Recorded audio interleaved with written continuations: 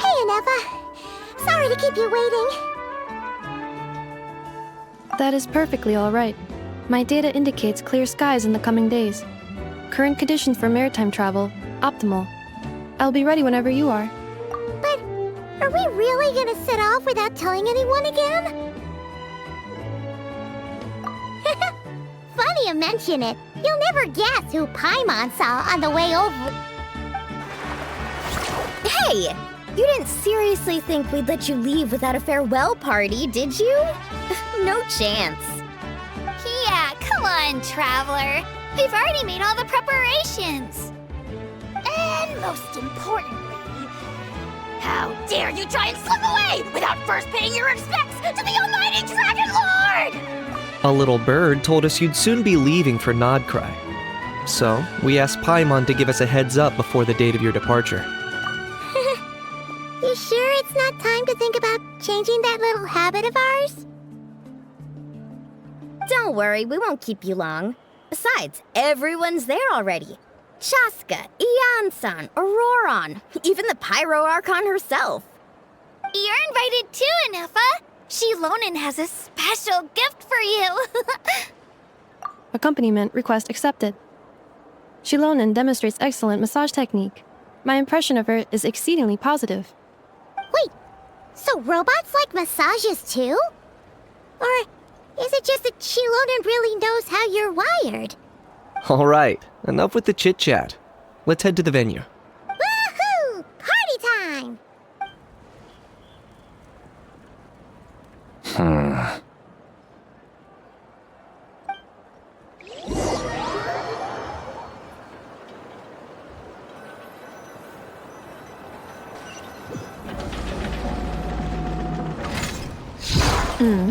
Spit it out, then. They've set off. Just as my calculations projected. About time I met this variable in person.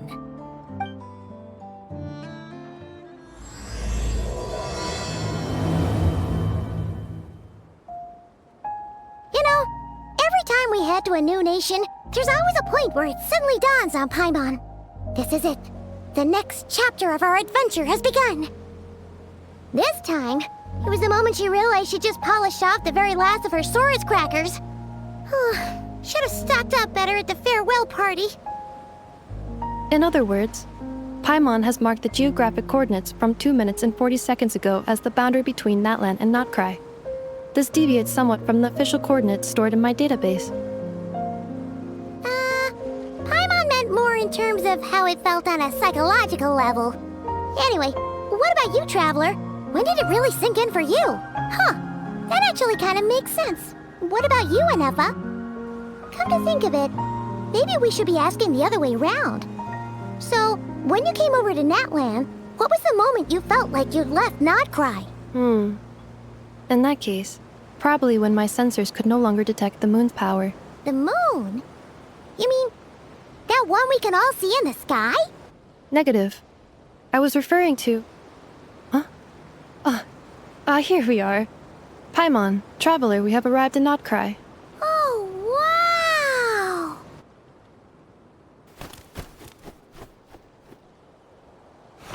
Paimon, Traveler, welcome to Nod-Krai.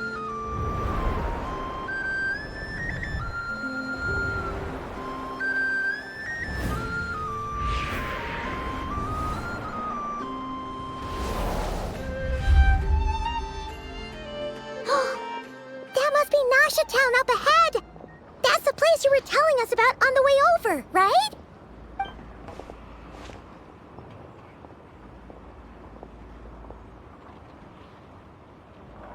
That is correct, Paimon. It is also the most bustling commercial hub in all of Nod-Krai.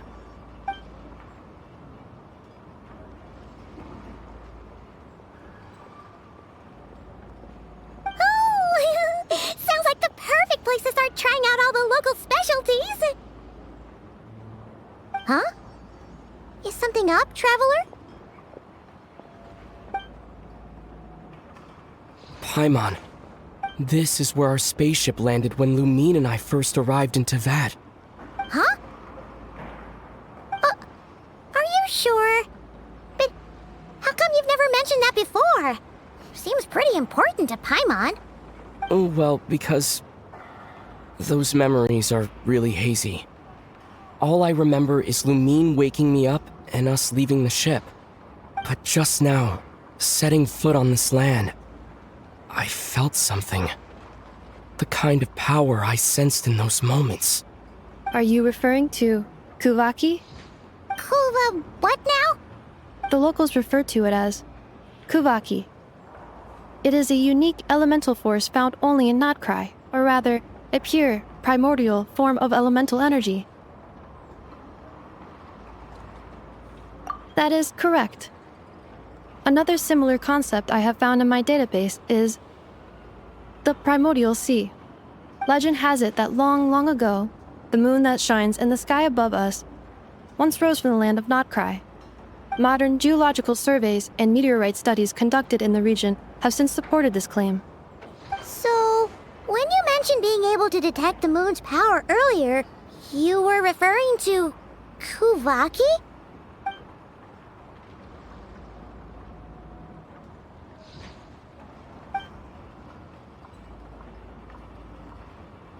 Wait, Traveler, you're saying we might actually find your spaceship here?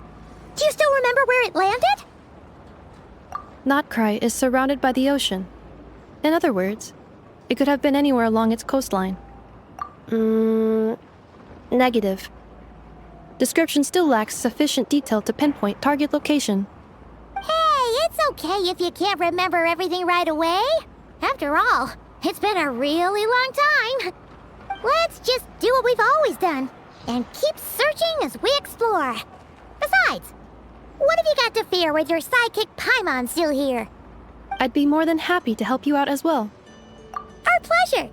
Anyway, just knowing that your spaceship's here in Nod-Krai surely counts as a big step forward, huh? Like we've crossed another boundary? Paimon couldn't have put it better herself. You sure are a quick learner, Ineffa.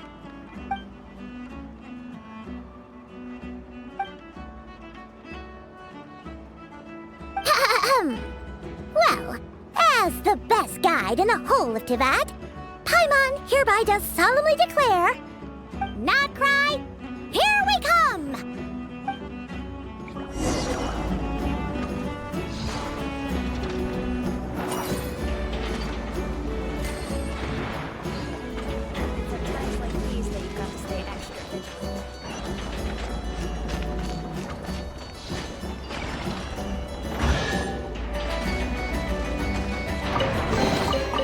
Is this an answer from this world?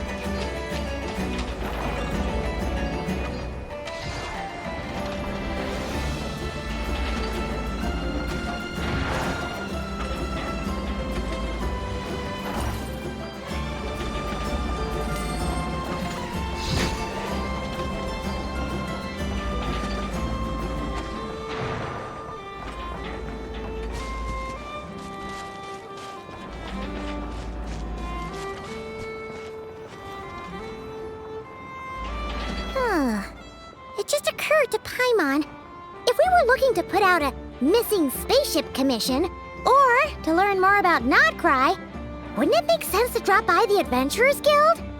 The guild is located in Nasha Town. Simply follow this road and you'll reach it.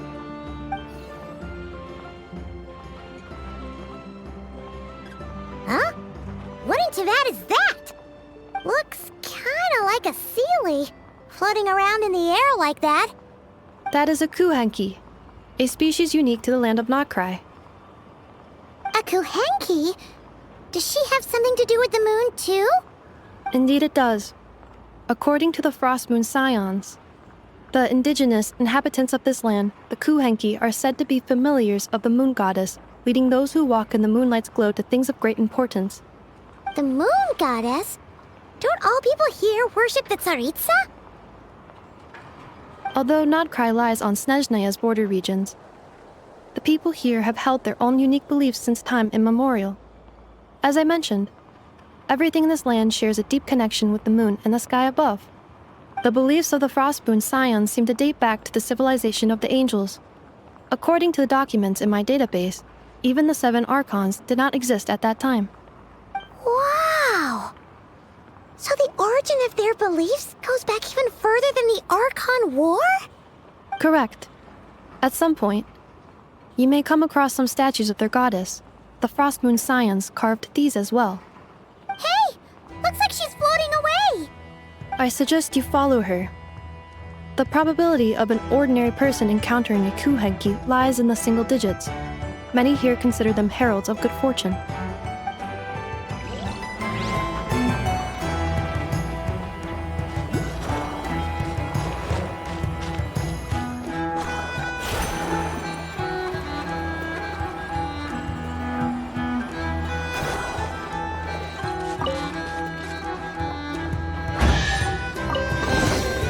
I'll keep this close. Is this a travel guide? Huh. It actually led us to something useful. Are there any particular points of interest? Oh, it all looks pretty interesting to Paimon.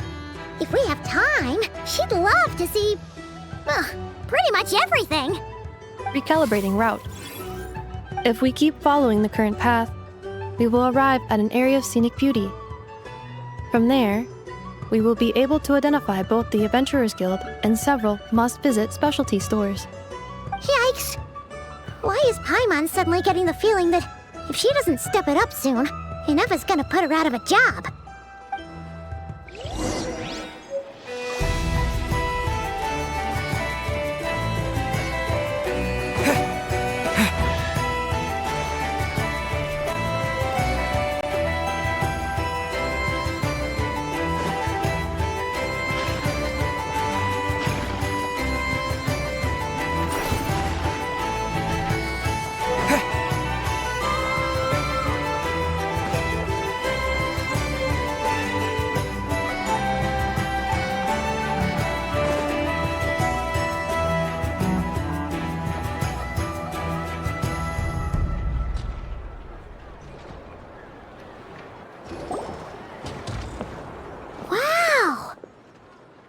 Town actually looks pretty big from here.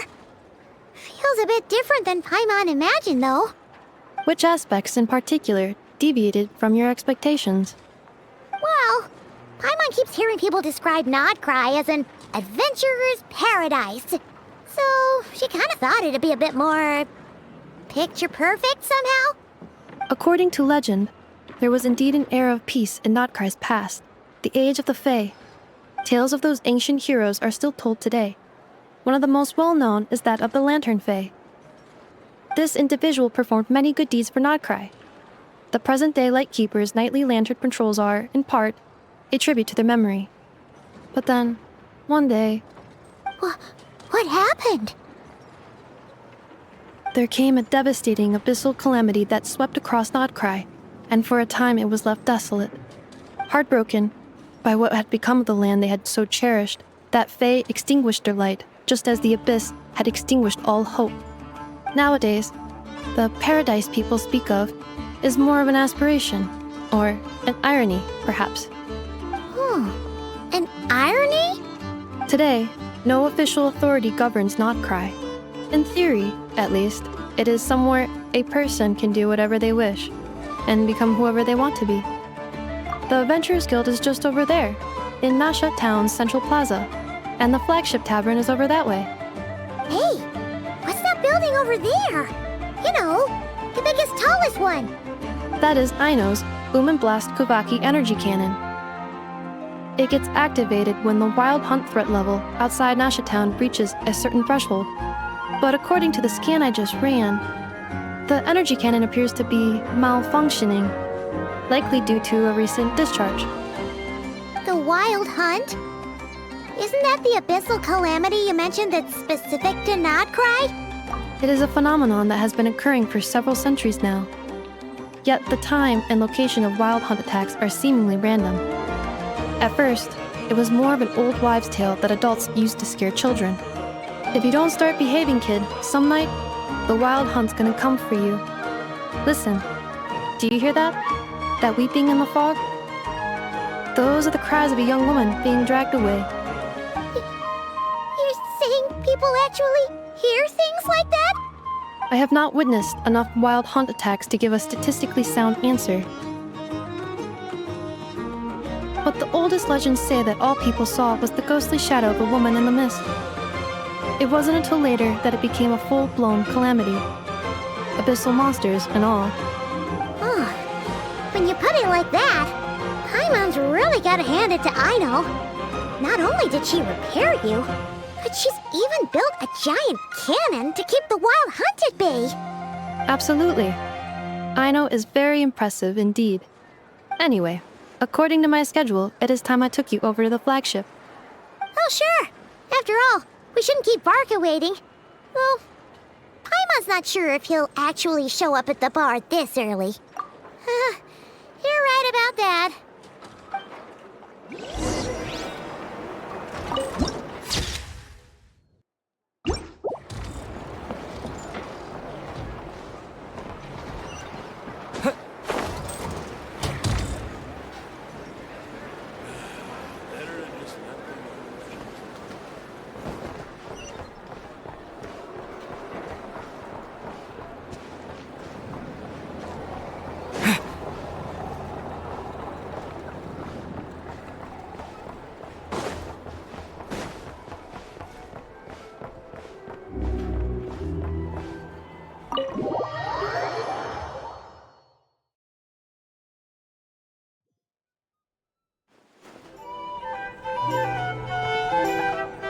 Here we are, the flagship.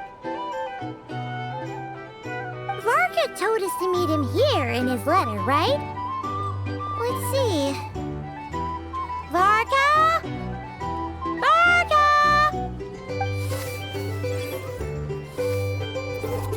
No matches, I identified. Huh. So he isn't here after all. Oh, guess we never did actually say we'd be arriving today. Hey, why don't we go ask the owner? If what they say is true, Varka's drinking prowess must have left quite the impression.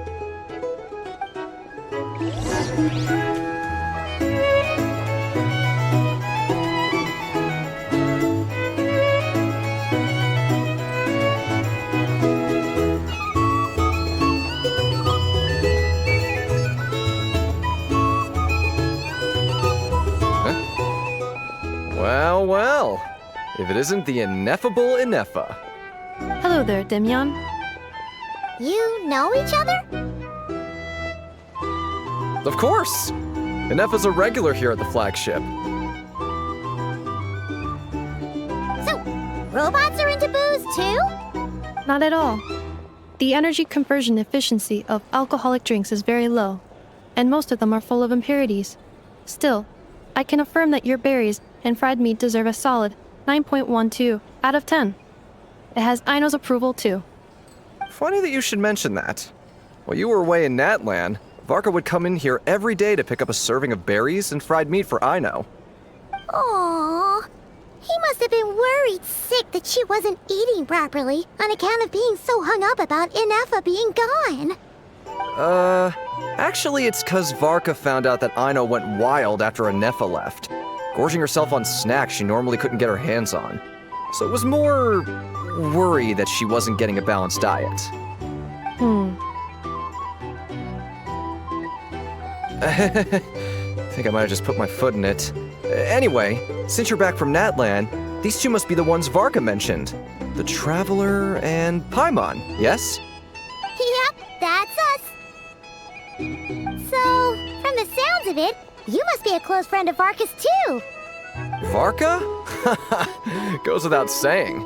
After all, he's the only one around here who's ever managed to stay standing after 10 rounds of the roulette special. Paimon can't believe he's made such a name for himself. Though, guess it's hardly surprising how. Right now? Must be somewhere near Anvantinyarvi. That's quite far from here. Huh? Where's that? It's a lake in the northern part of Nod-Krai. Word reached him of trouble brewing around those parts, so he took his knights to check it out. Oh. So, we missed him? Varka knew you'd say that. So he specifically told me to make sure you stayed here and enjoyed yourselves. He sends his assurances that everything's under control. Well, if he's that confident, guess our only option is to accept. Anyway, it's not like there's any special cause for concern. He is the Grand Master, after all. Exactly. Plus, not only has he booked you into our finest room, he's paid for it in advance, too. Whoa! It's so generous of him! We might not have met yet, but Paimon's got a feeling that we'll get along with Varkat like a house on fire. Oh, and by the way, he also asked me to serve up a portion of berries and fried meat for Ineffa. That was prepaid as well. Thank you. No, thank you. I'm the one who should be grateful for your business. Traveler, Paimon, why don't you go ahead and drop off your luggage? I can use this time to go pick up some components that Aino asked me to bring back. Sure thing. Besides, now that we've got ourselves a map, once we're done unpacking, we might as well go for a stroll ourselves. Why don't we meet up again later? Oh. So you no longer require navigational assistance? No worries, we should be fine. We've got a rough idea of our way around town, so Paimon's reasonably confident we shouldn't get too lost. Thank you. This translates into an approximate time saving of 30%, meaning I will be able to see Aino about 45 minutes earlier than previously projected. Oh, right. You must miss her a lot, too. In that case, we better get a move on.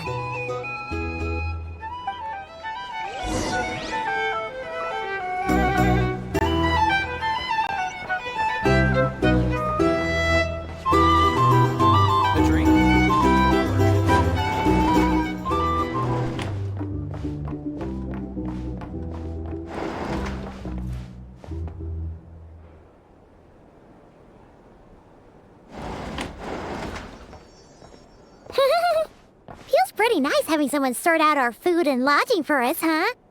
But is this really the flagship's best room? It's pretty big, make no mistake, but it looks a little worn out, right? Though, to be perfectly honest, that feels right at home with everything else we've seen of Nasha Town. You mean it's got something to do with Nod-Krai's history? Oh, that makes sense. But what exactly was this calamity?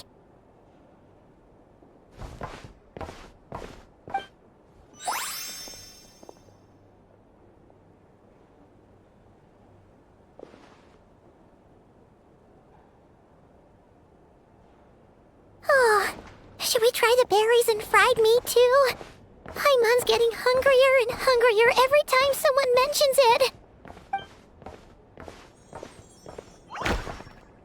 Oh, sorry about that. Paimon wasn't watching where she was going. Please, there's no need to apologize. If anything, I'm the one who should be sorry. Clearly, I shouldn't have gotten lost in my thoughts in the middle of a hallway. Wait a sec. Are you staying in the room next to ours? Ah, quite the perceptive one, I see. First things first, allow me to introduce myself. My name is Kirill Chudamirovich Flintz, but please, just call me Flintz. Whoa, that's an impressively long name for sure. Oh, is that so? Names like mine ought to have been fairly common in Snezhnaya, at least in the past. Would I be correct then to assume that the two of you are travelers in this land? Yep, you sure would be. Paimon is Paimon, and this is the Traveler. We've been to a bunch of nations already, but we only just arrived in Nod-Krai today.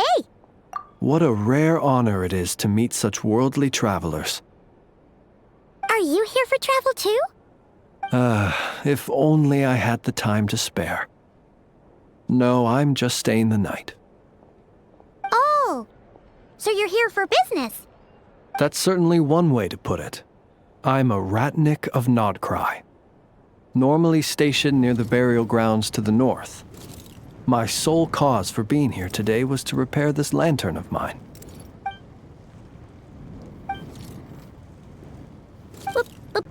Burial grounds? Your surprise is entirely understandable. Most people cannot even begin to fathom the idea of a life surrounded by tombstones and decay. But if you've heard of the calamitous abomination that is the Wild Hunt, you'll know that in their wake they bring a host of souls tainted by abyssal filth. That then is why we are stationed by the burial grounds, to hold the line where it is most vulnerable. Oh, so it's all about fighting against the abyss. Oh, sounds like a tough job.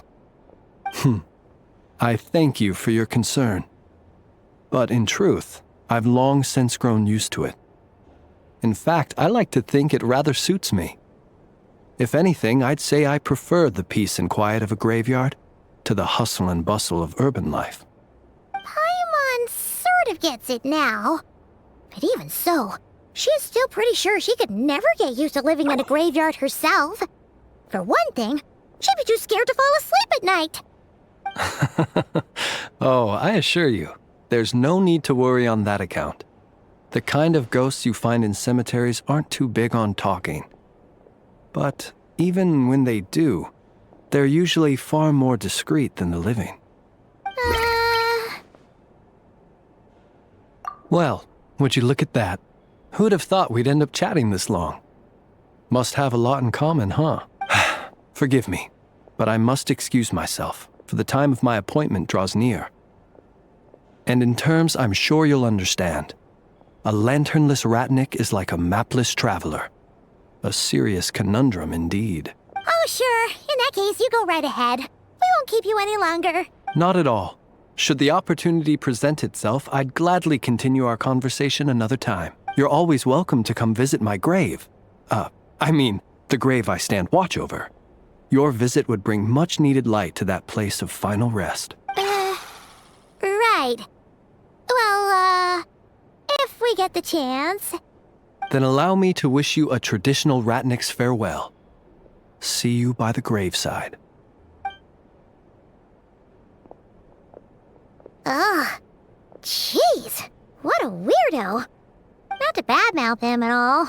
In fact, he seemed pretty cultured, but at the same time, kinda spooky? Must be all that time he spent around graveyards. His lantern?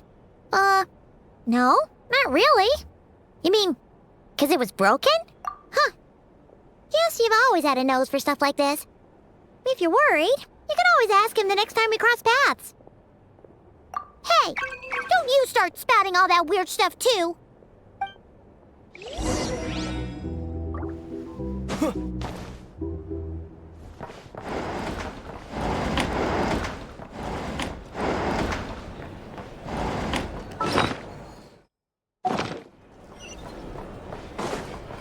These are bounties. If you want to negotiate...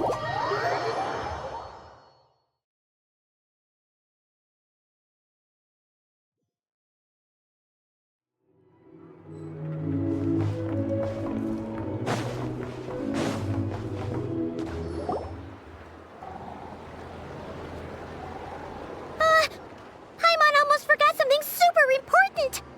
Were we gonna go try out the berries and fried meat? But now, heading all the way back to the flagship feels like such a waste. Please, accept today's boon. Come night or day, may the blessings of the moon goddess shine down upon you. Huh? What's going on over there? Wait, free food? Wow, the people here are so nice! Quick, let's grab some too. Paimon's super curious what their food tastes like.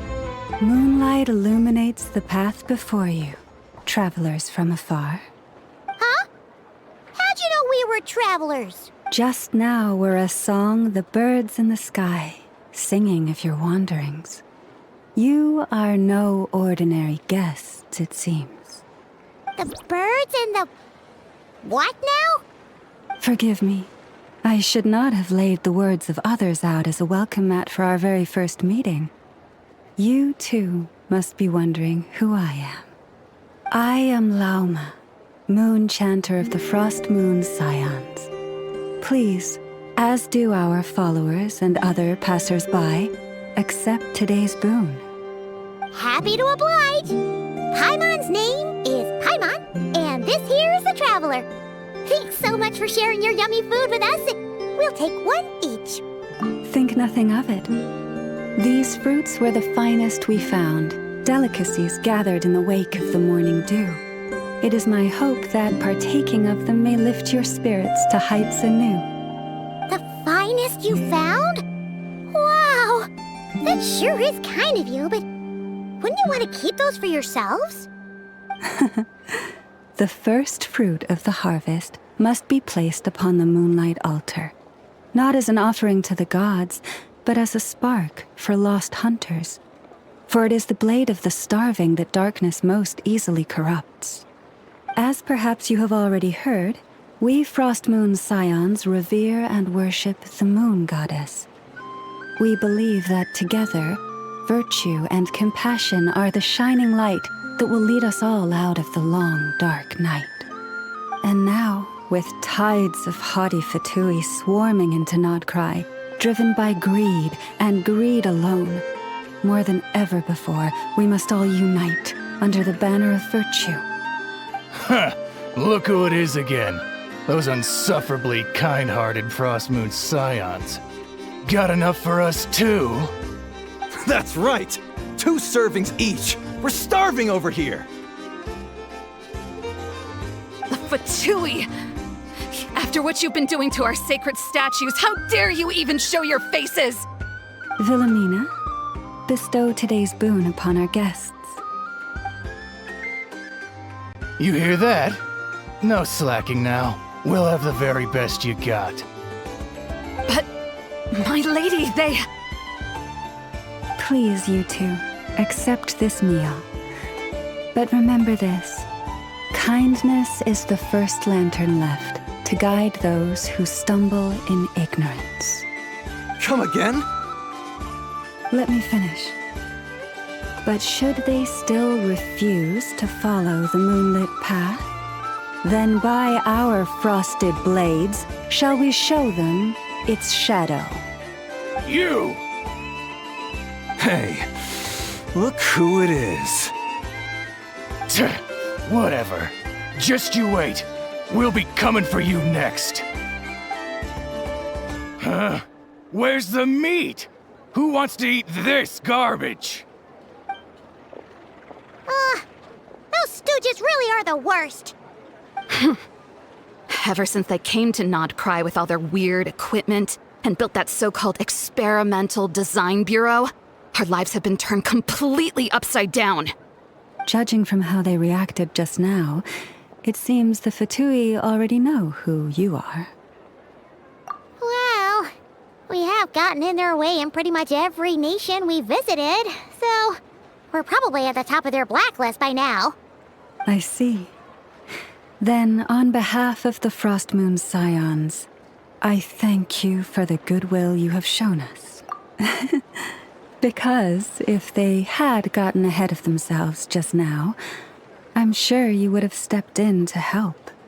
Just as the birds and beasts put it, your arrival heralds joy to us all. Besides, for a weary traveler far from home, what better respite than to bathe in the moonlight? You will always be welcome at the Frost Moon Enclave, the place we call our home.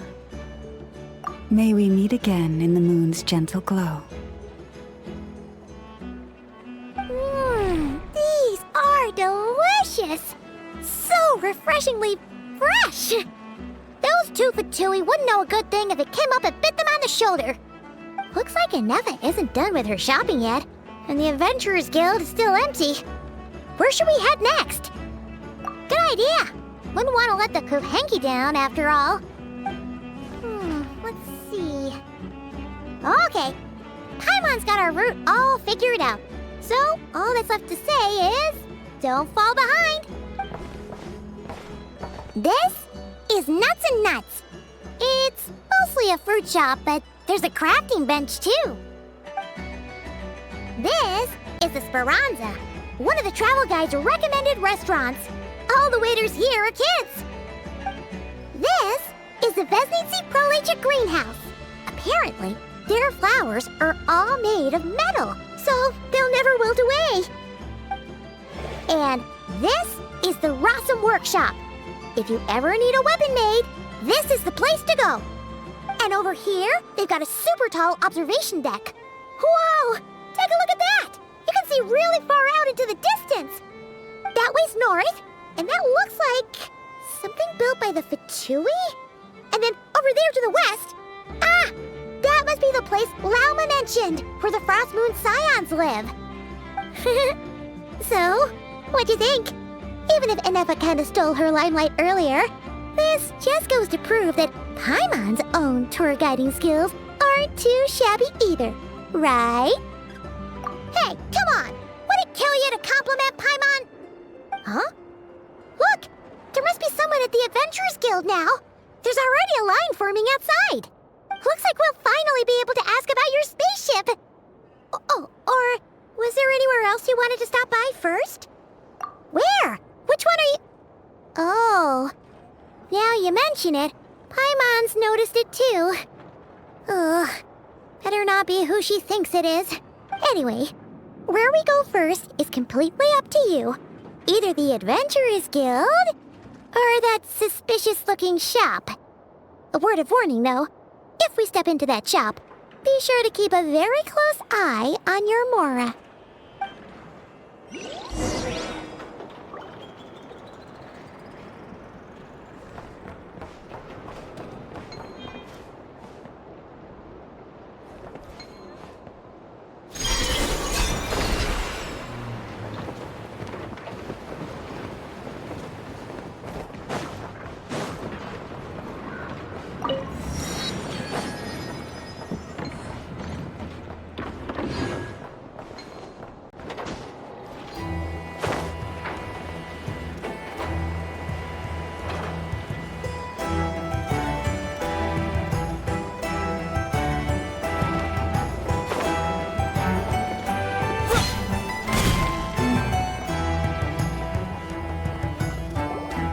Lucky us! The line seems to be gone now! Come on, let's go say hi to Catherine! Hey, Catherine! We meet again!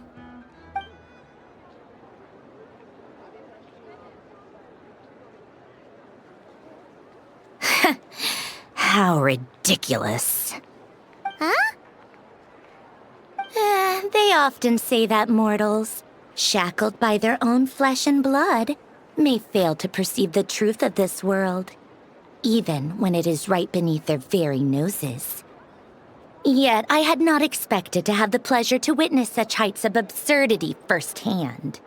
But Paimon must have gotten the wrong person? At second glance, you do seem a bit younger than Catherine, and you certainly sound a lot less friendly. A creator might forgive ignorance, but being mistaken for one of my own creations is beyond all pardon.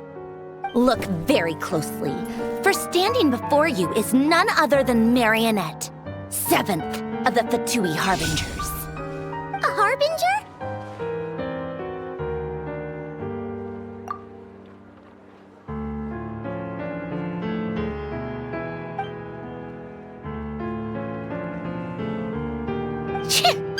Today's encounter is merely a courtesy call. A friendly warning, if you will. You interfered with my work once before, with that little robot. I let it slide.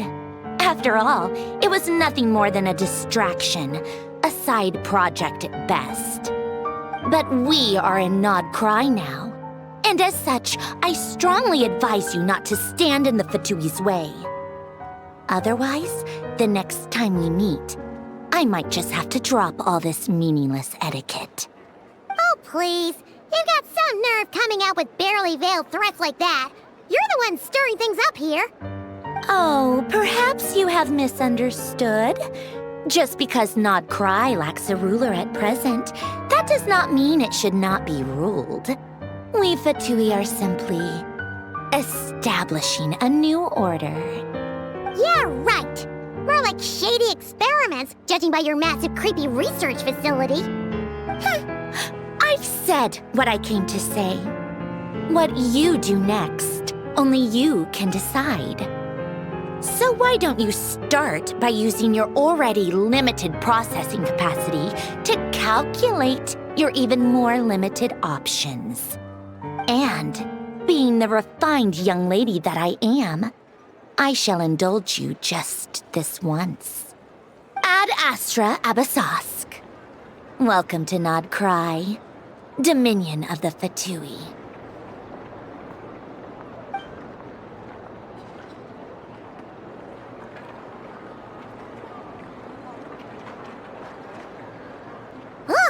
Paimon's so mad right now! How can anyone so obviously evil be so annoyingly self-righteous? But if a Fatui Harbinger is here to greet us in person, that can only mean one thing. We'll have to be extra careful from here on out. Paimon hates feeling like she's being watched. Hey! The real Catherine's back! Ad Astra Abyssosque. Welcome to the Adventurers Guild. How may I help? I will do everything I can to assist you. You're so much nicer to talk to, Catherine. Please don't leave us again, okay?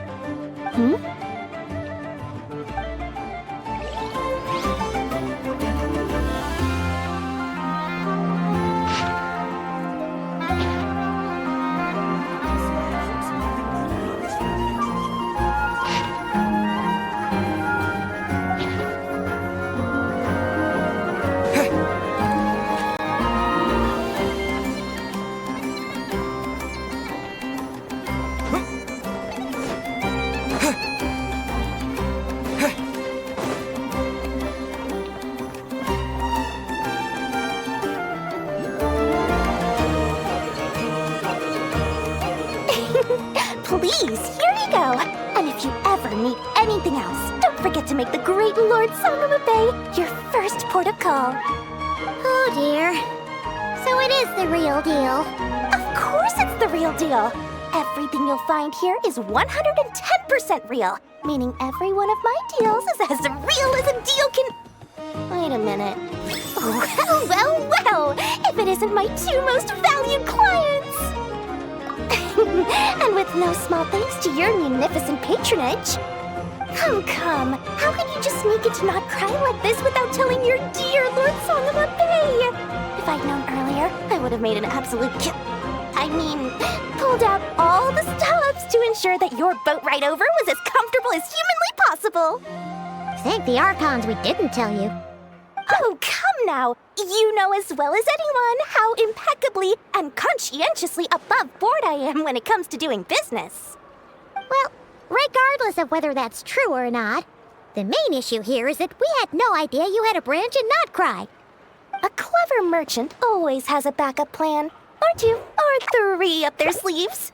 As the saying goes, a rabbit with many burrows fears not the hunter's arrows. A merchant with stores galore hears no debtors at the door. Since you're both here in Nod-Krai, would you care for some of my finest local souvenirs? Whatever you're looking for, I have it. Or if it's Sumeru you're missing, I've got that covered too. We literally just arrived. Do we look like we're on the hunt for tourist trinkets to take back for our friends? My, your high-minded tastes never cease to impress. In that case, I know just the thing. You must be on the hunt for something like this? What's that? Your hat? Information, of course. Information about Nod-Krai, locked securely in the otherwise impenetrable vaults of the Lord Sangama Bay's brilliant mind. I knew it! I just knew you'd appreciate the value of my wares. On the back of all our pleasant dealings in the past, I'll even take a hit by throwing in some insider info for free. Wow. You sure are feeling uncharacteristically generous today. What do you mean by uncharacteristically? I am the most generous person forget it. Anyway, the long and the short of it is this. The moment I set up shop in Nod-Krai, it struck me how many different factions there were, all competing against each other for power and influence. Well, as they say, there's no time for business like a crisis.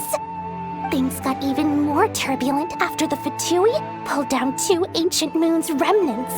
people began to catch a whiff of the coming chaos. And the more troubled the waters, the greater the potential profit. Not at all sorry to interrupt, but we're not here for Mora. Oh, really? But surely it was the tales of an adventurer's paradise that brought you here. The chance to take your very own slice of all the latest and greatest business opportunities? In that case, what would you like to know about?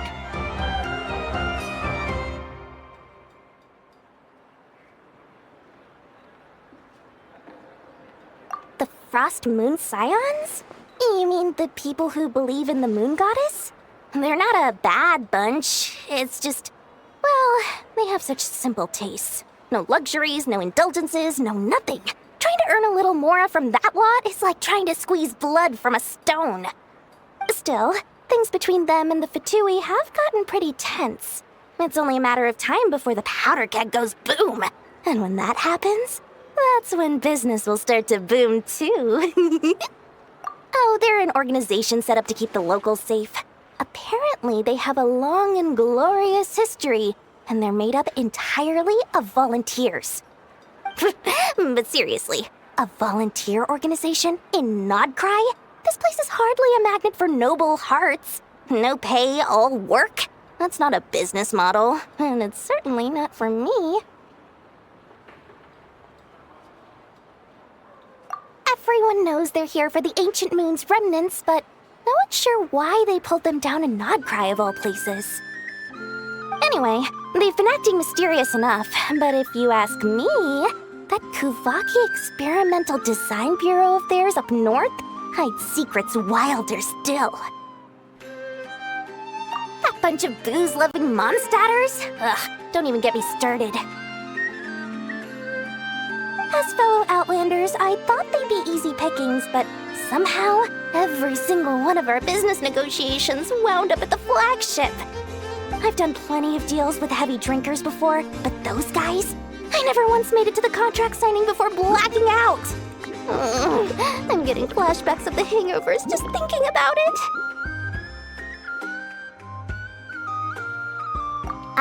What now? A spaceship? Nope, never heard of anything like that. Don't you two get involved in any big business here without so much as a heads up, you hear me? At the very least, consider letting me in as a key investor. Oh, I almost forgot to mention. Sooner or later, you'll no doubt end up doing business with some other merchants in Nod-Krai. And someone's bound to mention a place called the Curatorium of Secrets. Listen to my advice. Do not, under any circumstances, go there, no matter how much trouble you're in. The Curatorium of Secrets? What do they get up to there? Just a place that handles all kinds of disputes. But the owner will charge you an absolute fortune, and she has a temper to match. Nothing like your friendly neighborhood, Lord Sangama Bay. You're not just saying that to stop your competition from undercutting you, right? When did that little pipsqueak get so sharp? And after I gave them all that info for free just to win them over. What do you mean? Of course not. I'm only thinking about your wallets. I mean, on behalf of your wallets. You're really not convincing anyone, you know. All right. Business is a cutthroat business. I won't argue with that. But I'm not lying about that boss lady. Not only did she make it into my top 3 people not to mess with in Nod-Krai, she's also in my top 3 people most eager to trade in favors. Seriously? It feels like you're just bad-mouthing your rival now. Fine. If you don't believe me, go see for yourselves. We might both be from Sumeru, but compared to hers, my conscience is so large, why, you could fill 3 whole palaces of Alcazar's array. But when you realize what I'm saying is true, don't say that good old Lord Sangama Bay didn't warn you.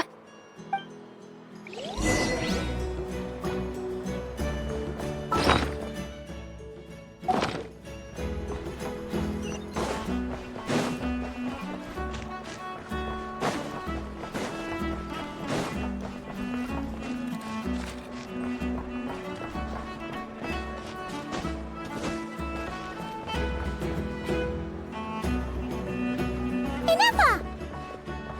Hello. I was just about to start tracking your whereabouts. Did you manage to get everything Aino asked for? I did. What about you? Do you need me to navigate or introduce any more places around town? Not for now. We've seen most of it already. We probably need some time to process everything we've learned, though. Any progress with the spaceship? No. Catherine came back just now, so we asked her, but even she hasn't heard a thing. One possible explanation is the vast stretch of time that has elapsed. Additionally, given the limited resources available in Nod-Krai, it is entirely plausible that the wreck was scrapped for parts, or even mistaken for a pile of broken machinery. Aw. Understood. In that case, why don't we go ask Aino together? After all, she was the one who salvaged me, ancient dragon technology and all. If there really are any unusual parts floating around Nod-Krai, there's a high chance they've passed through her hands at some point or another. Good point. And since you keep mentioning her, we're curious to meet this whiz-kid mechanic too. Understood. Then I'll handle navigation as before. ETA at the Clink Clank Krumkake craft shop. 34 minutes ahead of schedule.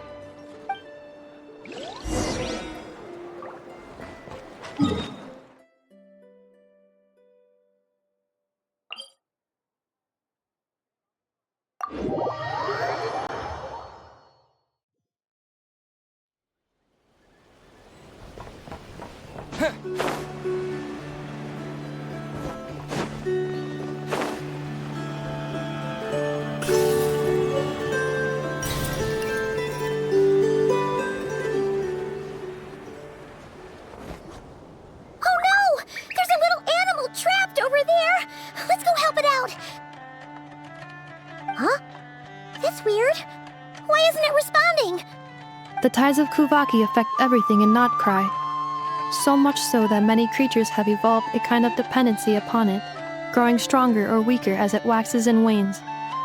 This little animal must have been caught here unprepared. So you're saying we need to use Kuvaki? Paimon will leave it to you guys then. Don't be scared! We'll get you out of there soon!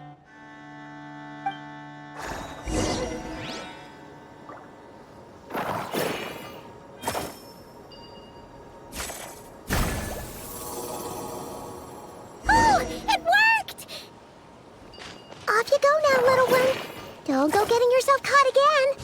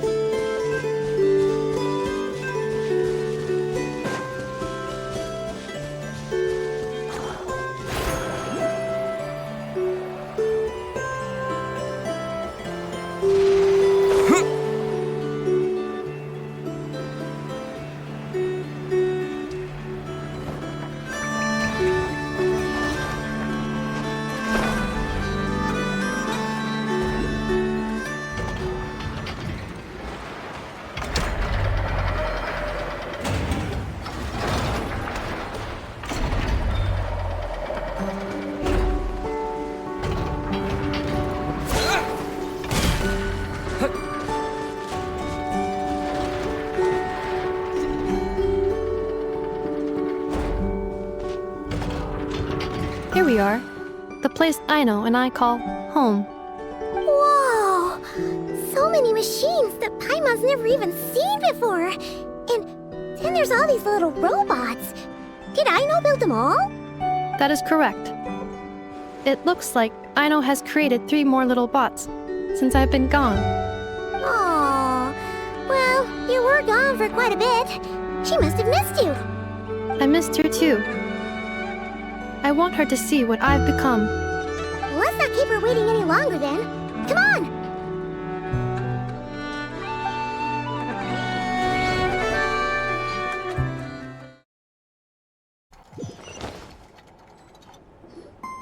Aino, I'm back.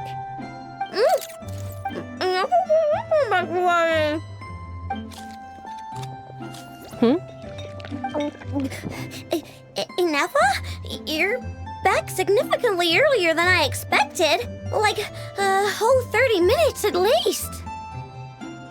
Everything went very smoothly, which saved me quite a bit of time, so I...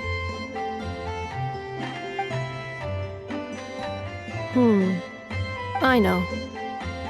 Could you turn around for a moment? I know. I've been on my best behavior the whole time you've been gone. She's got chocolate all over her mouth. I know. While I was away, did you strictly abide by my tailor-made snack intake schedule? Oh, of course I did. 1 whole cake, 1 crumb cake, and 1 pack of chocolates a day, right? It was either a cake or a crumb cake or a pack of chocolates per day. Oh, shoot.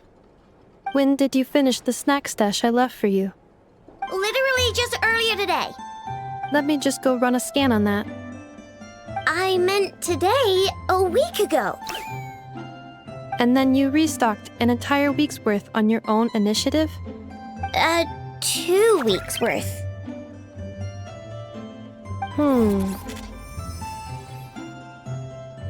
Why does Paimon feel like the roles in this household are pretty much the opposite of what she imagined? Calculation complete. Aino's recommended snack calorie intake for the next 4 weeks. 0. No fair! You're a meanie, Ineffa. This is what happens when you break an agreement. Oh, come on! Don't do this to me! I only ate a teeny bit extra every day. Just a teensy bit extra. That is objectively not a teensy bit extra. Oh, seriously? If you'd only arrived half an hour later, I would have had everything cleaned up and you wouldn't have noticed a thing. But now that I think about it, you even said you'd come back a bit earlier than you did, so I wouldn't have to worry.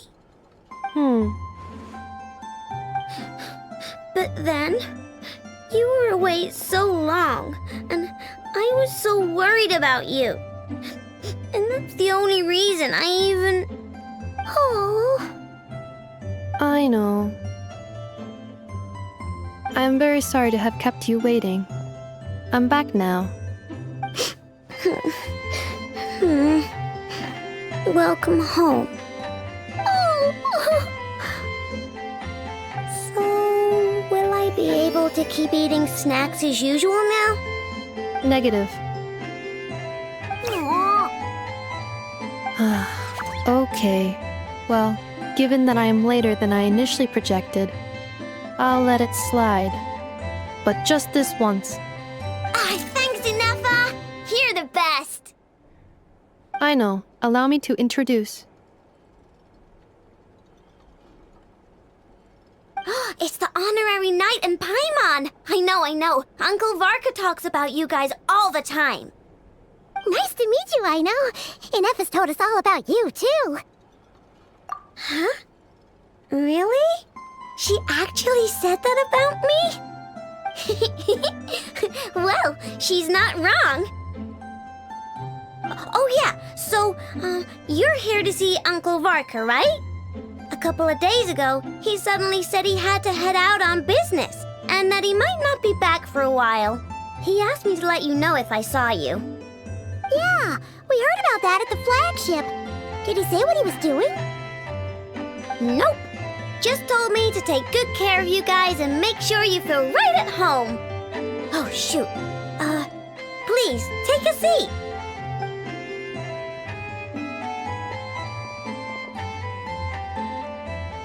Do either of you need my help with anything? Anything at all? After all, I'm the head of this household. Sure wouldn't know it from that snack tantrum she just threw.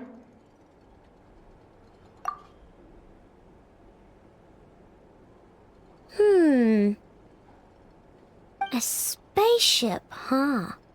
From outside to that? Exactly. So, ring any bells? No. Oh. You sure? Nope means nope. Never seen the slightest trace of it. More specifically, by nope, I mean, I've never seen a single piece of tech in all of Nod-Krai that might have come from out of this world. Not in any new machines or in any old ones either. Huh. What I know means is that your spaceship almost certainly has not been disassembled nor repurposed as parts for other machines. Oh, so that's what she was getting at. Yep. I've taken apart pretty much all the fun stuff in this city at one point or another, but I don't recall ever seeing any components that were anywhere near that special. So, either your spaceship crashed somewhere it's never been found, or someone did find it and then hid it really, really well. But who would even do something like that? Beats me. Maybe someone who thought they could stash it away for a rainy day. Just like how I sometimes hide snacks in the...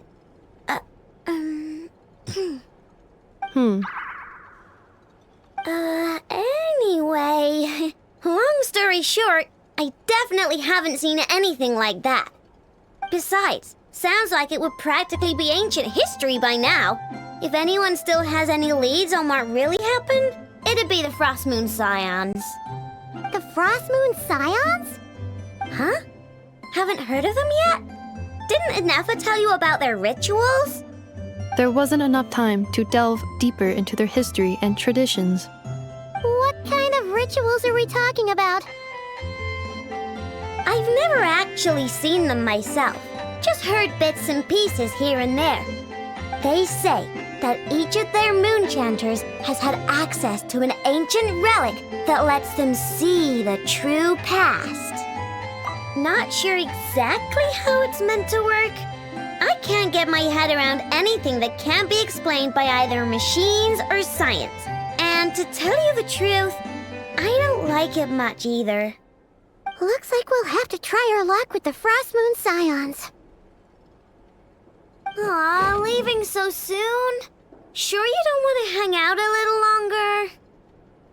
It's getting late, I know, and these two still need to head over to Hisi Island. It would not be convenient for them to linger much longer. Aww. All right then. Don't worry. We'll be sure to drop in on you as often as we can. Really? You promise? Sounds like my type of visitors. You're welcome anytime. I'll be staying to look after Aino today, so I won't be going with you. Hey, don't sweat it. We'll find our way just fine.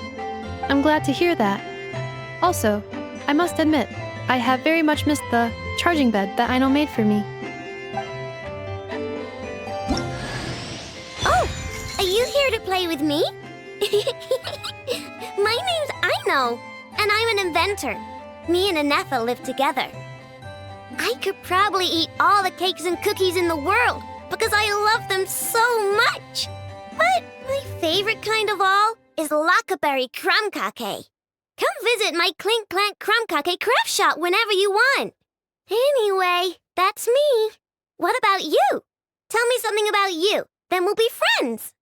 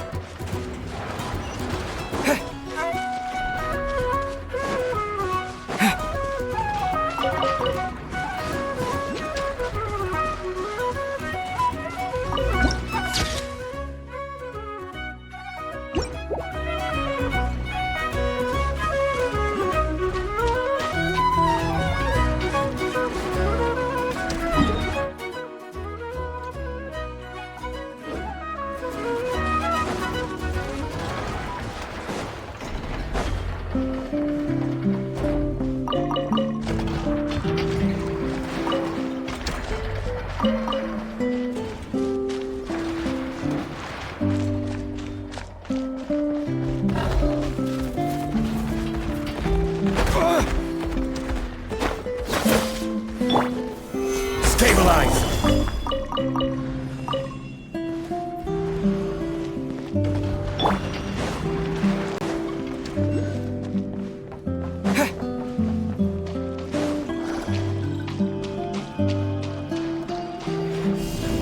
Terra Smash! Solidify!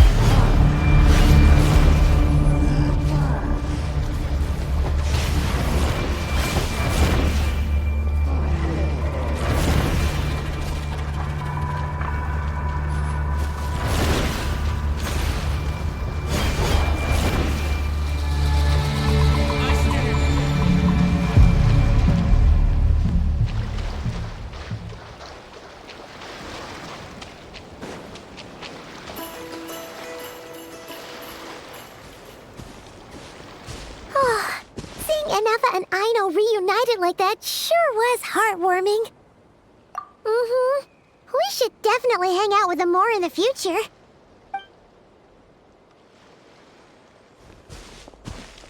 Speaking of homes, we must already be close to where the Frost Moon Scions live.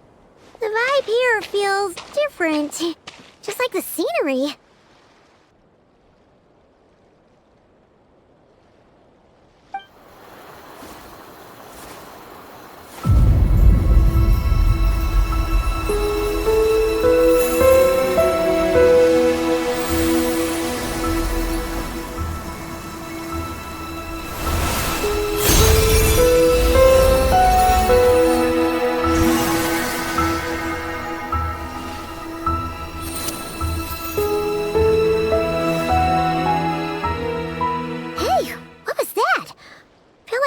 Sort of breeze blew by, and then the petals suddenly turned into... Huh? Is that... a Kuhenki? She looks different from the ones we saw before. Hey there! What's your name? Huh. Doesn't seem able to speak. No idea what she wants. Unless you want to stop, maybe we should just keep moving?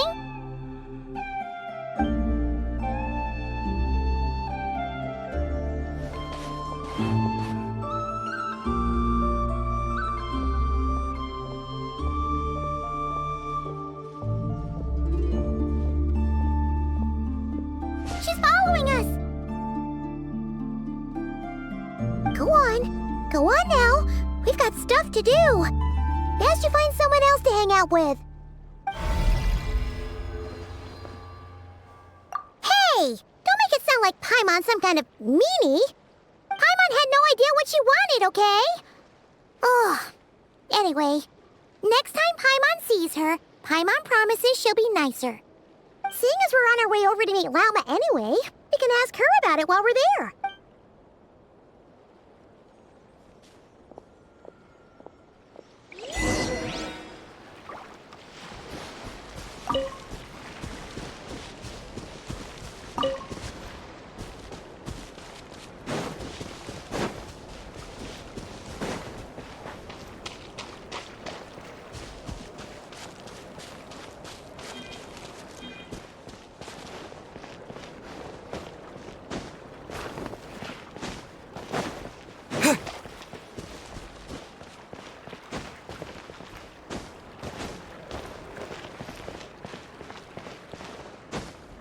Huh?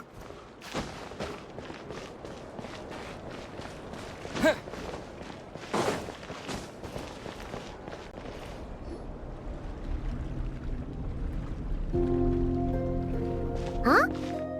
look! Isn't that Lauma? The moon chanter? Let me take a look at your wound. You must be more careful. Doesn't matter how much of a rush you're in, your safety always comes first. Oh, you're back too. How was your day? You what? Those two Fatui? The ones who were causing trouble in Nasha Town? You went to teach them a lesson? And you put that in their food? You naughty little thing! How could you do that? They didn't notice. That's not the point. You mustn't do that again, okay? Next time, at the very least, bring a few of your friends along too. You'll be an easy target if it's just you on your own. Hey, Llama! Still remember us? Oh, it's the Traveler and Paimon, isn't it? Welk, not at all. Those who come with kindness in their hearts are always welcome with the Frost Moon Scions. Were you just talking to those animals? I was indeed. The Frost Moon Scion's bloodline is unique, for throughout our history, there have been many among us who could communicate with all living things. What was that? Oh, is that so? She says she was trapped in a plant earlier, and that you were the ones who rescued her. She wants me to thank you on her behalf. Oh, it was nothing. Barely lifted a finger. If you both are free, why don't you join us at the Frost Moon Enclave for dinner? Consider it a small token of thanks for your kindness. We'd love to! And actually, we had something we wanted to ask you anyway.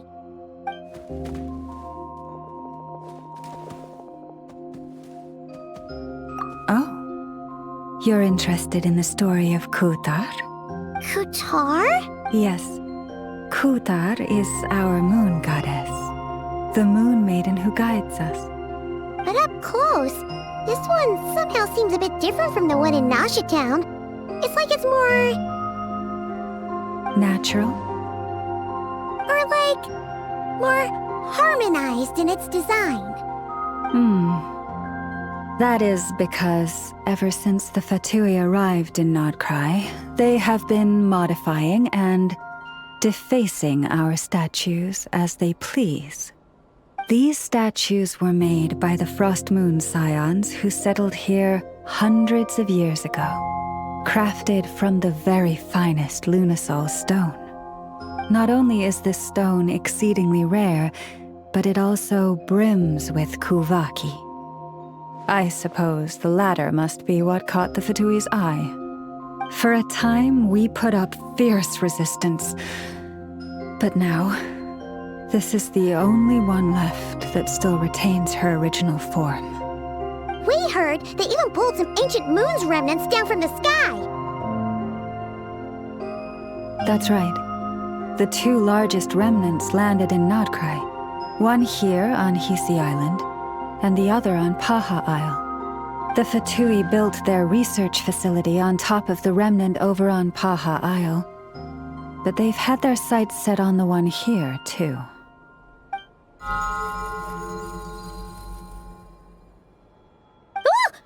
Oh! It's that little Kuhenki again! Surely that can't be. Hey! We've been wondering what was up with it, too. It just appeared out of some petals and hasn't stopped following us since. No, that is no ordinary Kuhenki. These we name Luonnotar, beings born from the moon goddess's blessing. Can you understand what it's saying? We honestly haven't got the slightest idea why it's been following us. I'm afraid not. I cannot fathom its thinking any better than you can. Sometimes a long time must elapse before the moon goddess's blessings turn into Luon-Lotar. Perhaps you two were simply there to witness that transformation. Oh, maybe. Legend has it that the Luon-Lotar bring good fortune. Given that it seems to have taken a liking to you both, why don't you let it come along with you? Really? Then you can start by helping us find some more treasure chests along the way. Capiche?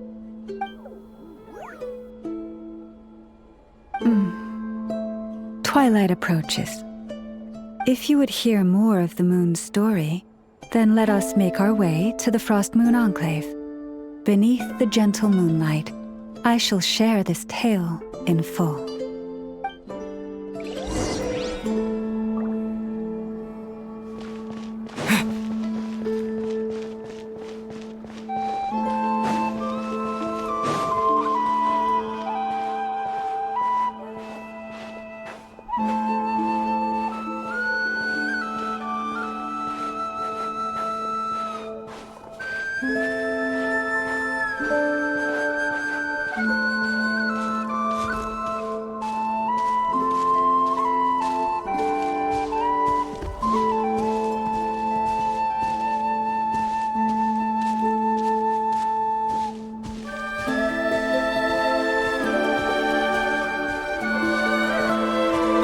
Lady Lauma, you're back.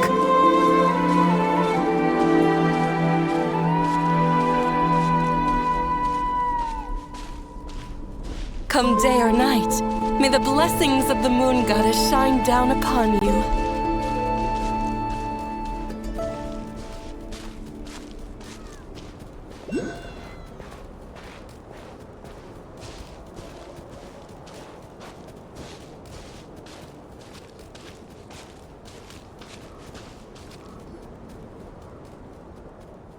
Lauma, you have returned. Wilhelmina, this is the Traveler and Paimon. Kindly arrange for 2 additional dinner settings for our honored guests. Of course, my lady. Wow! Everyone along the way here pretty much saluted you. Are you, like, super important around here? I am but a moon chanter, one entrusted to convey the moon goddess's will. Nothing more. She's just being modest. The Moon Chanter holds the highest rank among us Frost Moon Scions. Lauma is our leader. Wilhelmina? I know. I'll send word to the kitchen. 2 meals coming up. Whoa! Paimon had no idea you were such a big shot. It is merely that the unique traits of our bloodline have manifested themselves especially strongly in my person. That is no accomplishment of my own. Please, follow me this way.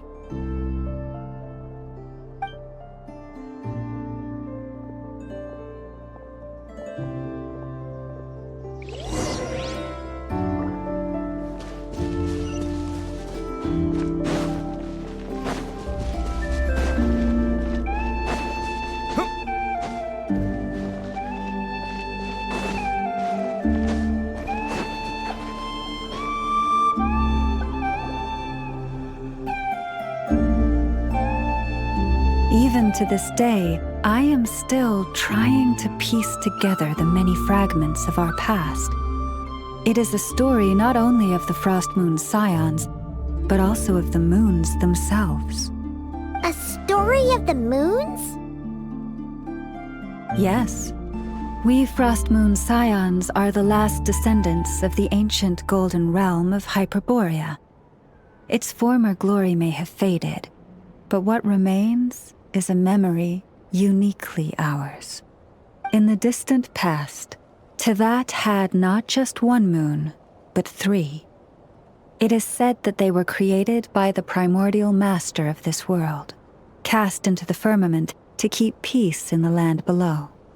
Firstborn was the eternal moon, largest of the 3. Legend has it that it was her immense kuvaki that gave rise to the ocean tides. Next was the frost moon. Smaller than her big sister, yet brightest in radiance. Her glow became the cold, undying lantern of the night. Finally came the iridescent moon, smallest of the sisters. Most of the time, her light was barely visible to the naked eye. Yet when she shone, her fleeting halos were all the more mysterious for it. Wow! Sounds like it all happened so long ago. So, what happened to them afterwards? Afterwards, well, as you have seen, the 3 moon goddesses perished. This happened in a war triggered by the Descenders, and of the 3 lunar husks, only the frost moon survived unbroken, while the others were shattered to pieces. Oh, so that's why there were ancient moon's remnants in the sky. Yes. It is also said that when the moons shattered, most of their fragments rained down upon this land like stardust. That is why Nod-Krai is blessed with such an abundance of Kuvaki. As for the remnant that the Fatui recently pulled down, that belonged to the Eternal Moon. Wait a sec.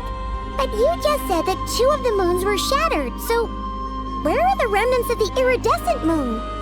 The iridescent moon's remnants were never found. What happened to her after the war remains a mystery. Some say she vanished in an instant, while others believe that her remnants are simply too delicate to leave a trace.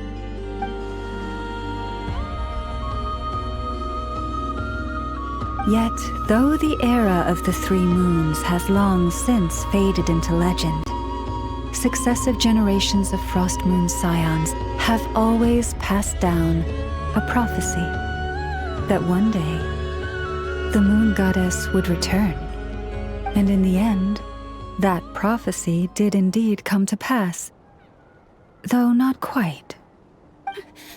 Lady Lauma! Lady Lauma, are you there? Cappy, what is the matter? Lady Lauma, it's my daughter, Karina. Her illness. Take me to her, right away.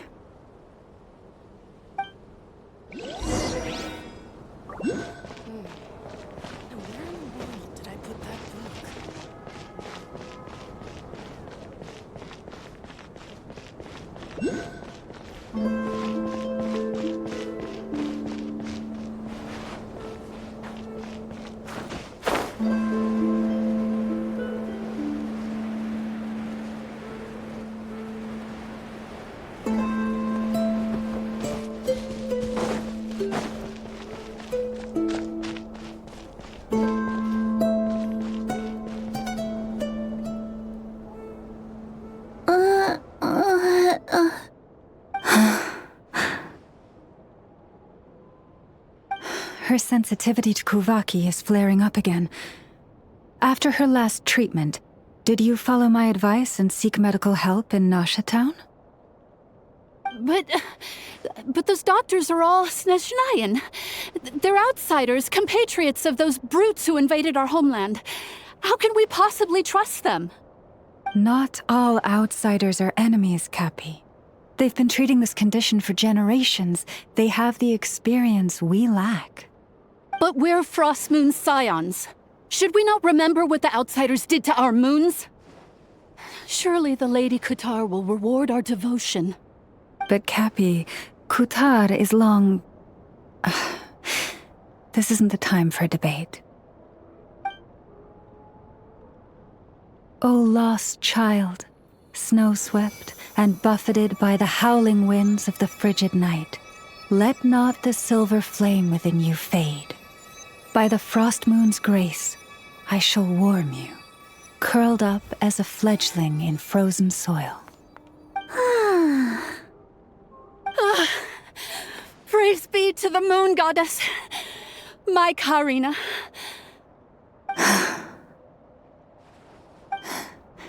Remember, she must take powdered laka berries daily. It will ease her symptoms.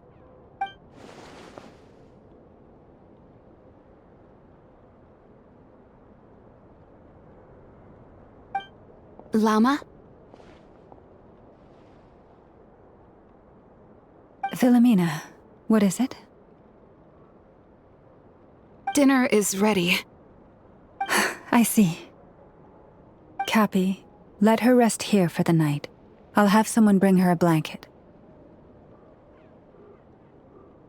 All right. Thank you so much, Lady Lauma.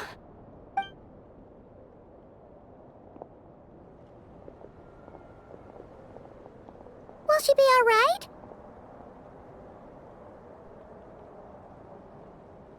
Yeah. If there's anything at all we can do, please don't hesitate to ask. Thank you for your kindness. For now, though, Karina should be fine. She'll be feeling a lot better tomorrow.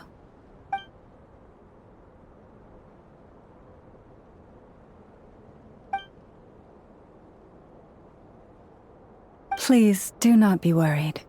Come, let us head to dinner. I believe you still have some questions for me.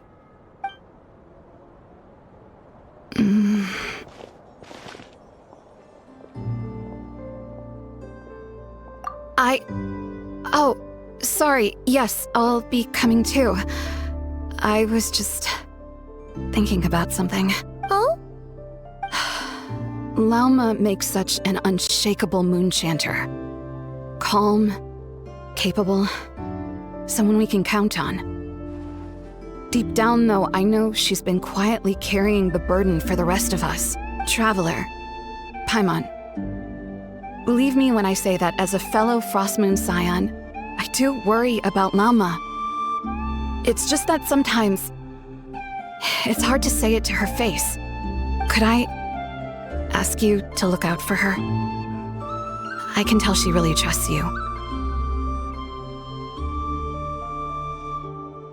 Thank you. It means a lot. Sometimes I really admire her strength. But at the same time, I can't help feeling powerless myself.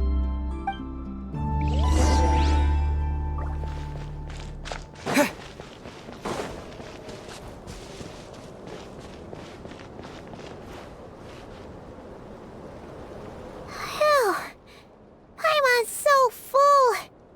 That was even better than the stuff you gave us before. I'm glad to hear it. Thank you for accepting such simple hospitality. Hey, we should be the ones thanking you. Seriously, that was seriously scrumptious. How did you even manage to finish it? This slop's barely edible. Then again, I guess that's what you'd expect from savages. It's you! Those rude Alpha Tui we just met back in Nasha Town. My sincerest apologies. If you found the food we gave you earlier difficult to swallow, may I suggest taking a deep breath and joining us?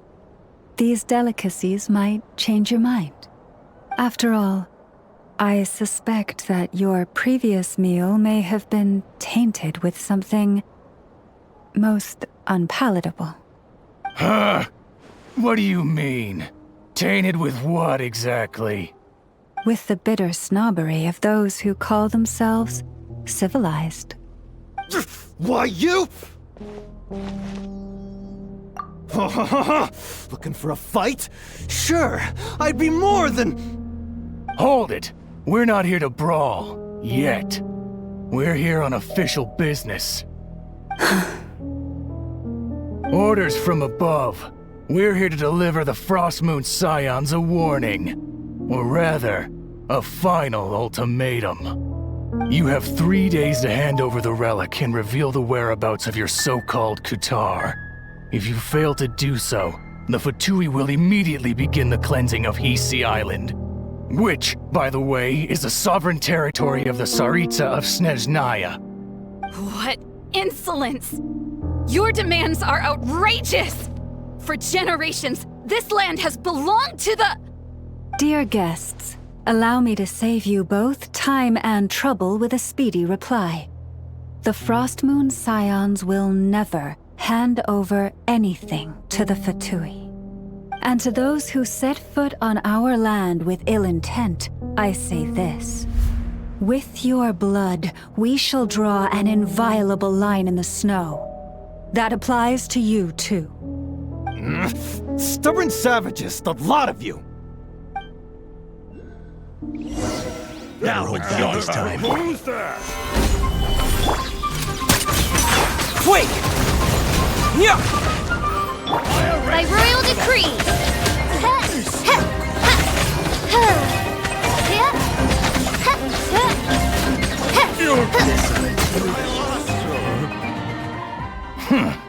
You'll pay for this.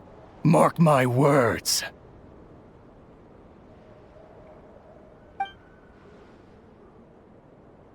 Hey, if you're so tough, get back here and put him up! Huh. Guess all they're good for is running away. I'm so sorry. You've had to put up with far too much unpleasantness today. Come on, it's not your fault. We don't like bullies like them either. But still, they mentioned a relic in Kutar. What exactly could they be after? Oh yeah, so this might not be the best time to bring this up, but we kinda have a favor to ask of you, Lama.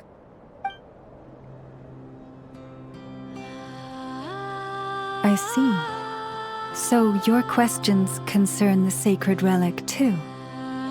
Please, do not hesitate to speak your mind. Unlike those insolent intruders, you walk in the moonlight with open hearts.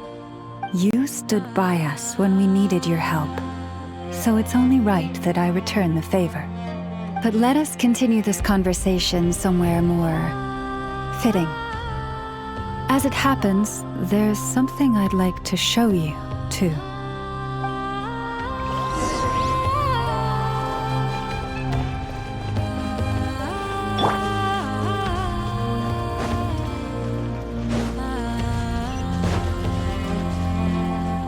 Whoa! Now that's one huge statue! This is the statue of our goddess, the Moon Maiden Kutar.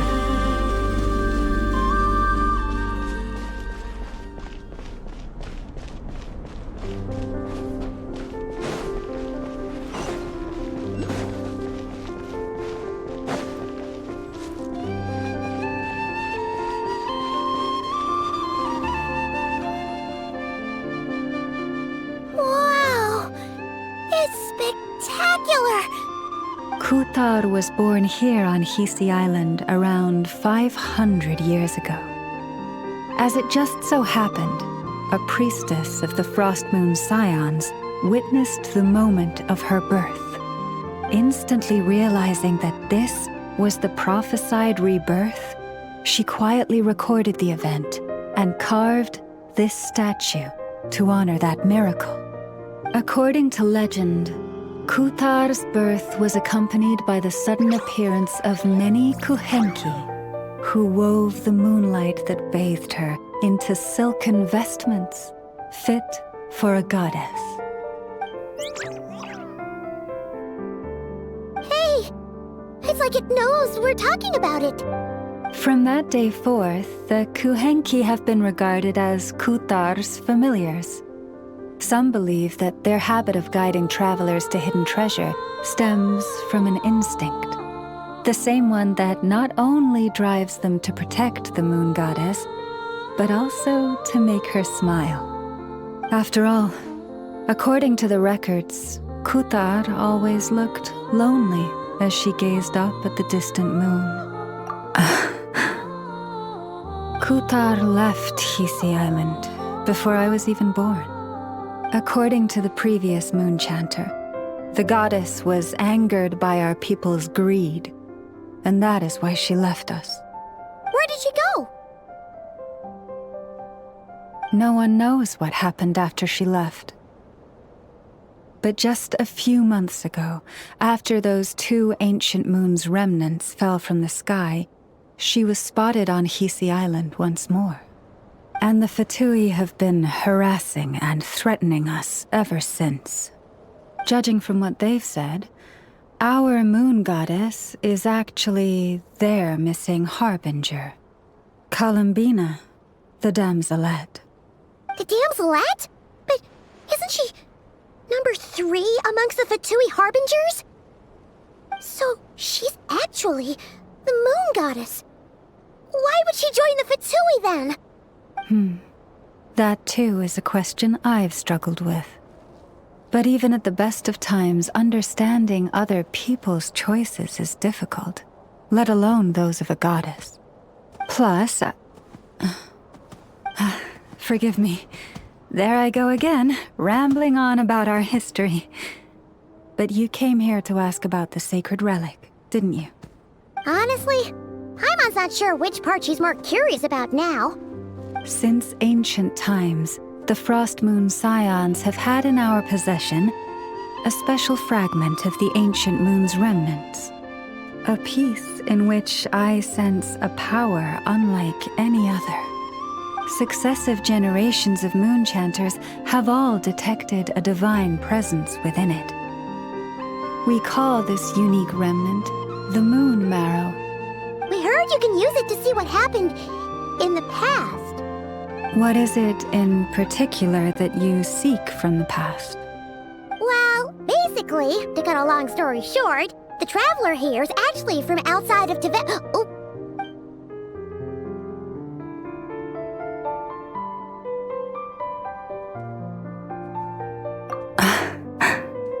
Thank you.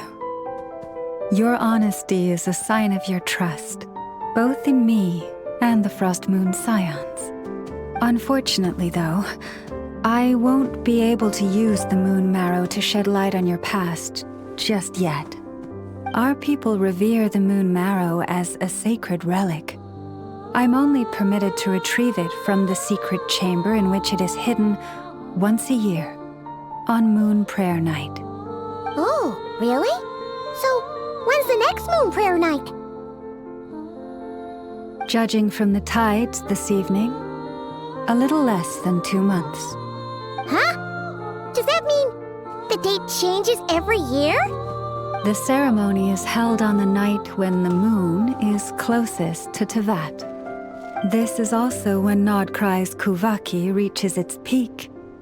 Only then can the seal on the secret chamber be lifted. Oh, guess we've got no choice but to wait. I am truly sorry that I cannot help you sooner. But, as the Moon Chanter, I swear that I will do everything I can to help you find the answers you seek. Think nothing of it. After all you've done for us, you deserve nothing less. Who'd have thought today was only our first day in Nod-Krai? Feels like so much has happened already. If I may be so bold, what does family mean to you? If you are aware of something, a secret that could hurt your family, would you be honest with them, or try to hide it?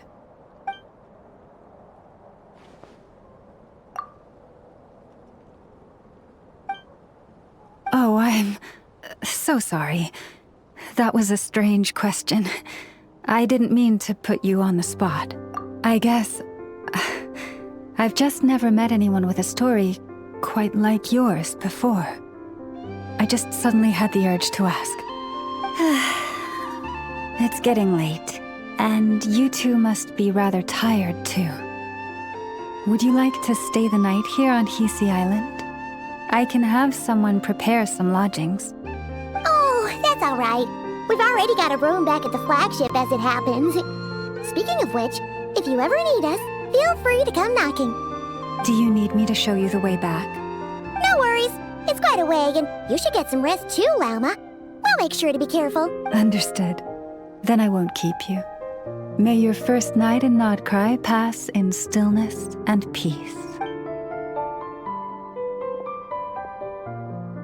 So, what you thinking? Sure was an eventful day, huh? The good news is, we're not at a dead end in the search for your spaceship yet. We can always learn more about this place while we wait. The usual drill, huh? Paimon's really getting sleepy now. If she gets too tired to fly back, you carry her, okay?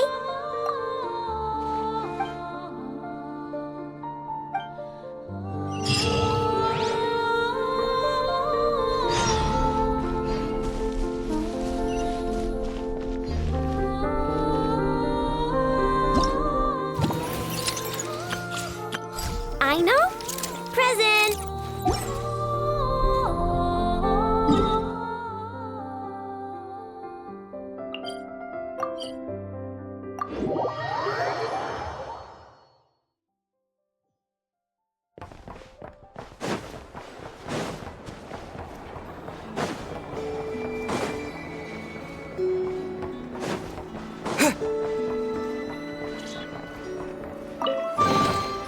Is this an answer from this world?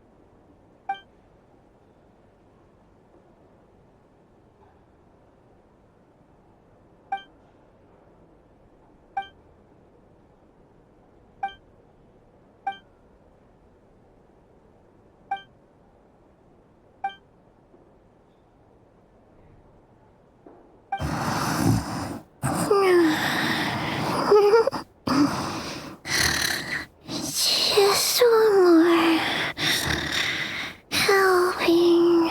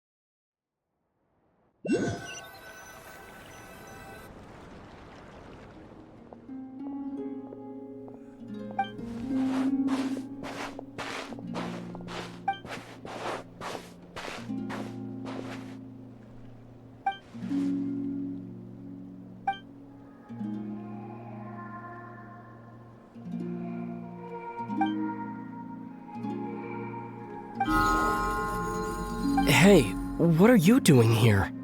These flowers. I remember. When you first appeared, there were flowers like this all around you.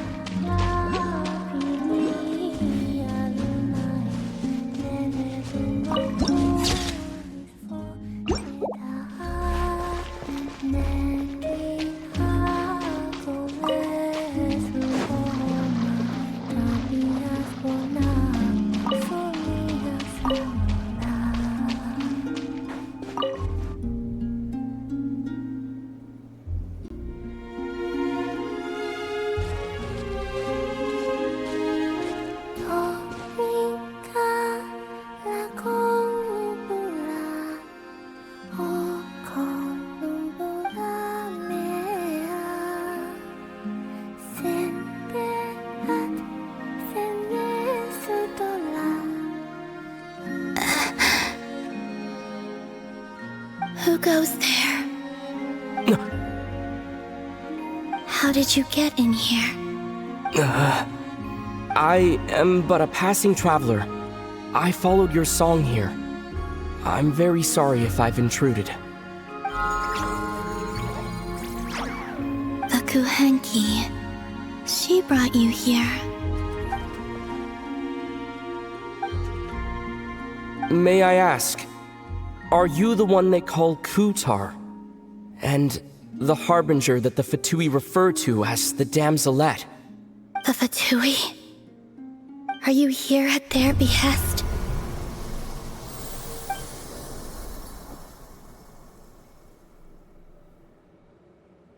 Please, don't get me wrong. I have no intention of doing anything for the Fatui. I just wanted to ask you about Nod-Krai and the moons. The moons? Do not believe in what you can see. What truly matters is what you cannot.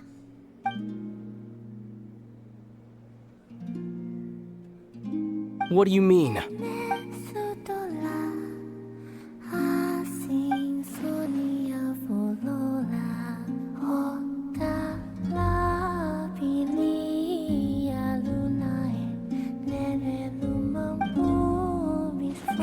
Listen, I'm the Traveler.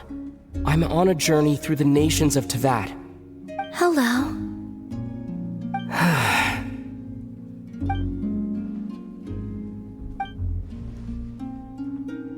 Could you tell me your name? Columbina.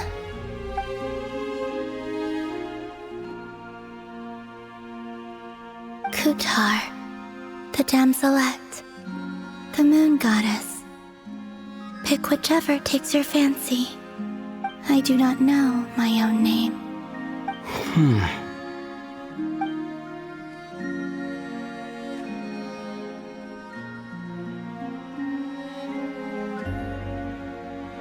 Then, Columbina.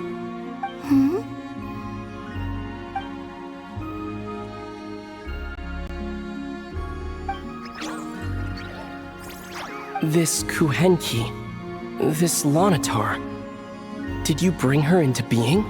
Come here, little one.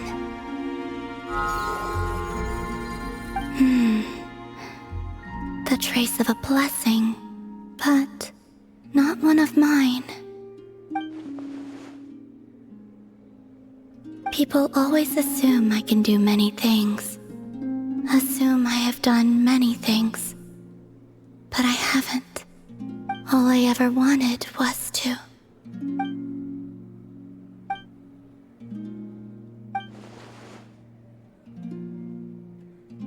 It's about time I got going. I'm very sorry for disturbing you today.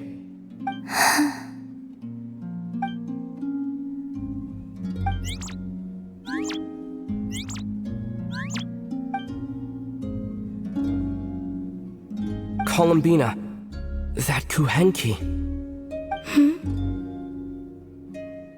Oh, you're leaving?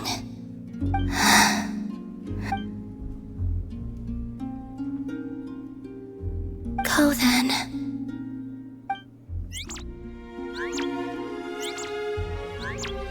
Goodbye. Take care. The moon can be treacherous.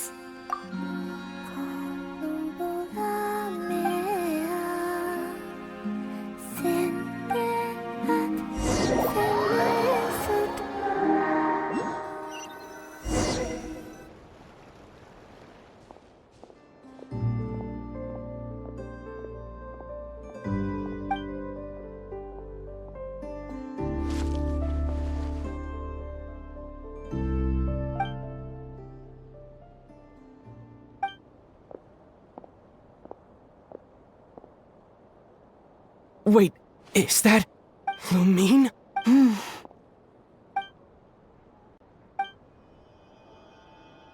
Lumine!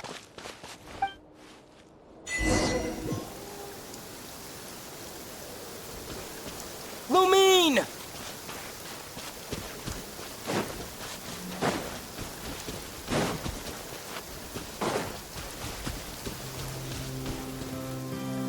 Lumine!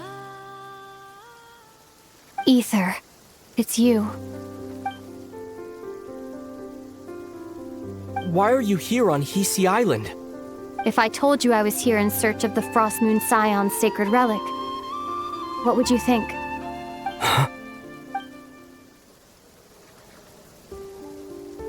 Are you also here to uncover the truth about our past? That's right. What happened to us in the past, how we came to Teyvat, why our spaceship crashed here. There are things I want to know too.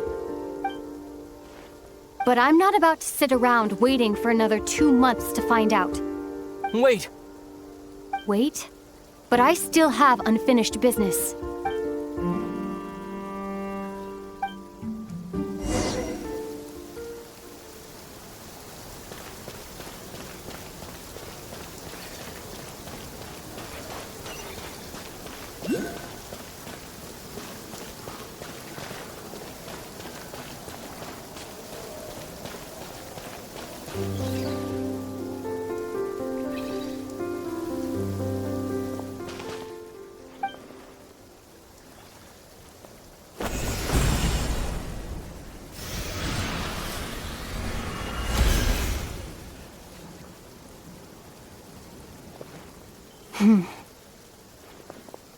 Hold on a second. What's wrong? That's the Frost Moon Scion's sacred relic. We can't just... Use it to get to the bottom of all this? We should at least get their permission. You barely even know her, yet already you hold that moon chanter in such high trust? What do you mean? She told you that the seal can only be broken on Moon Prayer Night, when the flow of Kuvaki is at its peak, yes? You heard all that? Watch this. Huh? But... Get it now? She's been stalling for time. As long as the statue's base is imbued with sufficient power, the secret chamber can be opened at any time.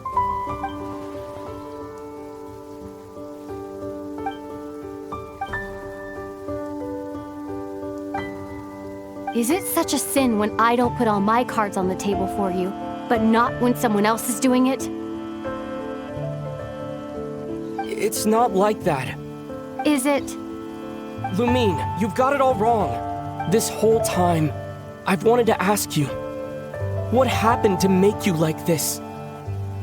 I admit, I've been having trouble accepting it, but after all this time apart, I've finally come to terms with who you are.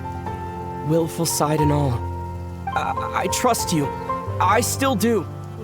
Through all the worlds we've traveled, you've always been there by my side. If there are things you can't explain yet, I can wait while the journey goes on.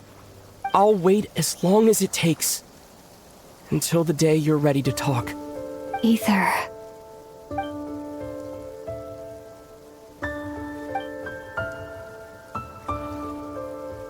I'm not looking to borrow the Moon Marrow simply because of our past.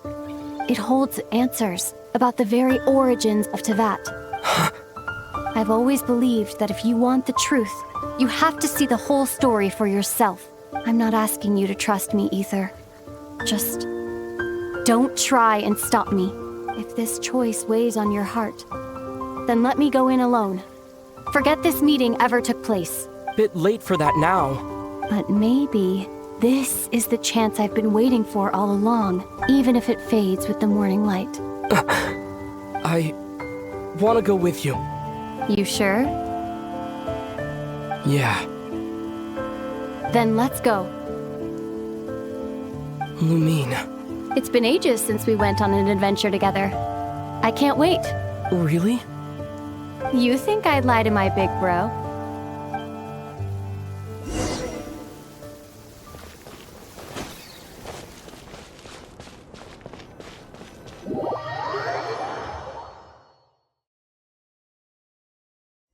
From what I understand, the path ahead is likely to be full of trials and challenges. A deterrence against intruders, and a test for those who truly seek entrance.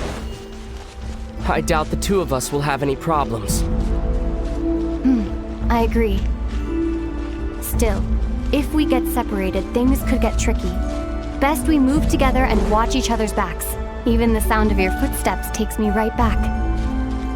As a warrior, as a traveler, as my big brother. Looks like this is the first trial.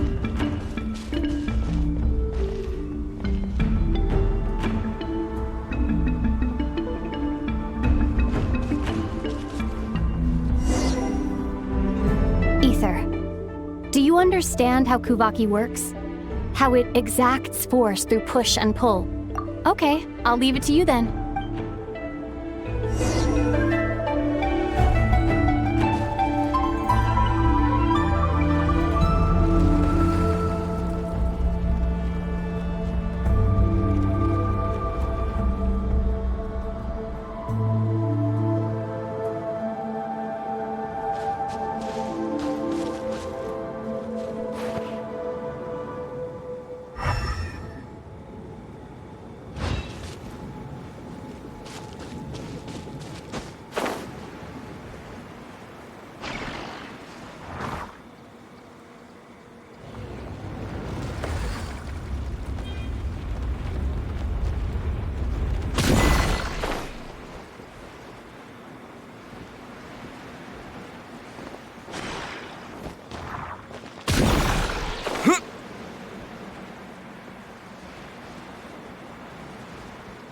This should help Lumine get across.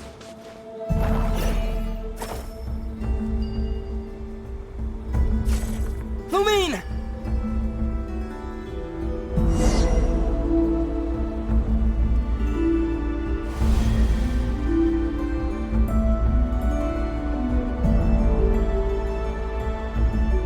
We make a pretty great team, huh? Just like the old days.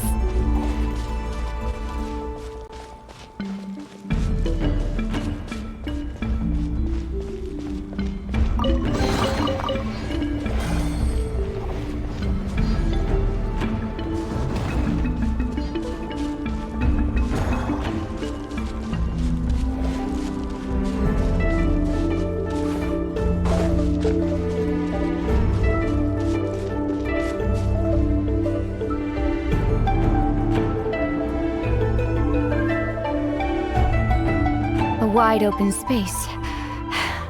Must be in for a fight.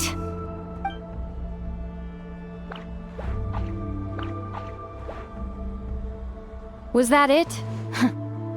What a letdown.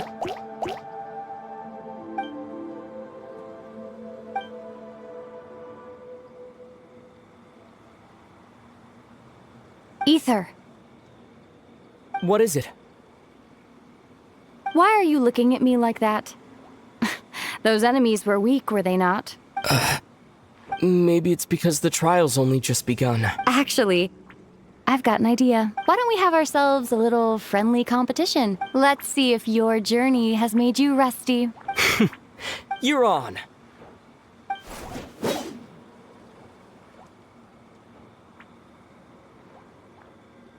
I won't lose to you, Lumine. If memory serves, I used to come out on top more often than not.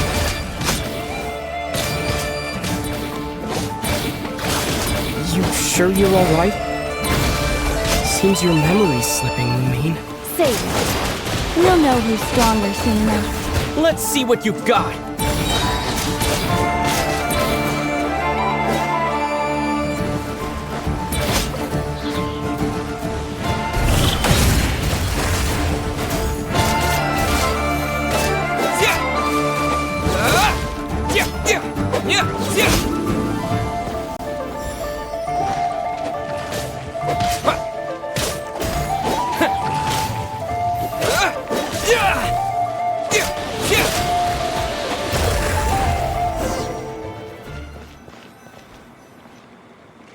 Been slacking off on your combat training? Or has no one been around to keep you in shape? No, I just wanted to let you win. Been too busy practicing your excuses instead, huh?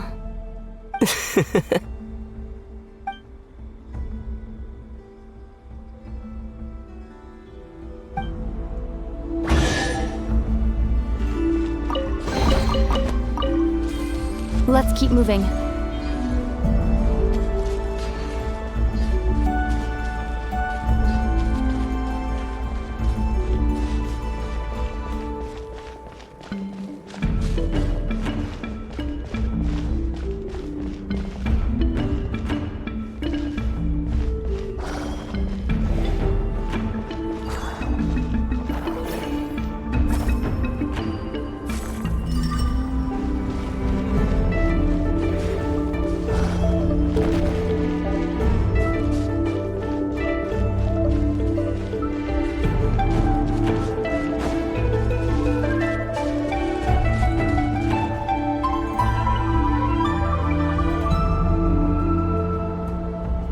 What is this place? No sign of any monsters. Feels like a ritual site. But something's missing. It's ahead. Inside that thing that looks like a mirror. I can feel it. But maybe it's sealed within. Can you open it using Kuvaki? Apparently not. Do you think it might have something to do with the Frost Moon Scion's bloodline? Lumine? If this is about strength of blood, what could possibly stop us? Let me give it a try. Why don't you check around for other clues? Sure.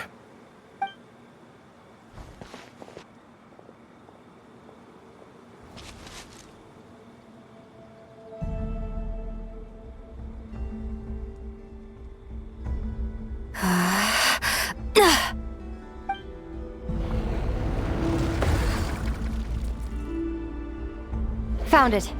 This should do the trick. Okay.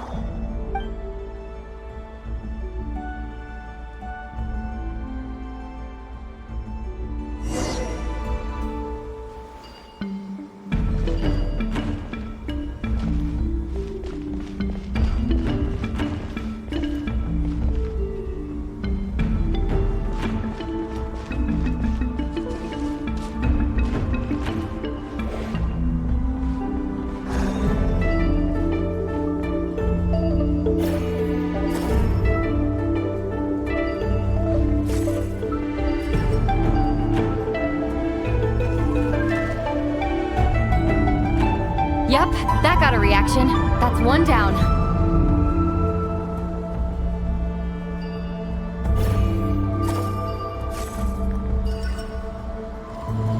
Nicely done.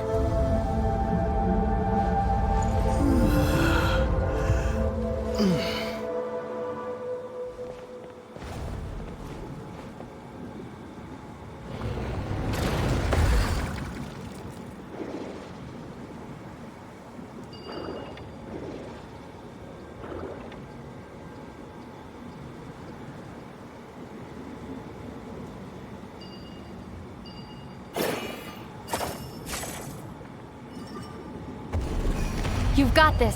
One more to go. Good work, Ether.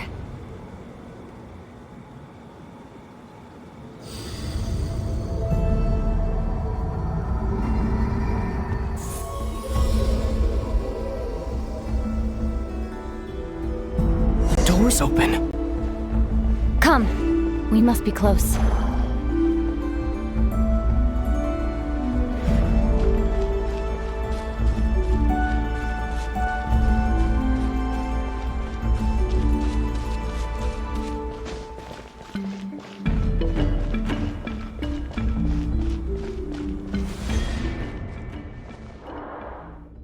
Stay on your toes now. Have you considered that I might be the more experienced between us? Is that so?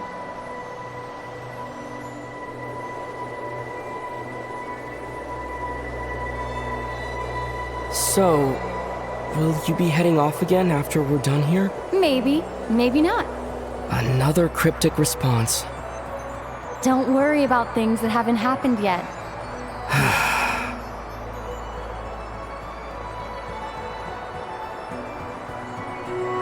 At the end of all this, what do you think we'll find? Whatever it is, we can handle it. What about the end of our journey? That's not something we need to worry about right now.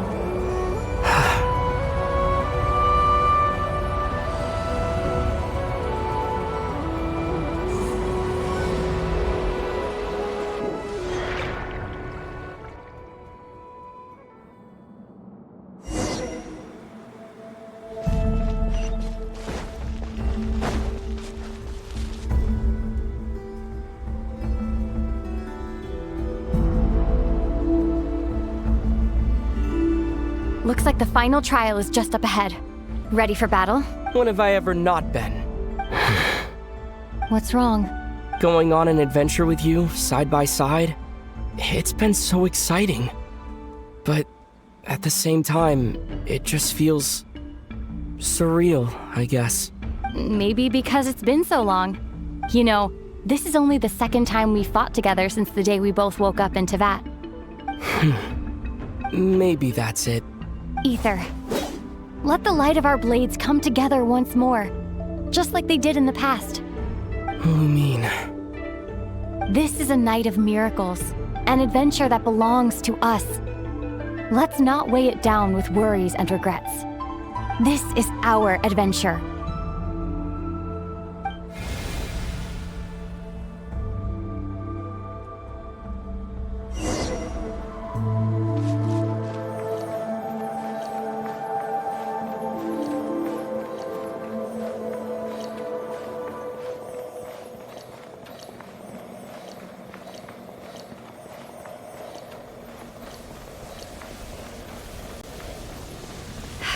Here goes nothing.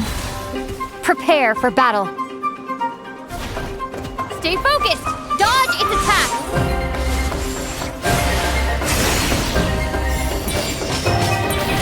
Don't forget to heal yourself!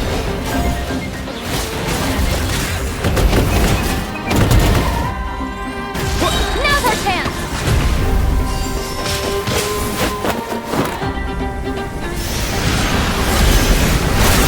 Watch out!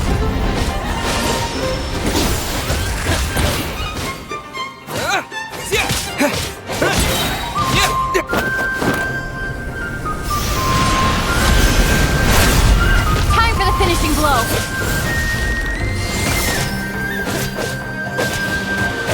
Stay focused. Dodge its attack.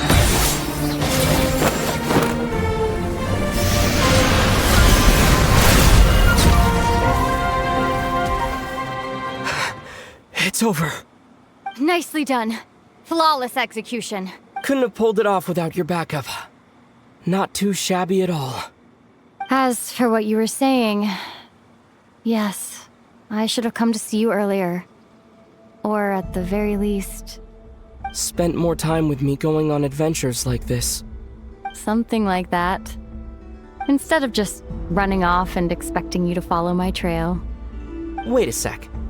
That's not an official apology, is it? That goes without saying.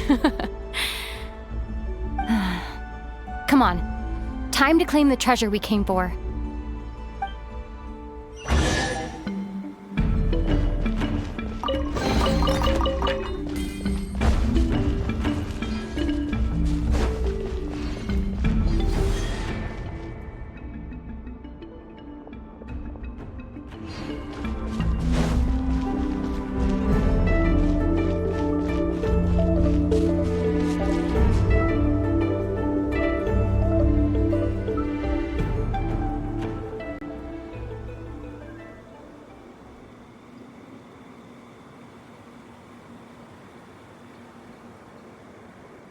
So this is the Moon Marrow. The treasure we've been after. All right. Go get it for me, Ether. It belongs to me. What's wrong, Ether? After everything we've just been through, you still don't trust me? Don't you want to know the truth too, just like I do?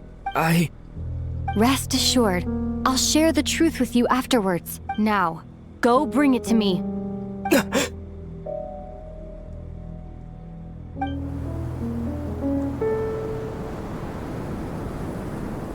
What's going on? Where did this fog come from? Lumine!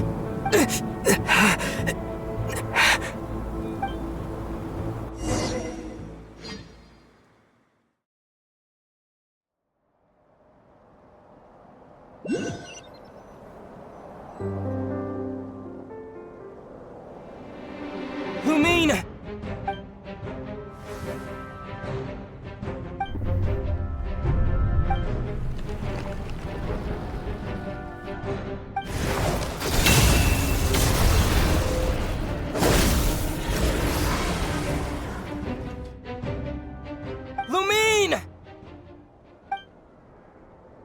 Huh?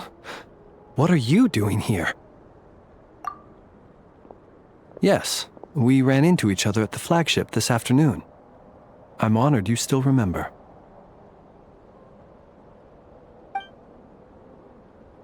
Are you looking for something here?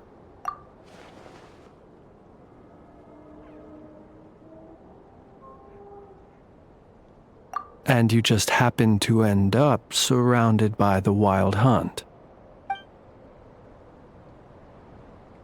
Sorry, I did not intend to come off as pointing fingers. Indeed, perhaps our courses of action do not differ so greatly. Not exactly. We Lightkeepers are accustomed to patrolling at night. A long-held tradition, you understand. I was just passing by when I noticed that the Wild Hunt had struck.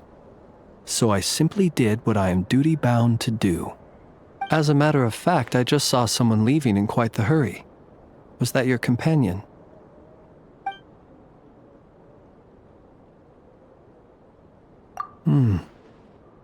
Perhaps I should take my leave now. After all, my patrol isn't over yet. Nod-Krai is a dangerous place to be at night. I'd advise that you head back soon as well.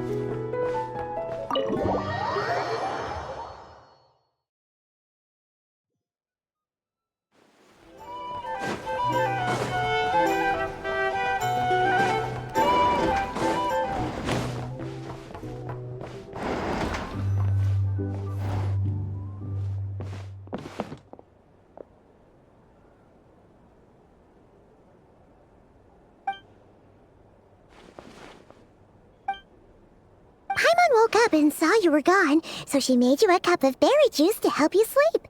Her own secret recipe. When you get back, drink it up and go get yourself some rest.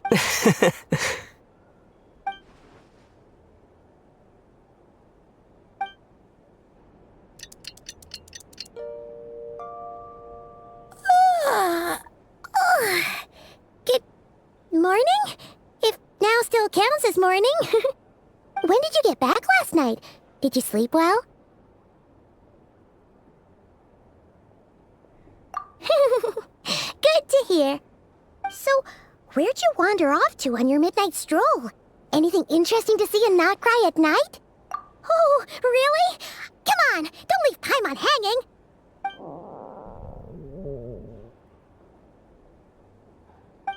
All right. Guess we'll have to feed your stomach before we feed Paimon's curiosity. Let's go grab something to eat while we talk.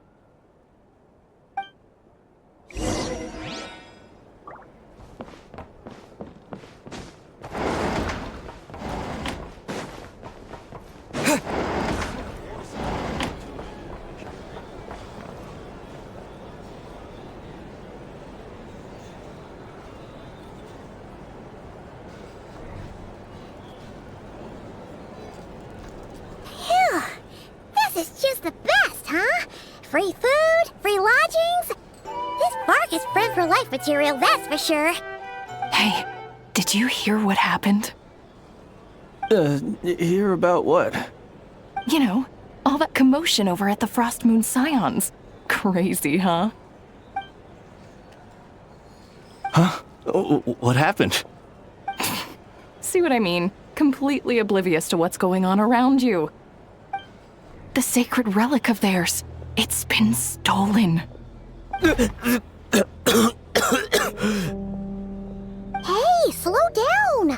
Paimon knows you're hungry, but you don't have to worry about her stealing your food. At least, not today. What? Was it those Fatui? No idea, but the news has already spread right through Nasha Town. What did their high priestess... what did they call her again? The moon... something... Anyway, what did she say about it? What could she say? She's the one who discovered it was missing. She was in Nasha Town first thing this morning, hoping to launch a joint investigation with the Voynich Guild. Whoa! Did you hear that? Lauma and the others, their sacred relic's been stolen! Who in Tifat would even have the nerve?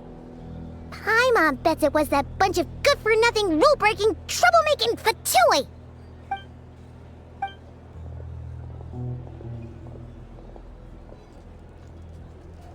Huh? What's wrong? You feeling okay? A joint investigation? Good luck getting any takers. Unless there's some reward or a business opportunity to sweeten the deal. Same thoughts here. So just a few minutes back, she switched gears and headed over to the one place that might actually be able to solve this. The Curatorium of Secrets.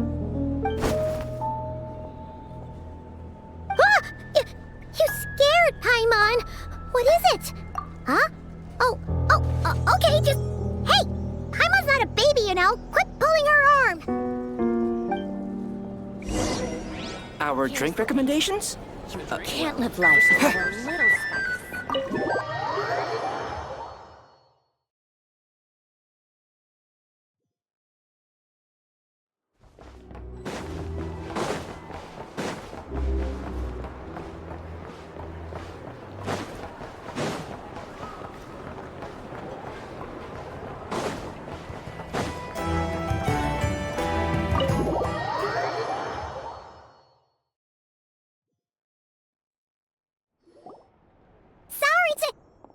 Huh?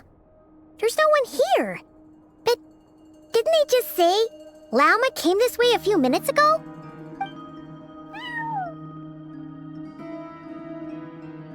No one except for a cat watching over the front desk. Excuse...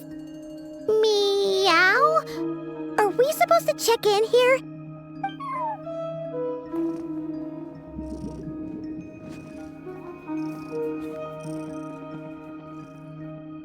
No idea what that means.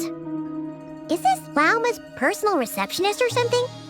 Pretty sure she'd be the only person who could actually understand it.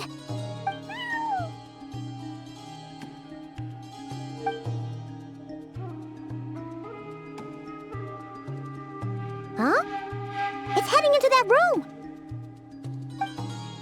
But why not? Like I told you already, that's just... Huh? Another client.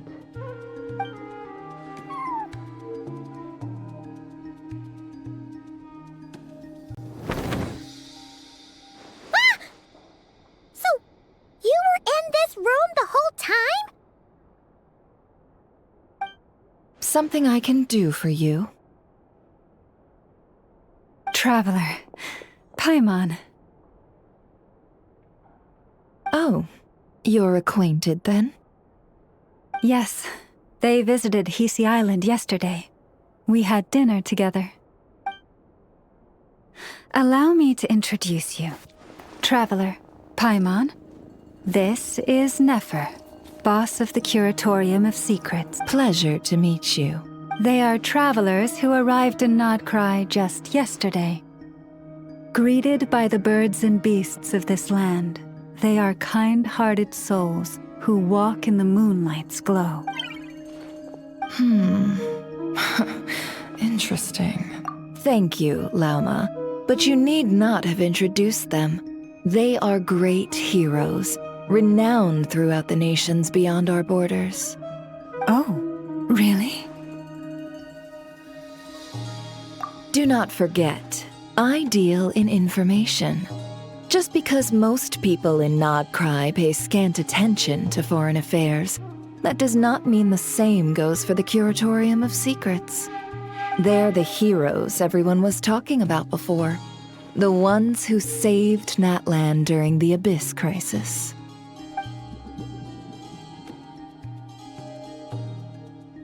I see. We Frostmoon Scions seldom leave our domain, so I had not heard of your heroic deeds. Please, forgive my ignorance. It's no big deal. We were hoping to keep a low profile anyway. If we had to list all of our titles and good deeds, we'd be talking till sundown, and then some. Huh? What's wrong? Still not feeling great? So, what brings you both to the curatorium today? Oh, so basically, we were just eating when we overheard people talking about how the Frost Moon Scion's relic had been stolen, and then he dragged Paimon over here. I see. I see. So you came over here because you were worried about Lauma. A combination truly befitting of great heroes. Strong at arms and pure of heart. In that case, Lauma, I've got a suggestion. Why not ask these battle-hardened heroes to take the commission for you? Honestly, it's a little beyond the means of such a modest establishment as ours. Your modest establishment? Unable to handle a commission? You just don't want to take it, do you? You're right. I do not. What kind of commission is this? Surely it's not to recover your stolen relic? Yes, that is it. Recovering the relic is both my duty as a moon chanter and a step toward fulfilling the promise I made the Traveler, to help uncover the truth of the past.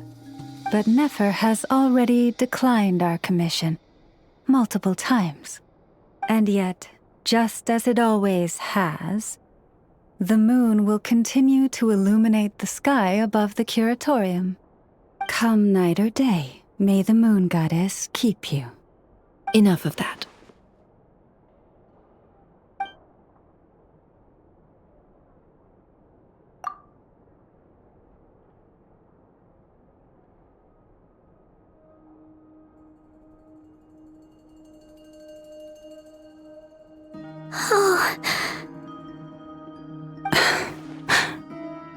So, according to him, he never came into contact with the relic.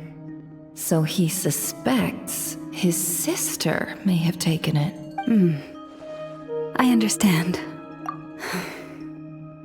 The Frost Moon Scion's secret chamber has remained hidden from the world for generations. But the reason outsiders are forbidden entry is not only to prevent theft. Within the chamber lie ancient trials, challenges designed to test the worthiness of those who enter. To intrude without rightful cause is a most perilous act indeed. So please, don't be too hard on yourself. The fact that you made it through those trials proves your right to stand before the relic. To put it simply, the Moon Marrow itself has deemed you worthy. No. Your honesty tells me everything. You never sought to take the Moon Marrow for yourself. As for what happened at the end, I suspect the chamber's protection mechanism may have been activated. Among those who entered the final chamber, there was either someone with impure intent, or else an abyssal presence. The Abyss? Perhaps that's why, then. Either way, the Moon Marrow was taken. And I believe you. So the problem remains the same. I need to recover our relic. See? Didn't I tell you it would all work out in the end? But before everyone starts celebrating, forgive me for asking just one more thing. Are you absolutely sure your sister took the relic? What do you mean? Weren't they the only ones inside at the time? Who knows? Think about it. After your sister broke the seal with abyssal power, what was to stop someone else from following you in there? In theory, nothing. And as it just so happens, I received a tip-off from one of my sources earlier this morning.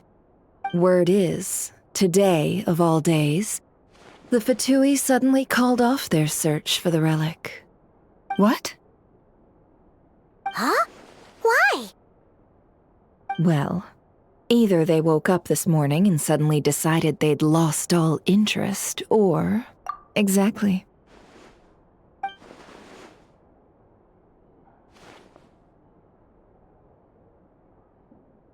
Are you wondering if your sister might be in cahoots with the Fatui? Which is why I asked, are you absolutely sure your sister took the relic? Or to put it another way, do you really know your sister?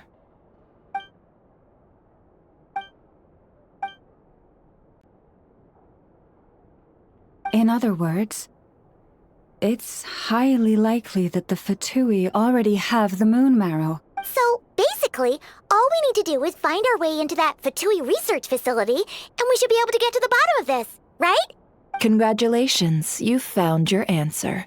Looks like the curatorium won't need to lift a finger this time. Well, Lauma, there we are. On behalf of our long-standing cooperation and the great hero by your side, I'll waive your consultation fee. But just this once. You're really not planning on helping us? I think I've helped more than enough already. If we're to stand any chance of infiltrating that facility, we'll need the help of a specialist. Just so you don't get the wrong idea, let me make myself crystal clear. The Curatorium of Secrets has always striven to abide by a policy of strict neutrality. We do not take sides with any faction in Nod-Krai. I cannot help the leader of the Frostmoon Scions sneak into a Fatui facility. That would make me their enemy. When one of their harbingers asked me to help them infiltrate your territory, I gave them the same answer. No. All right, I understand. But I do have one final request. I promise it's my last. It had better be. No matter who it is, I want you to help us persuade the next person who walks through that door to join us.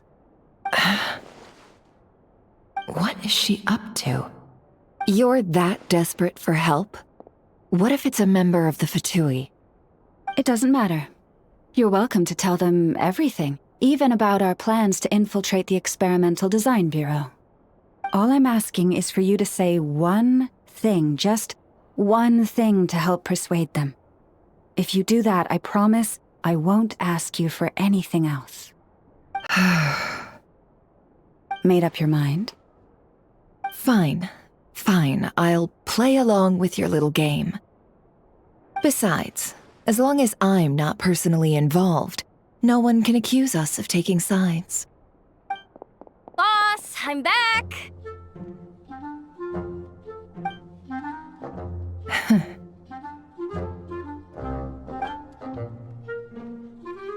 You won't believe the luck I've been having today. Remember you sent me to find that runaway cat, yeah? And you said I'd only be back after dark? Well, guess what? Right after I left the house, this big ibis flew over and the missing cat was right in its claws. And once it got close, it loosened its grip and... Boss, you're meeting clients. I'm so sorry. I'll get out of your way.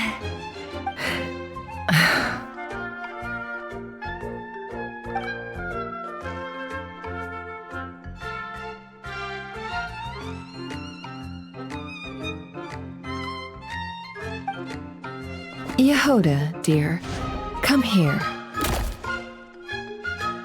Huh? Me? Is something the matter? Oh, hi there. My dear Yehoda, I have a request. Yikes!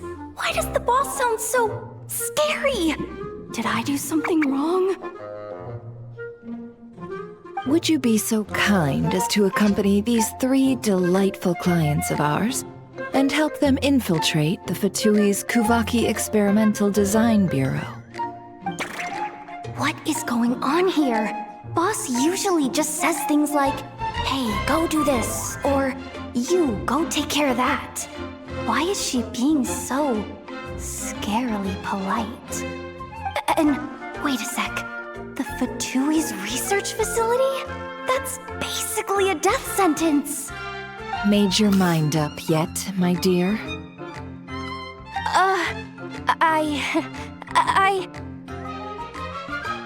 What is up with Boss today? Am I supposed to say yes to this? Or maybe it's because the mission's too risky, so she's actually looking out for me? Why is everyone looking at me like that? Is this some kind of test? I can't let the boss down. Can I? Have you made up your mind?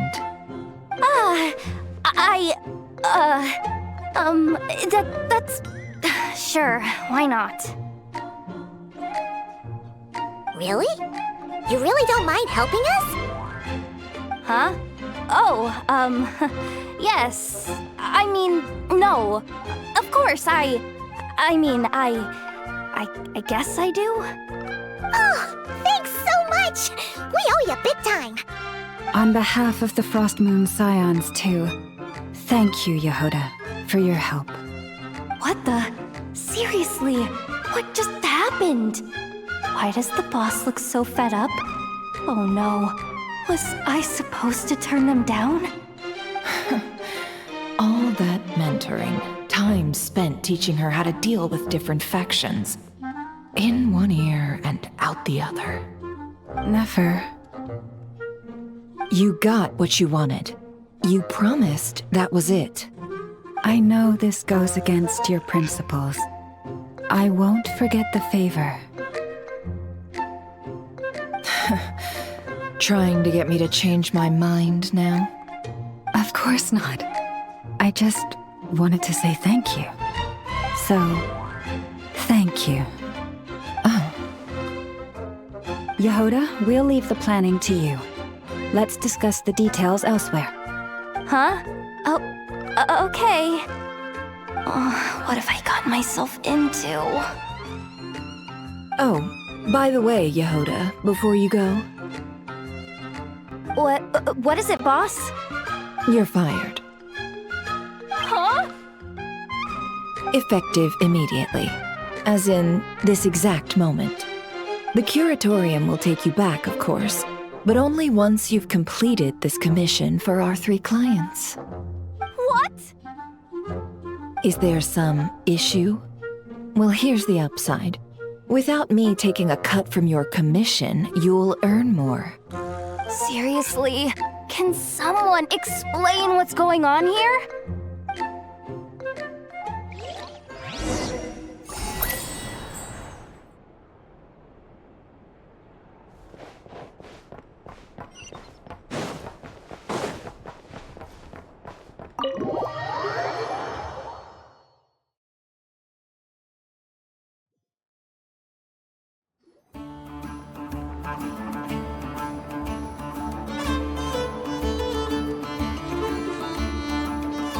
Are we sure Yehoda's alright?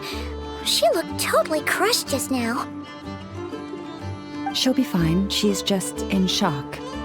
But one thing's for sure. The curatorium's professional standards are beyond question. The fact that she only requested 1 day to prepare says it all. As an apology, I'll ask my animal friends to help her out more often in the future. Also, thank you for being honest with me. It means a lot. Was it really, though? As far as I see it, trusting your family is never wrong. In this case, let's call it a misjudgment. But the truth is, we all make mistakes every now and then. What matters is how we deal with the consequences. So, in return for your sincerity, there's something I'd like to share with the 2 of you as well. Oh? What is it? Perhaps it is something best said under the moon's gentle light. Would the 2 of you meet me on Hisi Island tonight? Oh, it does sound sound important. You're right, there's too many people here. Somewhere quieter makes a lot more sense. Thank you both for understanding. Then let us meet beneath the moonlight.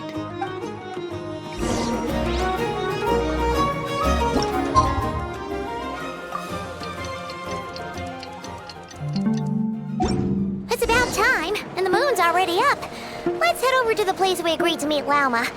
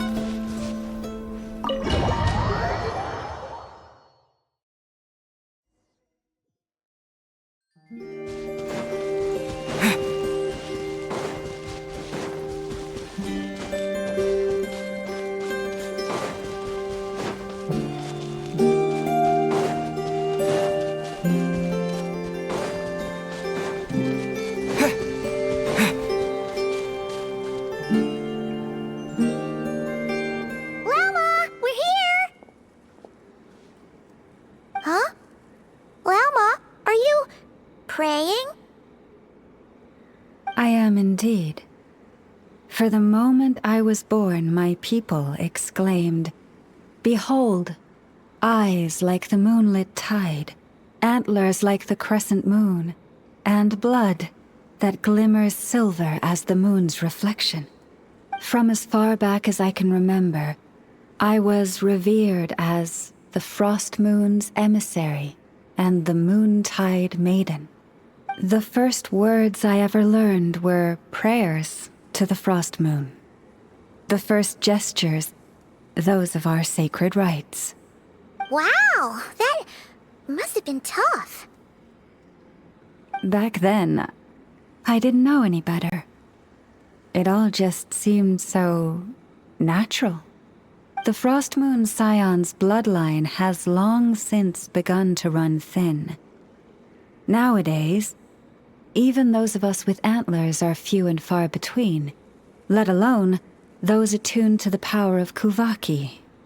But I...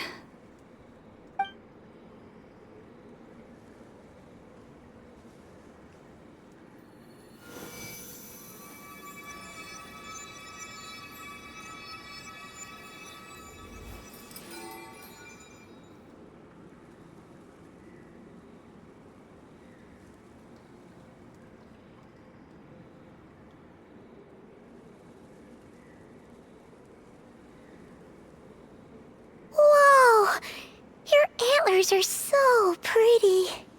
They say it's an extraordinarily rare condition. Once in a century, if that. I am unusually sensitive to the moonlight, as well as to the Kuvaki's ebb and flow. As a child, I could barely sleep because of it. Oh no! It was that serious? To others, fluctuations in Kuvaki are something you easily get used to. Like a gentle tide lapping away at the shore. But to me, that same tide is a towering tsunami, a surging swell crashing against me. Of course, as the years went by, I learned how to suppress my senses and my power, enough to keep it all from overwhelming me. But because of that, I also had to walk the path of concealment. Concealment? From the moment I was first taught to pray, my kin would point up to the night sky telling me, "That Lauma is the Frost Moon, the last of the moons, the sole surviving truth. But I would ask them in response, why? Why can't I feel anything from it at all? Later, I came to understand that they simply could not tell where the real tide was coming from. They couldn't sense it. The true moon beyond the sky's veil.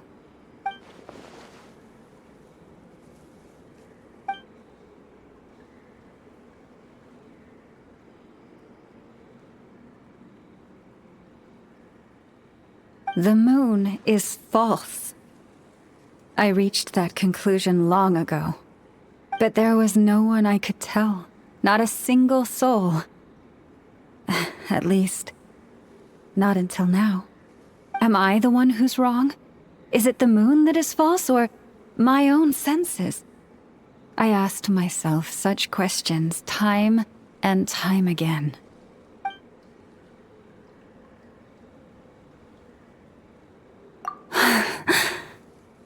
Thank you. When you called yourself a descender, I had a feeling you might be able to confirm what I had always suspected.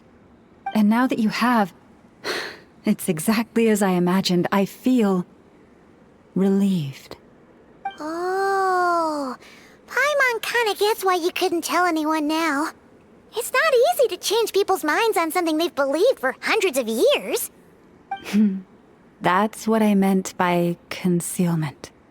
I knew too much, so I had no choice but to keep my people in the dark. Every prayer I offer feels like a lie to keep myself going.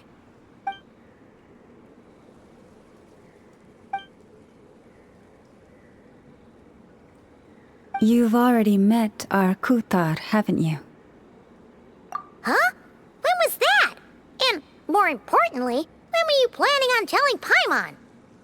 Ah, no wonder. What did you think of her?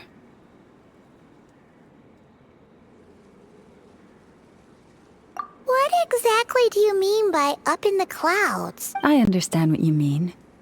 She is quite indifferent to the world outside herself. But I find it hard to hold that against her. Yes, it was shortly after the fall of the ancient moon's remnants. I asked her what the Frost Moon Scions meant to her, and why she left in the first place. Yeah? So, why did she? Perhaps it's better if you ask her yourselves. Things tend to get lost in translation when you speak on someone's behalf. What I can say for certain is this. Even when I had no one to confide in, I still had a family.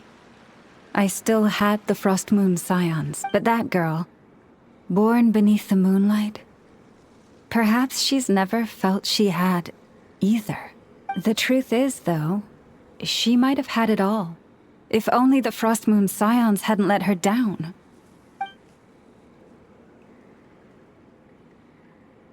The Frost Moon Scions now walk a path of error. They offer their prayers to a false moon, and to a goddess who can no longer answer them. I want to change all that, but with the Fatui closing in on us day by day, the Frost Moon Scions must stand united, now more than ever. I just need to wait for the right moment. Lady Lauma! Lady Lauma! Cappy? Has Karina's condition deteriorated again? Traveler, Paimon, we'll have to continue this conversation later. We'll come too!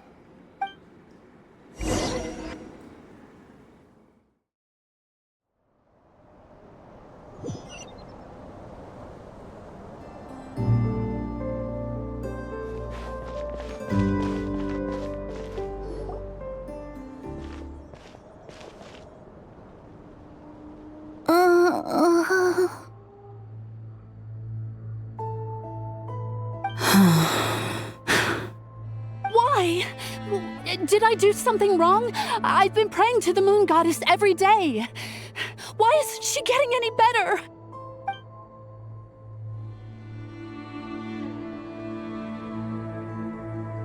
Cappy, I need you to wait outside. I'm about to start her treatment.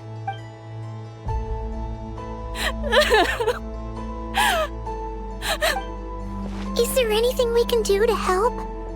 Just don't be alarmed by what you're about to see. And please, don't let her mother see it.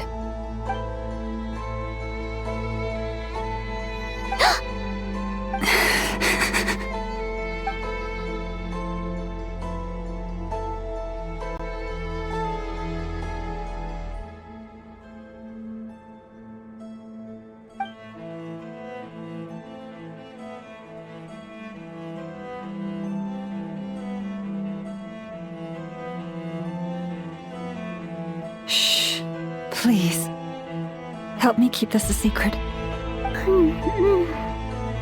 She looks much better now. But, Lauma, was that? A medicine prescribed by a local doctor. For ordinary people, my blood has the power to counteract any adverse reactions to Kuvaki.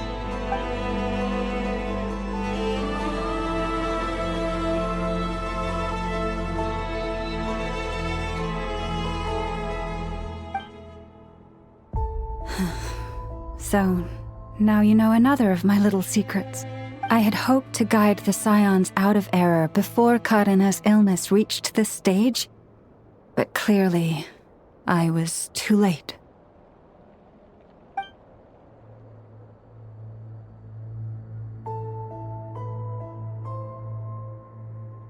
My life is as hidden from sight as the far side of the moon.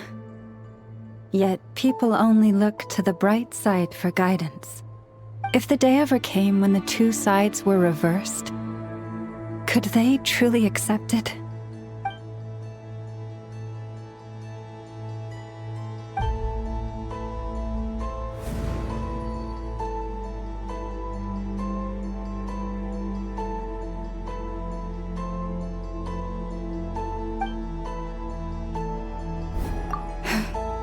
Hearing you say that puts my heart at ease. And if there's anything we can do to help the Frost Moon Scions, just let us know. Our priority, right now, is reclaiming our relic from the Fatui. But I now understand that the day I will tell everyone the truth is no longer far off.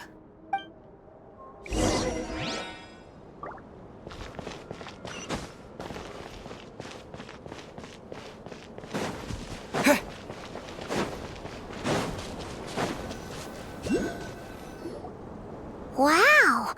Paimon would never have guessed Lauma had all that bottled up inside. Hey! Watch your step! Ah! What's wrong? Oh, you scared Paimon. You scared me there too. Almost stepped right into one of my traps. A trap? Why would you leave a trap somewhere like this? Well, it's not like this is a main path. And besides, we Frost Moon Scions would recognize it instantly. Alright. You don't seem like you're with the Fatui, so I guess there's no harm telling you. Lauma asked me to set up these traps to keep the Fatui at bay. Oh! Come to think of it, their 3-day ultimatum is almost up now. Yes.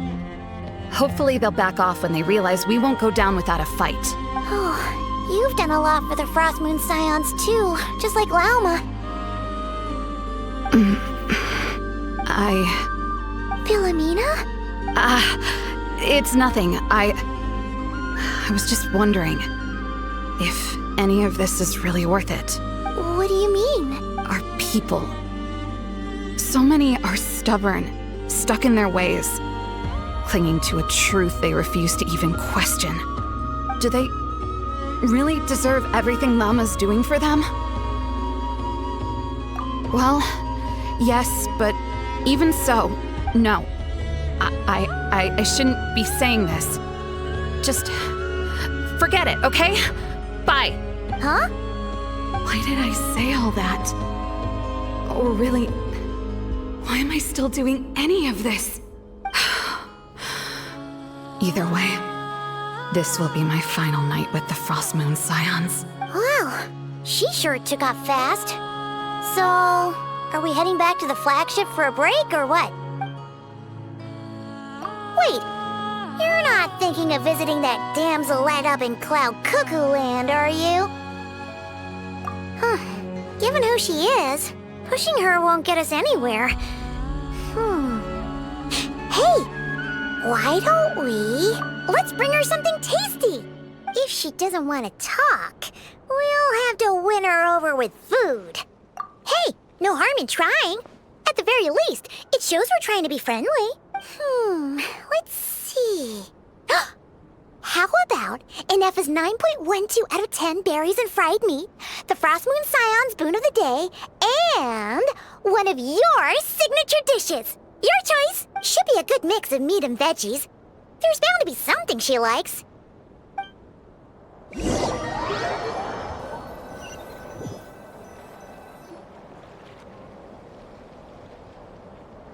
Alright, food's packed and ready. This is the place, right? Why does it feel like we're going to visit a patient? Oh, no. Take this seriously, Paimon.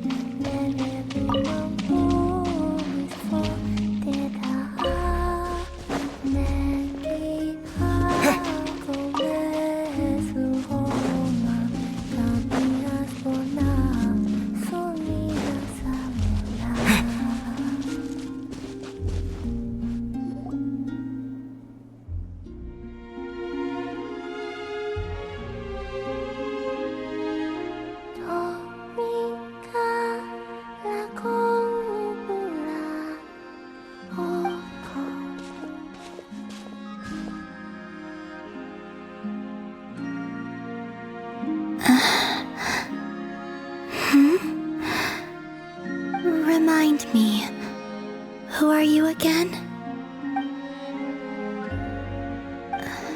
A different one floats by your side today. A different one? What's that even supposed to mean? Oh, there goes Paimon's perfect conversation starter. Hi there! Paimon is Paimon, and this is the Traveler.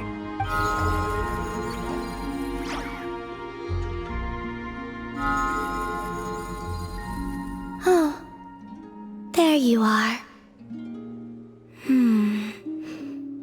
Between the two, I suppose you're cuter. Wait, what do you mean Paimon's less cute than that floaty thing? Columbina. What is it? What's your favorite kind of food?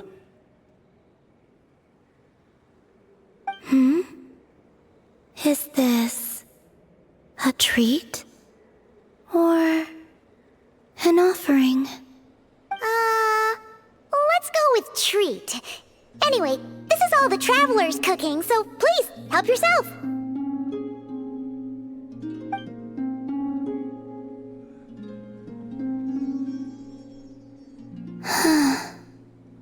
Oh, that wasn't exactly a yes, but she didn't turn it down either. What could she be thinking?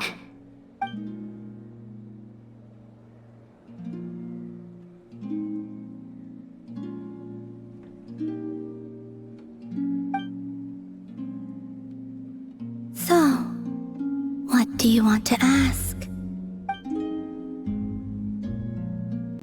Hey, she's actually playing along! Quick, now's our shot!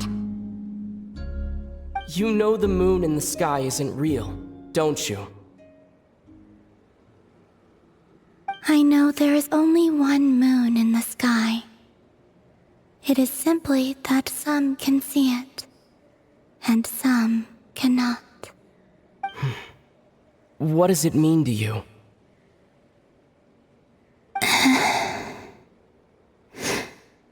The missing prologue. What?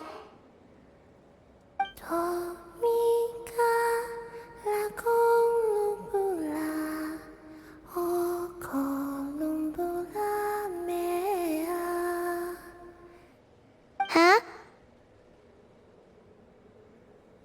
What does that mean? Isn't she going to explain herself? Can you tell me more about that melody? You were humming it last time, too. It must be important to you.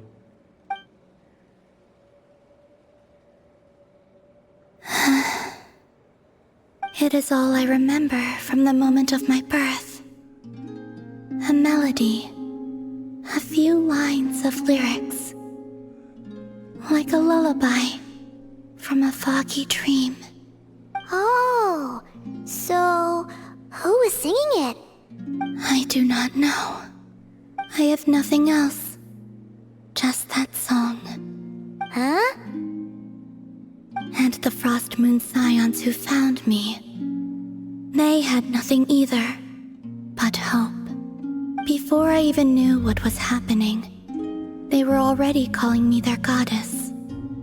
And I had no reason to decline. Like two lost infants unknowingly exchanged, I adopted their faith. And in return, they adopted me. But my adoption drops you into the story halfway through. What came before was scribbled onto the wrong pages, never even bound into the book. That sense of something missing only served to nurture their greed and doubt.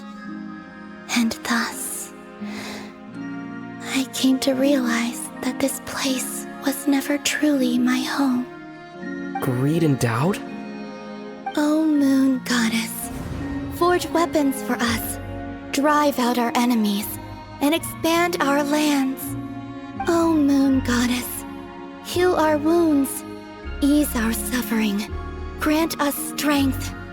They asked for everything, and I obliged. Until the day came when no answer could be given. If mortals can turn to the gods when they are powerless, then who do the gods turn to when they have nothing left to give? You've got Paimon there. In those days, the Frost Moon Scions cared more for faith than for truth.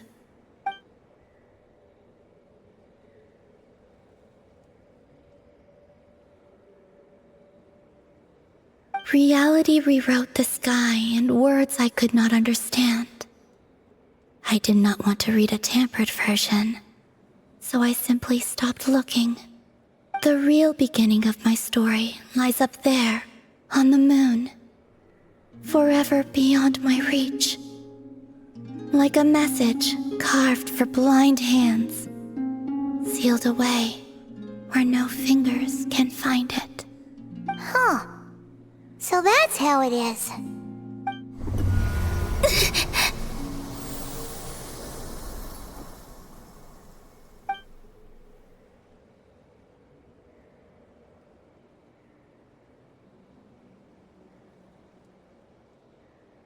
What's wrong?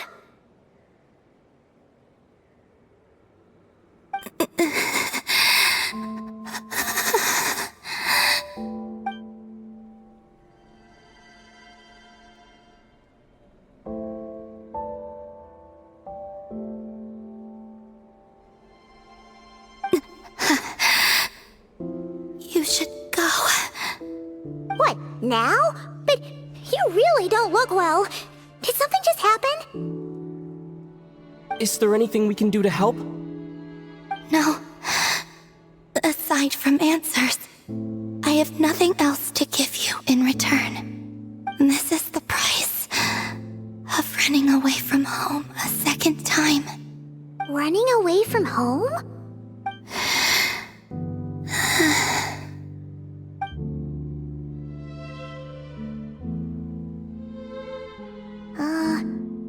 Is she heading towards the food? Did all of Paimon's questions make her hungry? Do you still have many questions? I know I should offer more in return for your kindness, but I'm feeling a little worn out. Oh, we're so sorry about that. But Tsaritsa was right. Freedom always comes with a price. She said I could treat the Fatui as a second family, a second home. But in the end, they were no different. All they wanted in truth was my power as the moon goddess. I'd rather not dwell on such unhappy memories.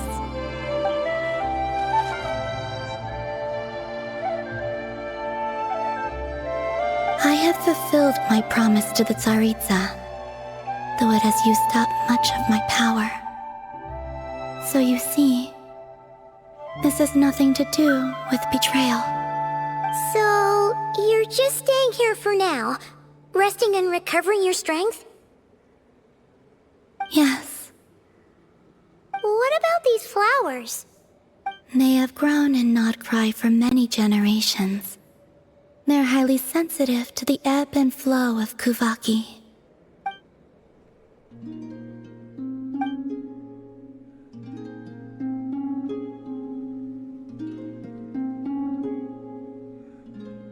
At times, I thought about using that relic the Frost Moon Scions had hidden away. I could sense the power within it, but going out is such a hassle. People might see me, and I promised Lauma I wouldn't show myself to anyone. Besides, I know it's gone now anyway. Really? Lauma asked you to stay in hiding? Uh-oh, she's looking back at the food again. But Paimon's still got some little crumb cookies here. You could have these for dessert if you wanted. Lauma said she wishes to change the Frost Moon Scions, which is why she asked me to stay out of sight. I don't really understand what she meant, and to be honest, it's not something that concerns me. But I wasn't planning to see anyone anyway. If they found their way here themselves, that's hardly my fault.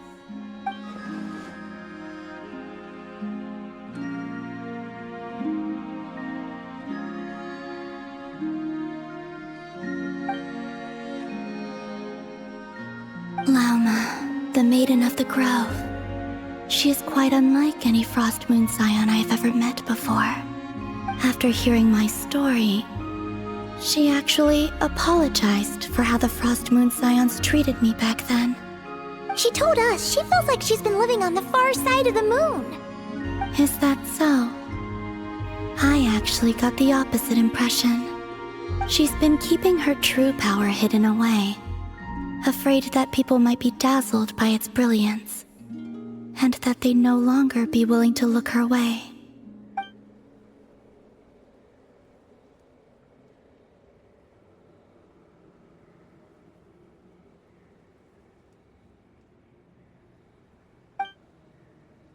So what do you wish for now?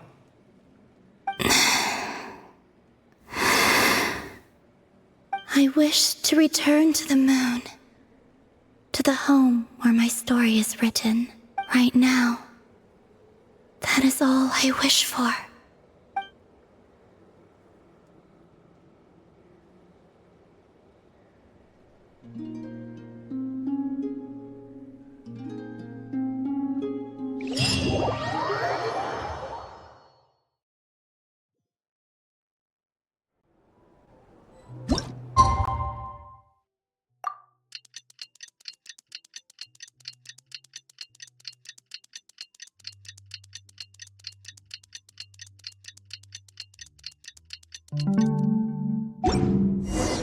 Tonight's the night we infiltrate the Fatoi's Experimental Design Bureau. Come on, we better go meet up with the others.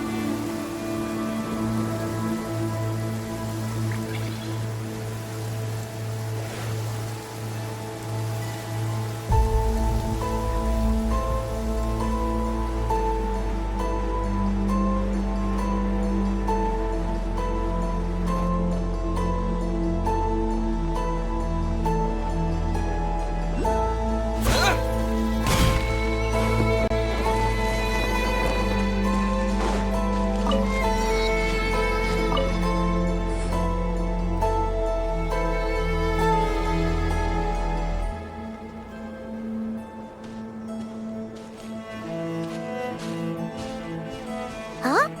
How come you're here by yourself, Lauma? Where's Yehoda? I haven't seen her. Seriously? Don't tell Paimon she's ditched us on our first mission together. I don't believe so. Ineffa and I have our differences, but that shouldn't interfere with our shared objective. Recovering the relic is my duty. But as far as she's concerned, there's plenty to gain here too. In Nod-Krai, it's common knowledge that the Curatorium has a nose for profit and opportunity. The same way aphids flit from flower to flower in a never-ending quest to make honey. Huh. Sounds like you know her pretty well.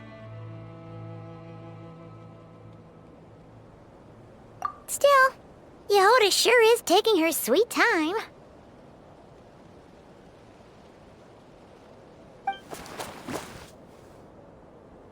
Hmm?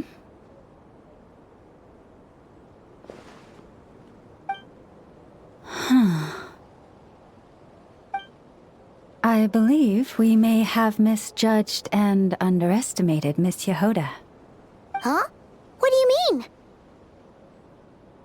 As a former employee of the Curatorium, I'm confident that she possesses both professionalism and integrity in ample measure. Huh? Huh? What was that noise? The sound of a wavering conscience, perhaps? Ah! Whoa! Something just fell down. Hello, everybody! What kind of an entrance is that? Wait a second. Have you been hiding nearby this whole time? Yeah. I was just, scouting things out from up high. Darn it. How did Jane Doe even notice me up there? I can't believe I'd only realized I'd run out of smoke bombs this morning. What if something goes wrong inside? How am I supposed to make a quick getaway now? Thought I could just hang back and wait for the clients to get cold feet. But nope. Turns out they're all completely fearless. don't they know how scary the Fatui are? Really sorry, everyone. Truth is, just as I was heading out this morning, I discovered I'd run out of a super important, completely essential, absolutely indispensable piece of equipment. So, what are we gonna do? Well, as I see it, there are two options.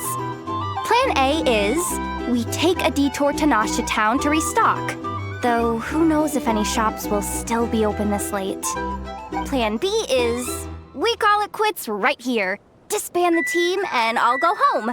My place is only like a 10-minute walk from here, so... Personally, I vote Plan B. Bada bing, bada boom! Maximum efficiency, minimal effort. Don't try to solve your problems by running away. Not a fan of either? Then I guess our only option is to fall back on Plan J. That's J for Yehoda, by the way. Why didn't you just tell us that was an option in the first place? Come on, that would have totally ruined the surprise.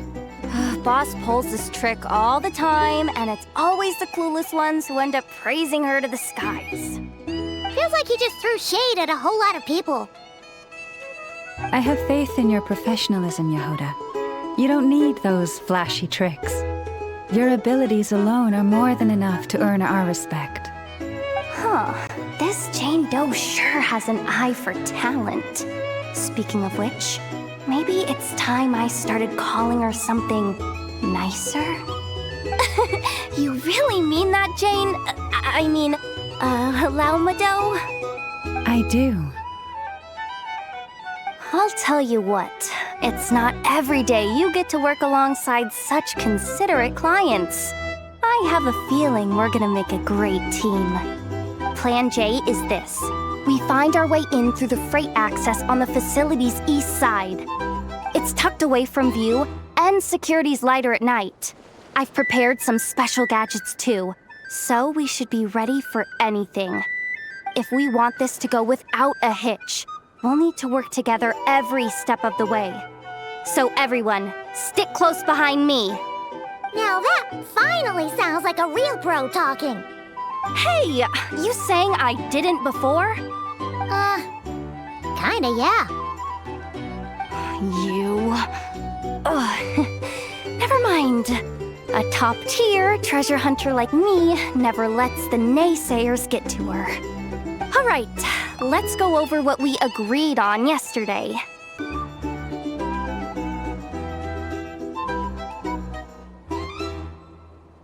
The goal of infiltrating the Kuvaki Experimental Design Bureau is to locate and, if possible, recover the relic that the Fatui stole.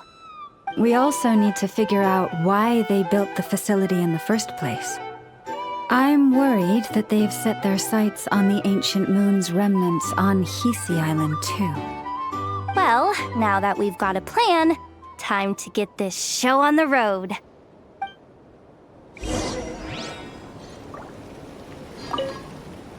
Everyone ready? Yeah? Then, let's move. All right then, let's get this job done.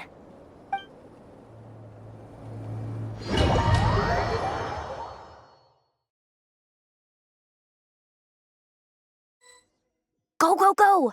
But make sure you stick to the side.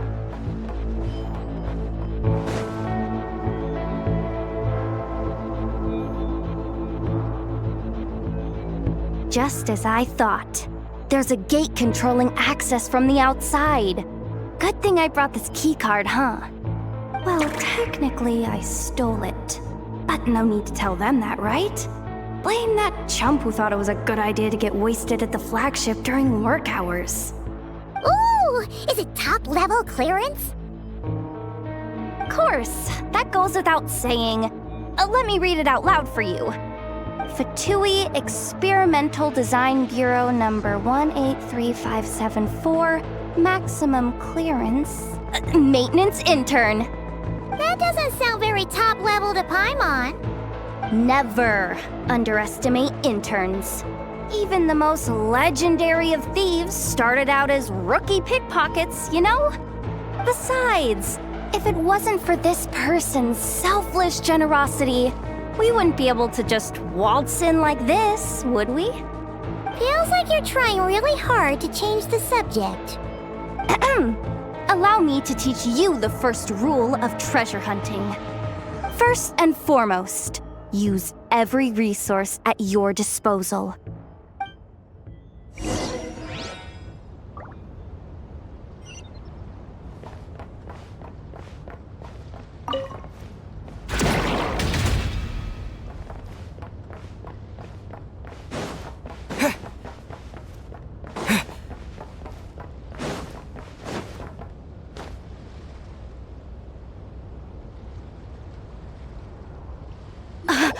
I get it now. It's like a pair of light bulbs just lit up in my head. What did you just get? The blue light, aka Plan A, is telling me to take the path along the left side. It'll be a lot stealthier, but that might mean a bit of a detour. The red light, aka Plan B, is saying, just charge straight in. But that'll mean dealing with, like, a dozen sentry bots already powering up. Although, I might be able to switch them to training mode. Their attacks will be weaker, but we'll still be in for a fight. Can't you just put them in sleep mode? Hey, I told you, I'm just a maintenance intern. Give the new recruit some time and space to blossom, will ya?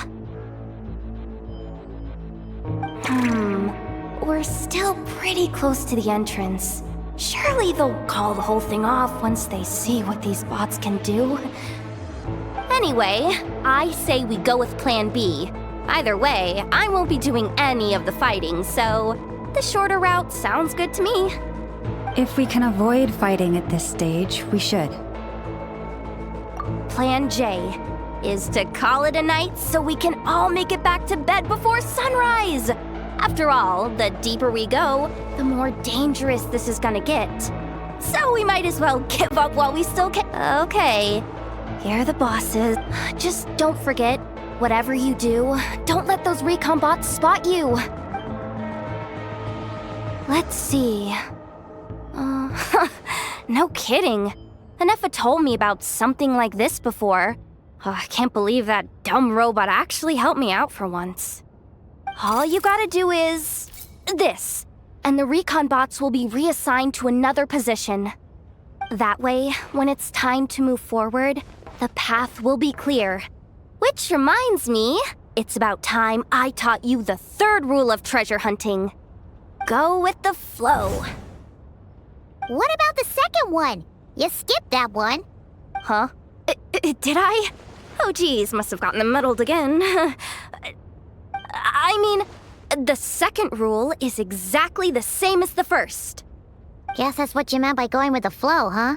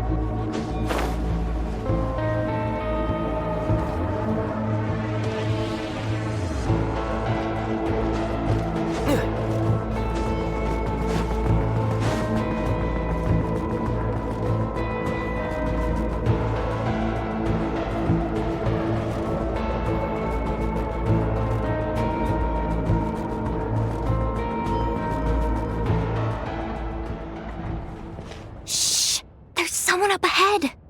Has the lockdown been initiated? Move it, soldier! The cargo has already been transferred. The lockdown procedure is complete, Commander. That sector is now fully sealed. The night shift. Just our luck. Don't they usually handle deliveries during the daytime? There's not supposed to be anyone here. We've come this far already? and they're really trying their best. If I suggest backing out again, it's not gonna look good. Come on, brain, think!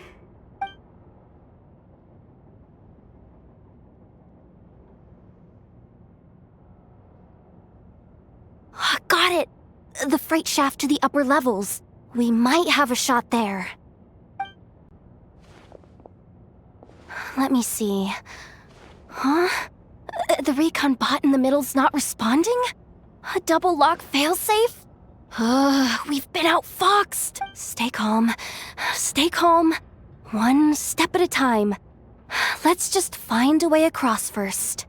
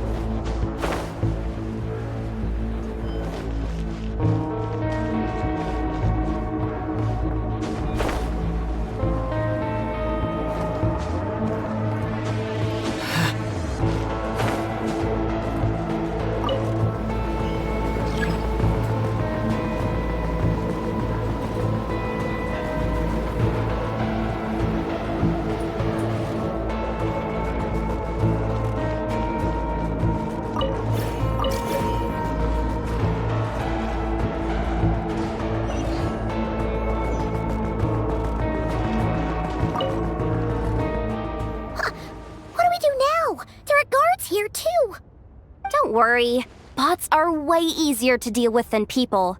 At least their behavior is predictable. First, let's find a safe spot to land. Good. That spot shouldn't draw their attention. Let's go. Let me just try something. Maybe I can use the terminal to command them to move out of our way. Security verification? With 10 questions? Are you kidding me? You really trust me that much? Fine. I'll do my best. But just to be clear, if I can't answer a question, I'm backing straight out of the terminal. No way I'm risking triggering any sort of alarm. Come on, Yehoda. You can't give up now. Question 1. What is our motto? Oh, I know this one.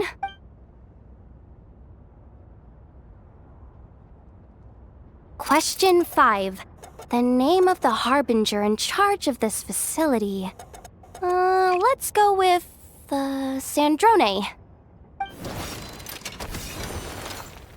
This one should be the Pale Star Edict. I've heard one of Boss's informants mention that before. Final question. Enter employee ID. And it's timed? Okay. 183574. Confirm. I actually got them all right? What a miracle. Not bad, Yehoda. Not bad at all. Guess you're an official maintenance intern now. Hey, that could be my personal plan B if I can't get my job back. Just kidding. The Fatui are awful. The bots have taken the command. They're moving off. Let's get going while the coast is clear.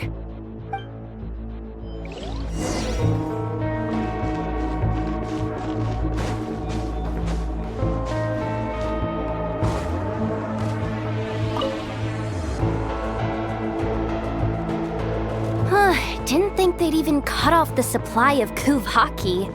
They're being really cautious. If we can somehow divert some emergency power into the system, we might be able to force boot this thing. What do you mean by force boot? how do I explain this? It's like dumping a whole bucket of water into an empty pool so that the little ducky gets to swim around again. You should probably just ask Aino instead. So, we just need to find that bucket of water, right? Huh. Paimon thought your explanation was great. Kinda adorable. In a childish sort of way. Hey, you could have just skipped that last part. Here, bucket, bucket, bucket. Where are you hiding? Judging from the concentration of Kuvaki, over there. Wow, you can sense that, Laumado? That's incredible.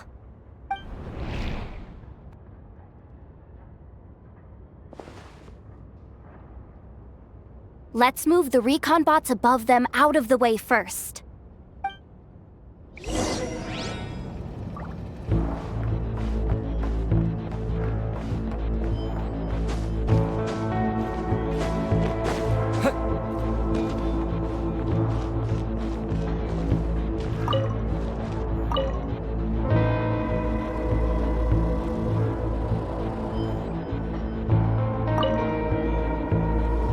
All right, that should keep the alarm from going off.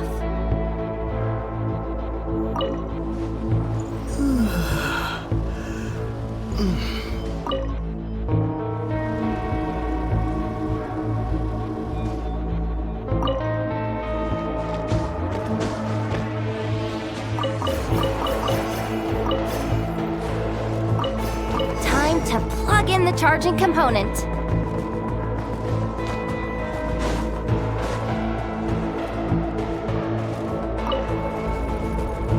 Running at last. Let's hope nothing else goes wrong. Please, everyone, step inside.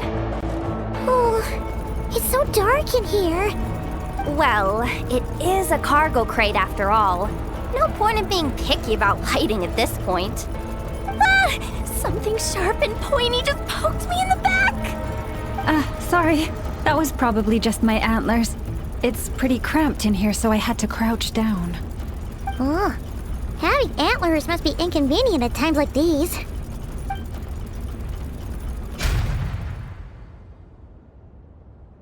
Ah! What's going on? Don't tell me something's gone wrong already. Looks like there was only enough juice in the emergency power supply to lift us this far up. Ugh. Awkward. Am I gonna get docked for this? Based on the boss's policy of docking pay for every screw-up, No, wait a sec. I've already been fired. Doesn't look like it's moving again anytime soon. I think we can get through if we follow the ventilation duct along the outer wall. The entrance has gotta be somewhere. Don't worry, this was totally part of the plan.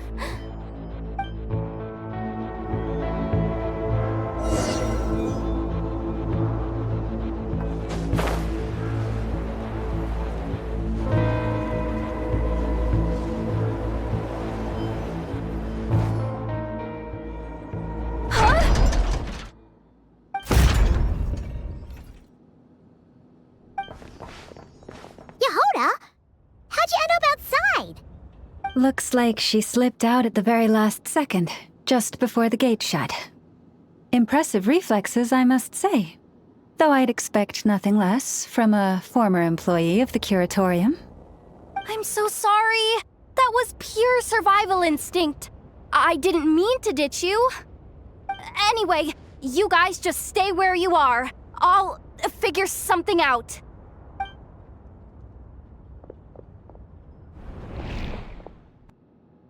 Hey, there's a terminal nearby. Hang tight! Can you hear me now? The duct security protocol has been triggered. The gate must have dropped when it detected a living presence. Wait, so we're trapped in here? I'm checking what I can do from this end. Watch out for the laser up ahead. What laser?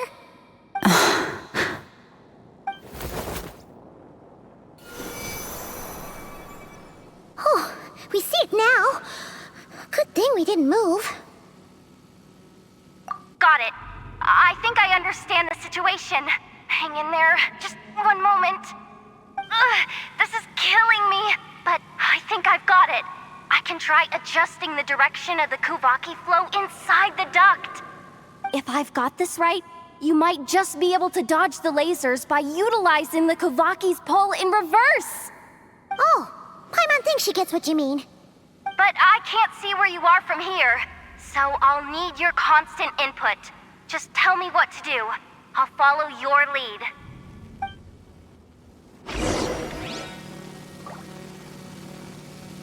Like this, right? So, wanna grab dinner after our shift? Like this, right? How about the flagship? Too far. And besides, we're not exactly in with the locals.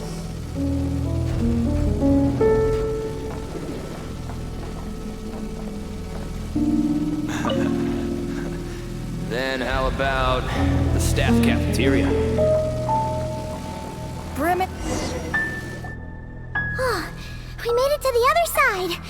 And all thanks to Yehoda. Well, but the gate hasn't opened. How's she gonna meet up with us? Yehoda! No irregularities detected in the duct. Confirm. Confirm. Confirm. Just confirm the command already, you useless excuse for a terminal. You piece of robo-junk, you mindless pile of scrap! What the? Insufficient clearance? Of course, I don't have the clearance! You oversized... Ow! Go with the flow, Yehoda. Go with the flow. If the others make progress, that's great. But you can't bank on it. You've never been one to depend on others. So it's about time you stepped up to the challenge. Deep breaths. Stay calm. My priority right now is getting my hands on a high-level access card. That way, I can override the security protocol. Senior maintenance staff. Only they can access the core sector. But hey, there's always someone careless enough to hide a spare key under the flower pot by the door. Which means there's a good chance there's a duplicate lying around somewhere in the control room. Even if I can't get into the control room myself, doesn't mean I can't rely on some external help. If I can take control of one of those guard bots, maybe I can use it to search for the access card. This is crazy, Yehoda!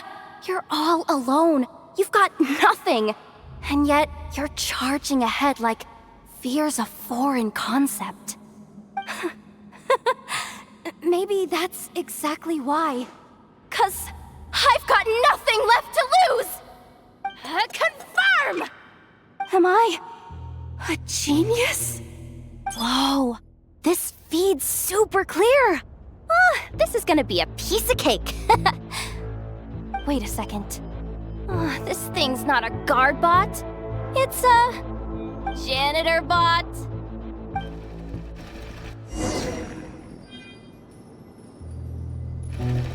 You think Marionette even knows what we do down here? She seems to spend all day either holed up in her lab or out doing the rounds. Still a mess over there. Go clean it up. Why? Planning to skim a little off the top? No, nothing like that. Just wondering if anyone would actually notice if we didn't show up from time to time.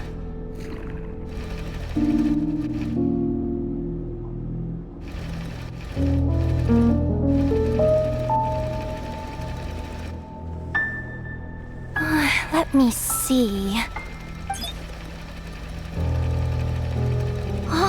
There it is! Hey! Why'd you stop? You haven't finished sweeping that corner.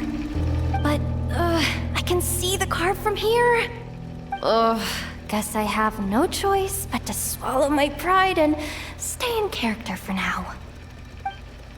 Sweep up the crumbs by my feet. Yeah, good luck with that. What are you gonna do when they ask for a progress report?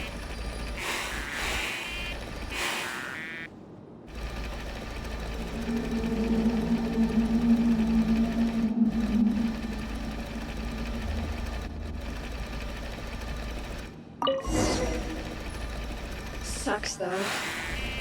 Finally sent somewhere warmer than Snezhnaya. Yet we barely get to see the outside world. Come on. Where's that bot passage when you need it? There! Oh, the terminal's just ahead. Clean this spot too.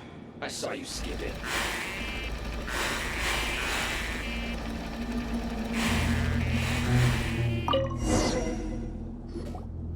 But will Yehoda be okay?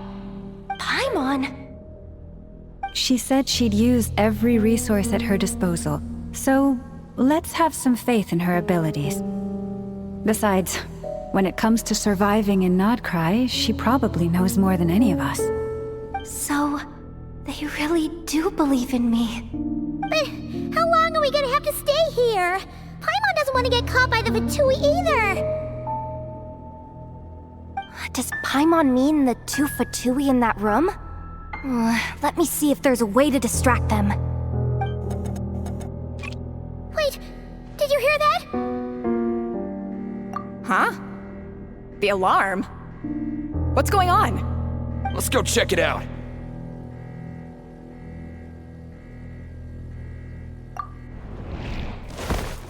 This looks like somewhere important, but there's nothing here. Hey guys! It's me! Yehoda, are you okay? I'm fine. I managed to swipe a high-level access card and triggered an alarm to draw the guards off. But we don't have much time.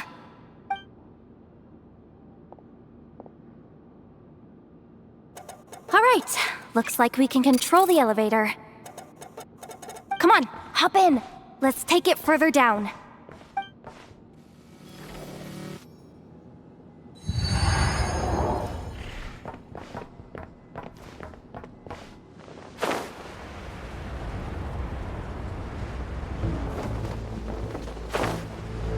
We should be able to use the terminal to move the drawbridge.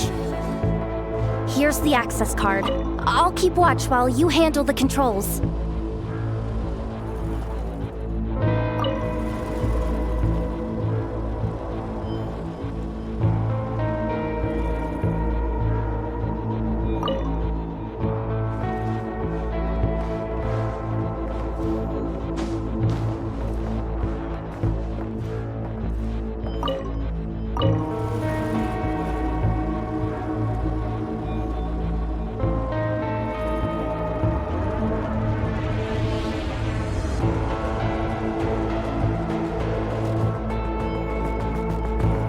All done. Let's keep moving.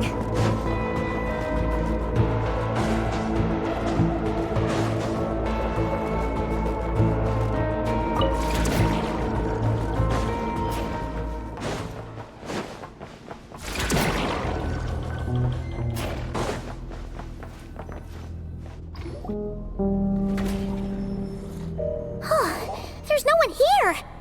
That's good news for us. Let's head inside. Looks like a rest area for the Fatui's Oprishniki. Huh? The terminal's still on?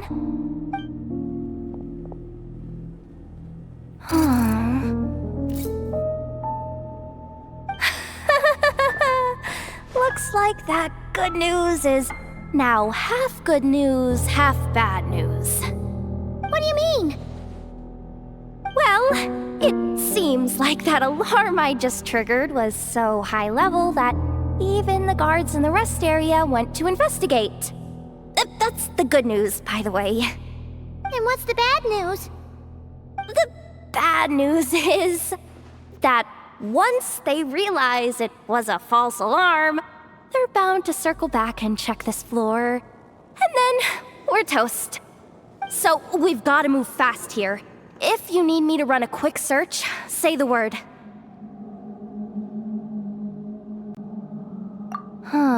Analysis of Kuvaki extracted from the moon marrow suggests that its energy core bears some close relation to the power of the former Three Moon Sisters.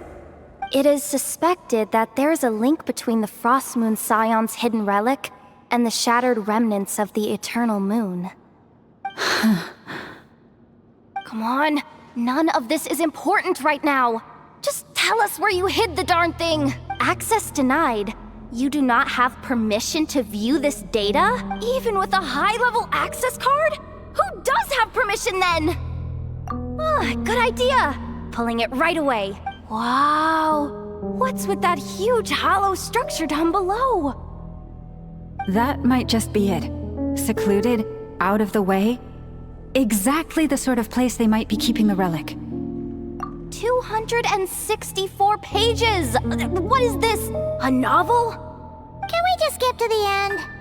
I'm flipping through it as we speak. Kuvaki. A weapon. Seems like the Fatui and Snezhnaya are trying to harness the power of the Light Realm to build some kind of weapon. The target of which is, seriously, insufficient clearance? Looks like that's about all our current clearance gives us access to. Based on what we know so far, it seems like the rest must be hidden inside that massive hollow beneath us. I could sense something beneath the water down there. Something unsettling. If they've gotten their hands on the moon marrow, odds are it's hidden down there too.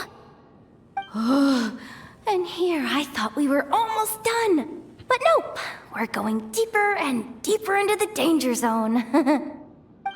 Chin up, Yehoda. Once this job's done, you're buying yourself the biggest Nod-Krai hot dog in town. Deal's a deal.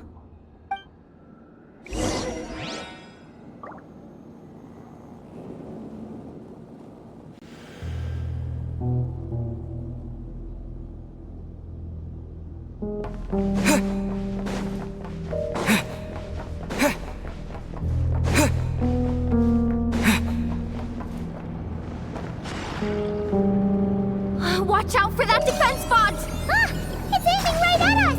You'll have to use Kuvaki to deflect its attacks back the way they came!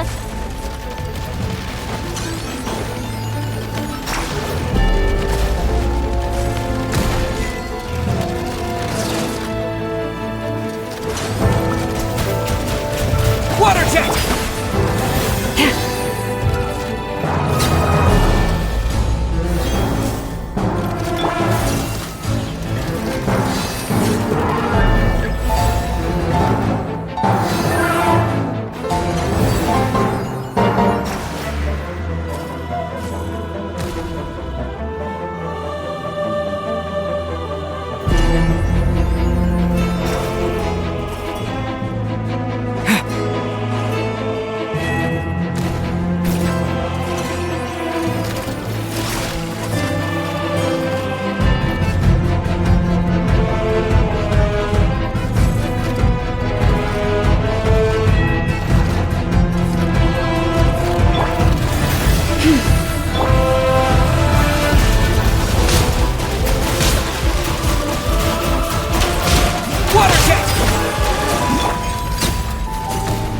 Branch into song.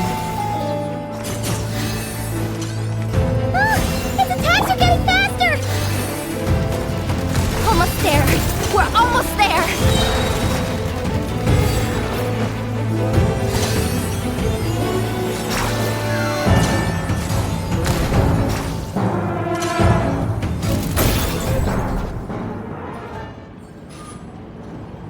It's finally down. Quick, let's hurry down to the lower level before we're spotted.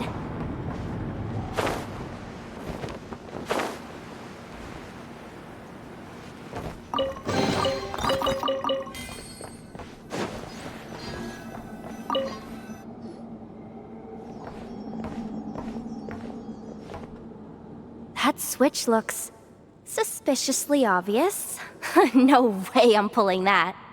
But you guys, go ahead. Hey, you spotted it first. Shouldn't you be the one to pull it? Not a chance. I'm just the guide, remember? At most, I'll help you look for an escape route. They don't seriously think pulling this thing's gonna lead to treasure, do they? I'd be amazed if it doesn't set off an alarm. Besides, I didn't even bring my smoke bombs. Which reminds me of the actual second rule of treasure hunting. Better safe than sorry.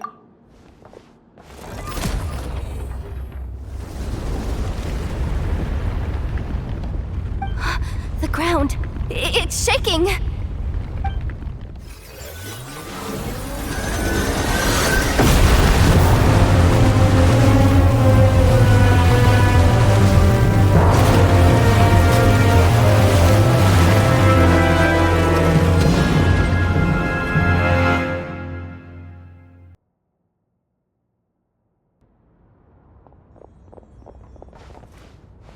Wait, did the...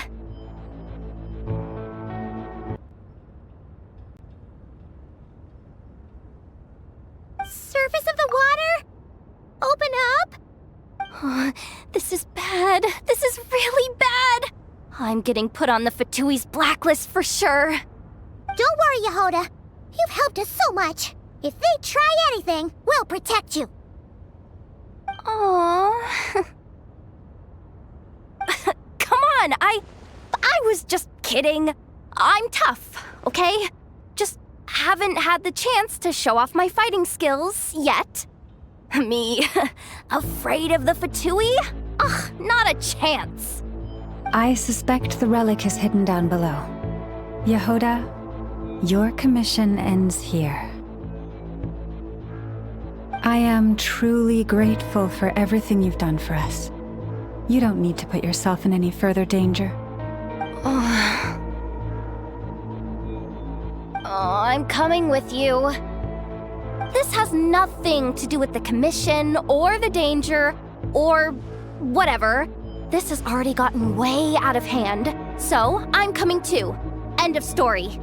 Ah, she's blushing. Hey, zip it. Why'd you keep staring? You looking for a knuckle sandwich or what? Come on, move it already.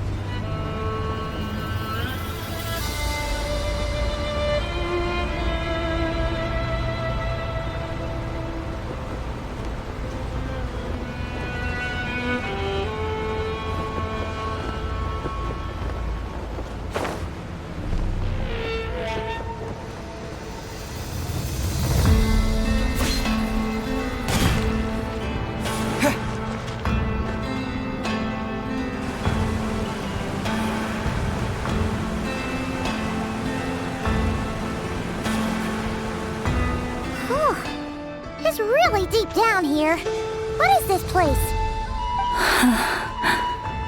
We're standing on another fragment of the ancient moon's remnants.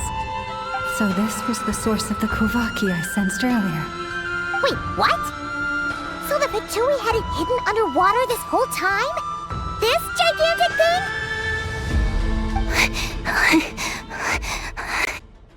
Yehoda, you've been kind of quiet since we got down here.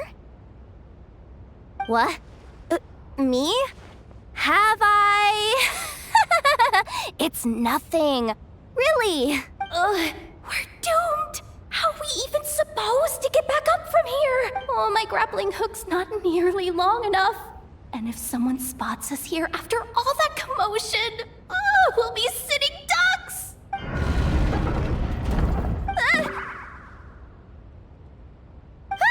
Oh no! That door's opening! Please don't say it's the Fatui! No, please, no! We finally made it here, and we're so close to getting the job done! I didn't risk my neck just to die before I've even had a chance to spend my reward!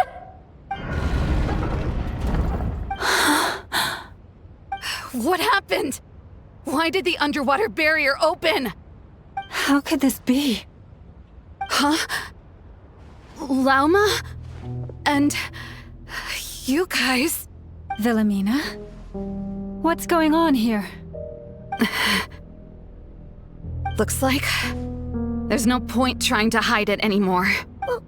What are you talking about? I thought you might come, but I didn't expect to see you here so soon. Forget it. The Moon Marrow isn't here. You... joined the Fatui? Yes. When? The day I could no longer bear to live a lie. At first, the Fatui wouldn't accept me.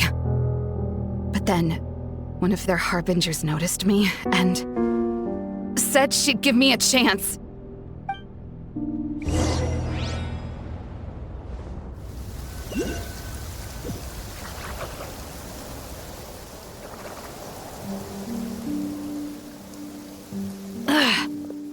Lost them again. That harbinger told me to follow the blonde traveler who might visit the Frostmoon Scions. Easier said than done, though. The animals are on alert at night. If they see me, Lauma will catch wind of what I'm doing sooner or later. Am I really doing the right thing? No. It's too late to turn back now. The empty prayers, the stubborn displays of faith like Cappy's today. This isn't the life I want. Huh? Is that... the Traveler's back. I won't let him slip away this time. Wait, who's that with him? They look so alike. They seem to be heading towards the statue of Kutar.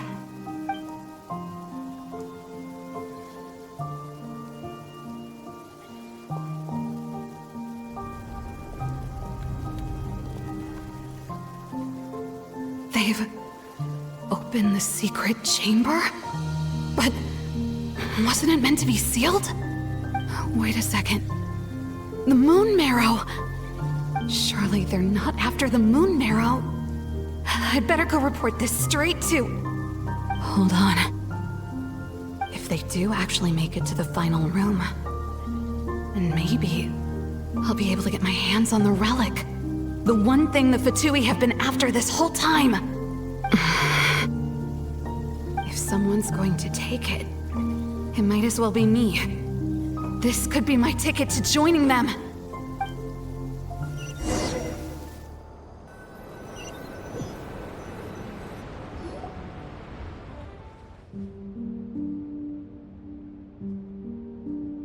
Yes.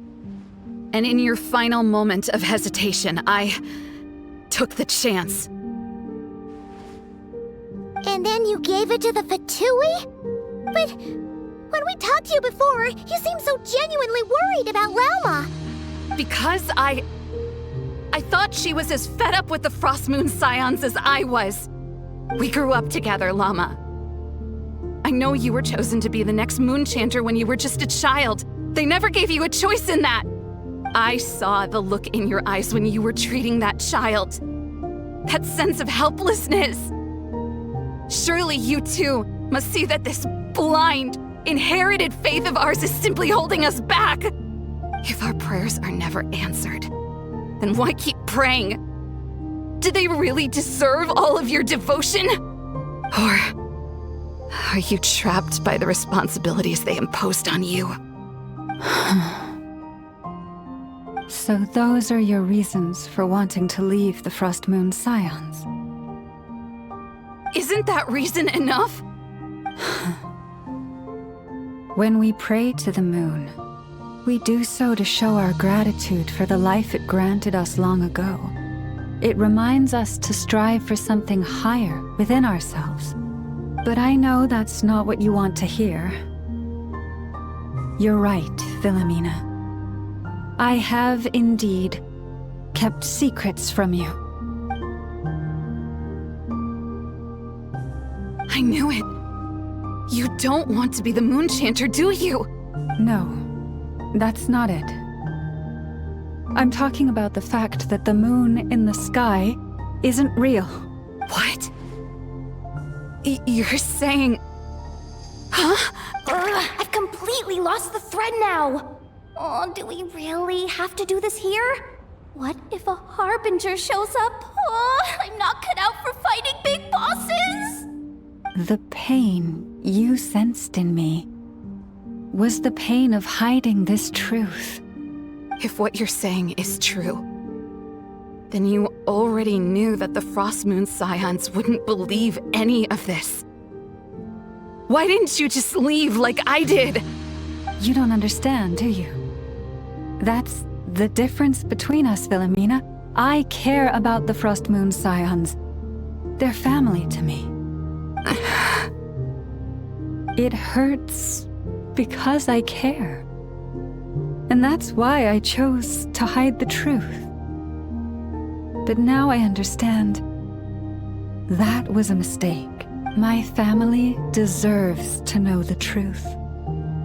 I shouldn't have tried to hold it all together with empty prayers. Are you trying to say that I only ever cared about myself?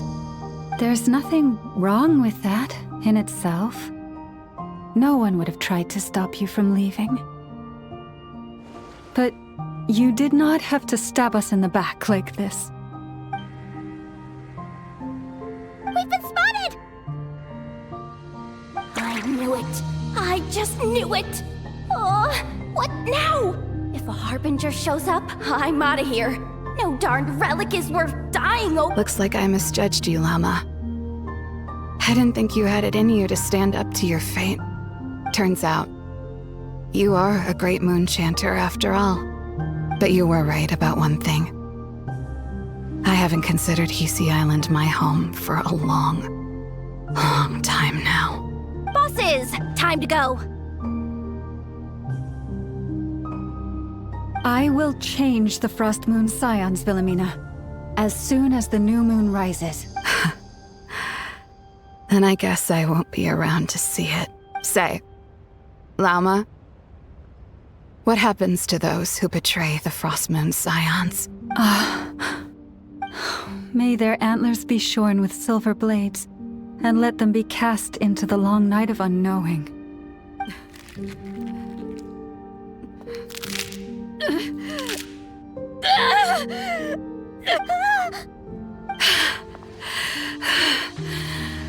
I have honored the ways of the Frostmoon Scions one last time. Think of it as a gesture of respect, Llama. There they are! Llama?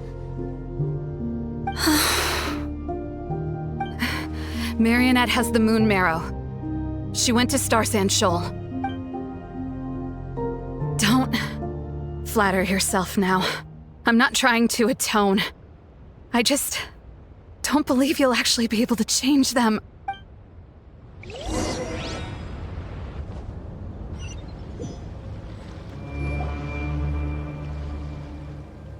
An alarm coming from the Experimental Design Bureau.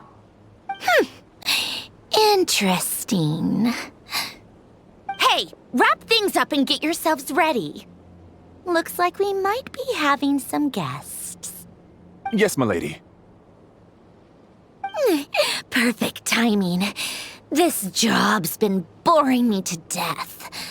Time to test some hypotheses.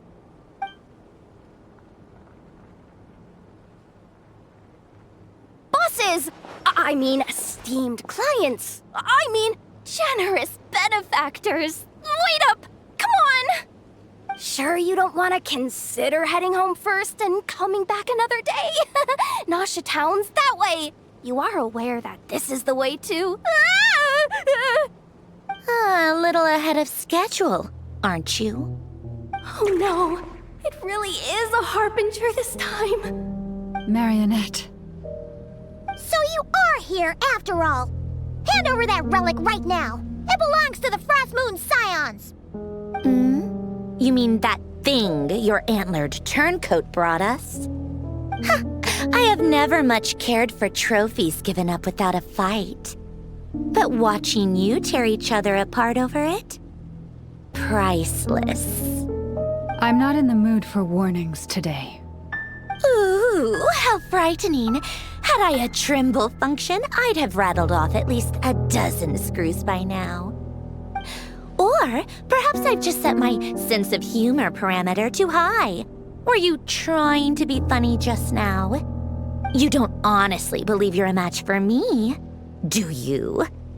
Go on then. Let's serve our guests a little appetizer.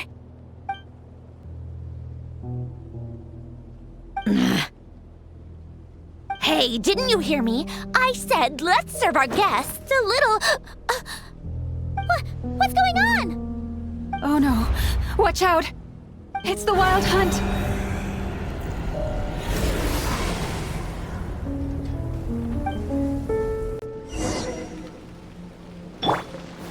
Stabilize! Neutralizing threats! Leave the wounded to me!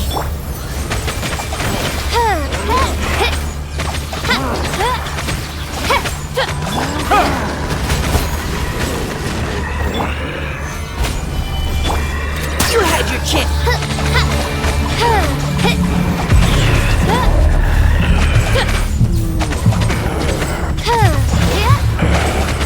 Wings of darkness! Come, sever night from day!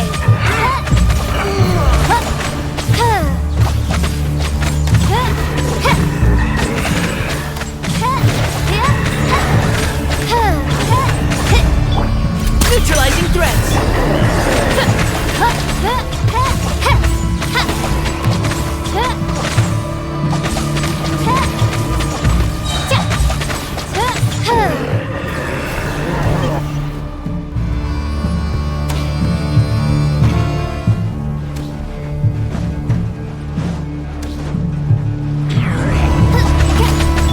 I will have order!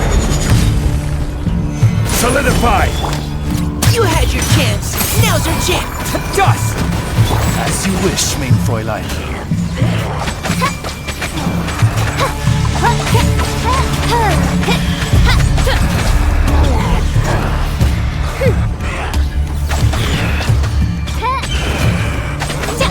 Dividing cover!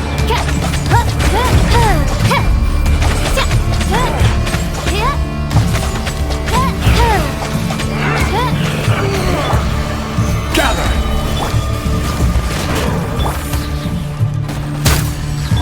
Oz, reveal thyself!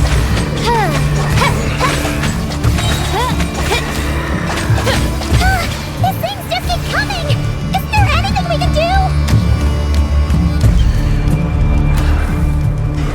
Quick! Order guide you! Neutralizing threats!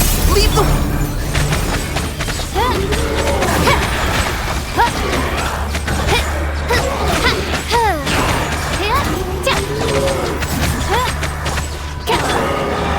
Stabilize!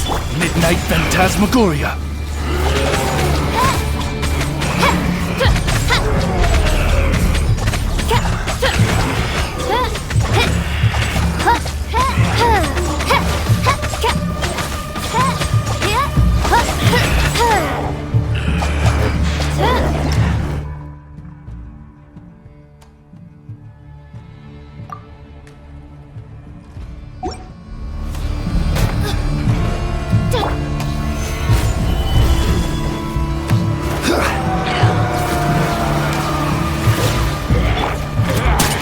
Now's your chance!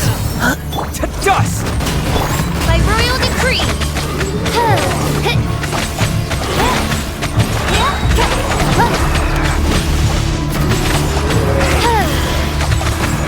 Wings of darkness! Come! I will have order! Solidify! You had it! No rest for the wicked.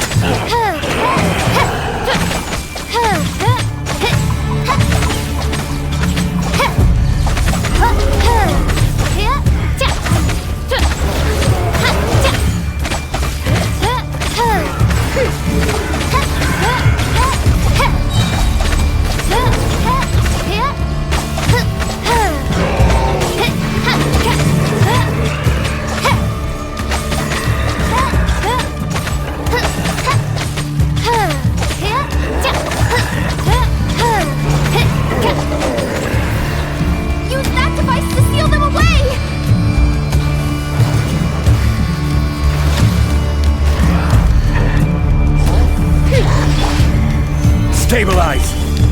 Quick! Precision strike! Let's keep going! Midnight Phantasmagoria!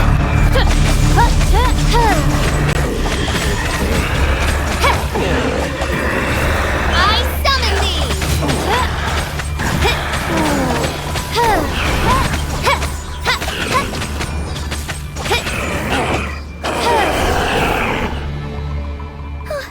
Is that it? Oh, at least that's what the Lightkeeper's handbook says. Careful! It's not over yet!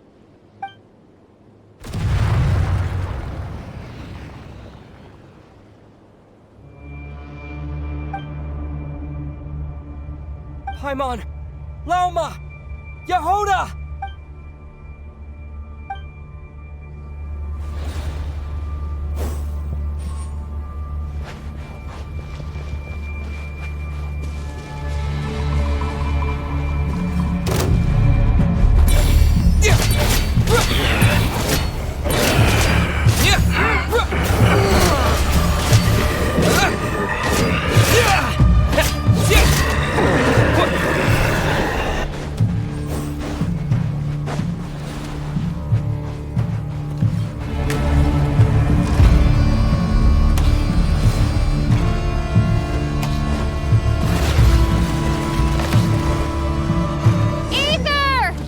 What was that?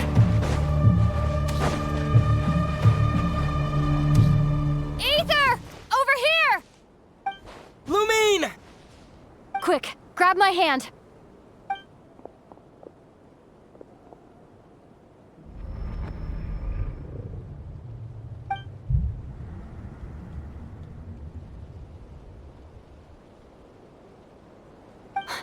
Aether? What's wrong? Why are you here at all, Lumine? What do you mean? If I may be so bold, what does family mean to you? Why were you after the moon marrow that night, Lumine? Among those who entered the final chamber, there was either someone with impure intent, or else an abyssal presence. We can talk about that later. Tell me why, Lumine. You know, this is only the second time we fought together since the day we both woke up in Teyvat. No. Aether? But when I found you, you were still in hibernation. Even the key to the chamber was still secure on your person. We didn't wake up together. What are you talking about? We don't have time for this, Aether. Look at me, Aether. Don't you want to explore this world with me?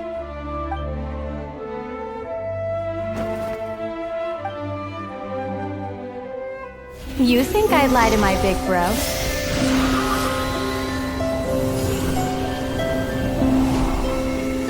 What a letdown.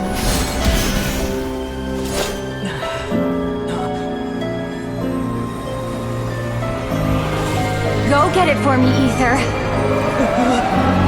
It belongs to me. I never believed it. I didn't want to believe it. That strange feeling that something was off. I wanted it to be real so badly, even if it only lasted a moment. But you're not my sister!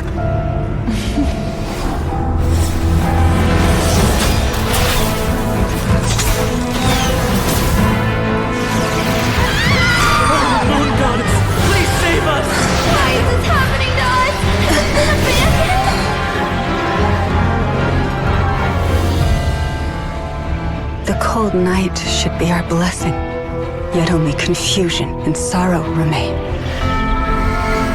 The truth may yet lie beyond the sky, but must we become lost because of it?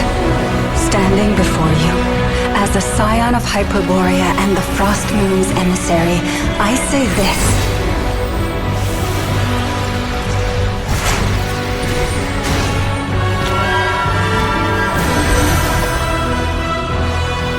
Should the false sky above dim the light of the moon, then from silver blood that flows as rivers, let us weave moonlight anew.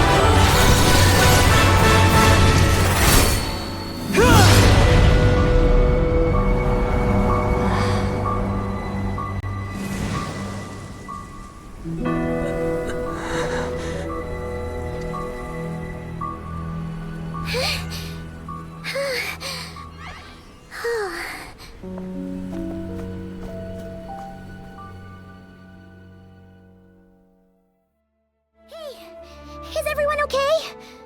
I think I saw my life flash before my eyes there. Oh, good thing Laumado was there to save the day. Are you all right, Traveler?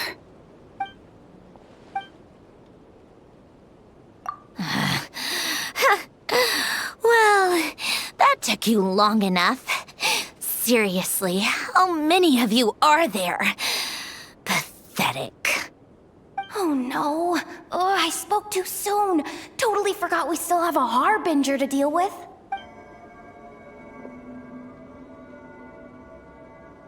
Hey, is that the moon marrow? It was hidden inside that big robot of hers all along! But that robot... That's Polonia to you, not just some robot. Take it and get lost. Huh? You're just giving it to us? Well, I wasn't the one who put out the order to find this thing in the first place. So if someone wants it, they can help themselves. Maybe even choke on it. See if I care.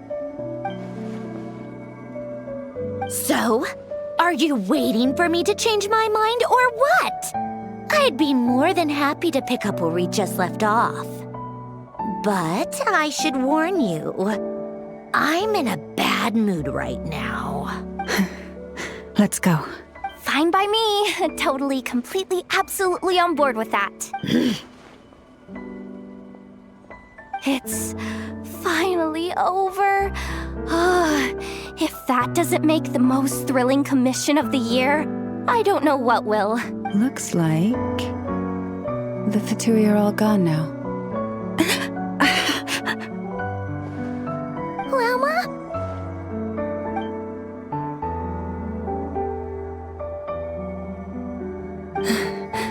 I'm all right. It's just been so long since I truly felt the power of the moon. I thought I sensed the wild hunt nearby. Don't tell me you've already taken care of it. Hey, it's Flint's! Hey, he's that Ratnik. Unless I am mistaken, you are the Moonchanter of the Frost Moon Scions, are you not? May I ask, what is that in your hand? Please, don't get me wrong. I've been tracking the wild hunt lately, and I've come to suspect that its actions aren't as aimless as they might seem.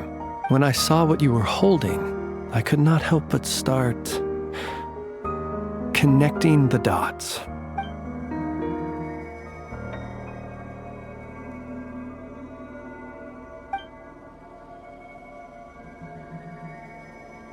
You better be extra careful, Flint. It seems like the Wild Hunt is capable of impersonating people now. Oh, is that so? Funny that. I just showed up completely out of the blue, yet you seem to have no problems trusting me. I apologize. I shouldn't be making jokes like that right now. Anyway, I understand. Thank you for the tip-off. It seems that the Wild Hunt has somehow changed in nature. I'll have to report this to HQ right away. For now, let us part ways here.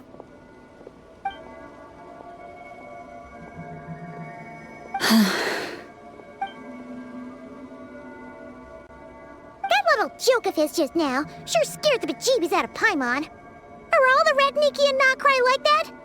they're usually stationed in remote areas and tend to keep to themselves. So, it's not surprising they end up a little eccentric? No, he's different. Really? How so? The animals. They've told me they're afraid to even go near him.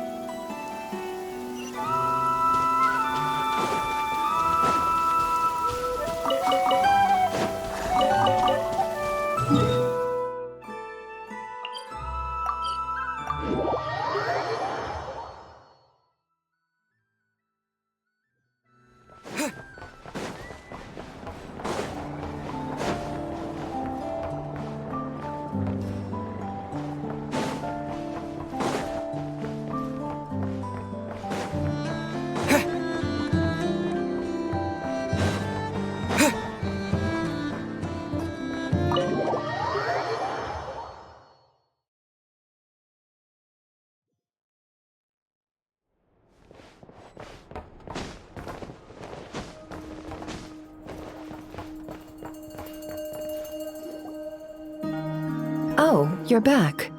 I just made you all a pot of tea. Better drink it while it's hot. Boss Neff, you wouldn't believe how scary our day has been! Seriously, I am never, ever taking random jobs like that ever again! You hear me? Oh, come on now. You even faced the wild hunt and lived to tell the tale. What's left to be afraid of? Wait a sec, how did you? Oh, right. Like you told us before, your business is dealing in information. Huh? Boss Neff, the teacups. Why is there one missing? Did you think I wasn't coming back? My. How could you think that of me? You know the rules. If a member of staff wants tea, they pour it themselves. Your cup's sitting safe and sound right there, in the cupboard. Member of staff? Does that mean you're accepting me back? Wasn't that the deal? Boss Neff! You're the best boss ever! You never change, do you? Everything turned out fine, no? You found exactly what you were looking for. Yet there you are, sulking away as usual. Nefer, that medicine we discussed before, the one for congenital Kuvaki sensitivity, I need you to get it for me. And how do you expect me to find something like that for you in the middle of the night? You'll have to wait till morning, at the very least. I need it right now. All right. I'll see what I can do. But you know urgent means extra charge, right? Thank you. You know what? You do seem a little different. In a good way? Or a bad way? Who can say? I'll take it either way, so long as you don't start making a habit of asking me for ridiculous favors.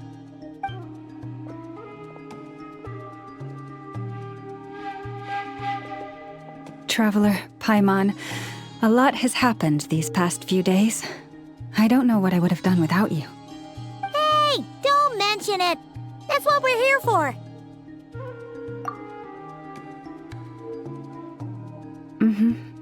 You're right. And tonight, I'm planning on telling them everything. Tonight? Isn't it a bit late already? The moon shines brightly this night. What better time for the Frost Moon Scions to usher in a new dawn for truth? Thank you for your kind words. But before I do, there's one more thing we need to deal with. Oh yeah! Now that we have the moon marrow... You'll have to forgive me. I used too much of my strength in the battle earlier. I fear I won't be able to help you uncover the truth of the past. Not right away, at least. That's fine. We're gonna be in Nod-Krai for a while anyway, so there's no rush, right? Thank you. But there's another problem. How to keep the moon marrow safe now? Huh? Can't we just return it to your secret chamber? The seal has been broken. Even if it were restored, now that the wild hunt has gotten in once, there's no guarantee that it won't happen again. Oh, right. Yeah, that makes sense. Back when the Frost Moon Scion's bloodline still ran strong, in special circumstances, a moon chanter could act as a vessel, safeguarding the relic within their own body. But it is a grueling trial of will and endurance. The moon chanter who did this only lasted 2 days. As for me, I might be able to last 5, at most. Hold on. You'd be using your body as a vessel? Yes. You can think of it like dropping a red-hot ball of iron into a bucket of water. How long the water lasts depends entirely on the bucket's size. Pardon? Hey, that's not a bad idea. You've always held up pretty well against the abyss. Surely the moon mirror can't be any more dangerous than that. It's not at all that I don't trust you, but it's too risky. But we're out of options, aren't we? Might as well give it a shot. All right. Well, I'll be right by your side. If anything feels off, please tell me immediately.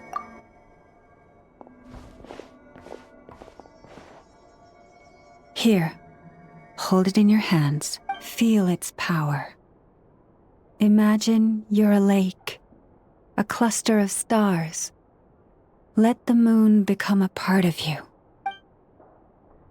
Whoa! It went into your body! How is that? Are you feeling any discomfort?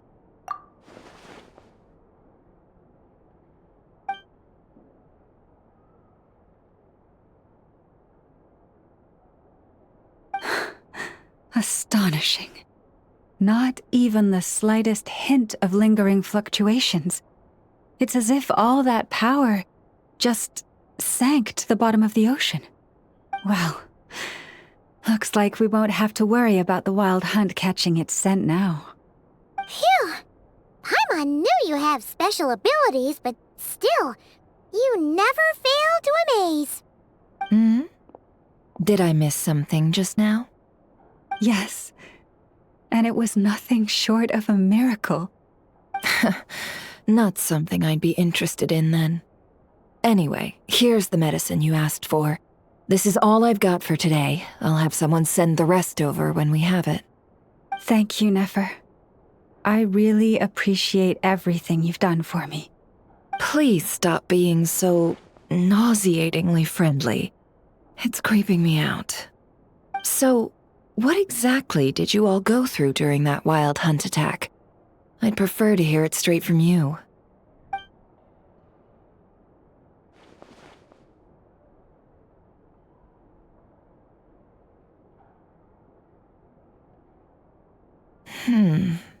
A phantom that can mimic the appearance of others. Quite different from what we've seen before. Yeah, and both times it appeared, its goal was pretty clear. It seems like it was after the moon marrow.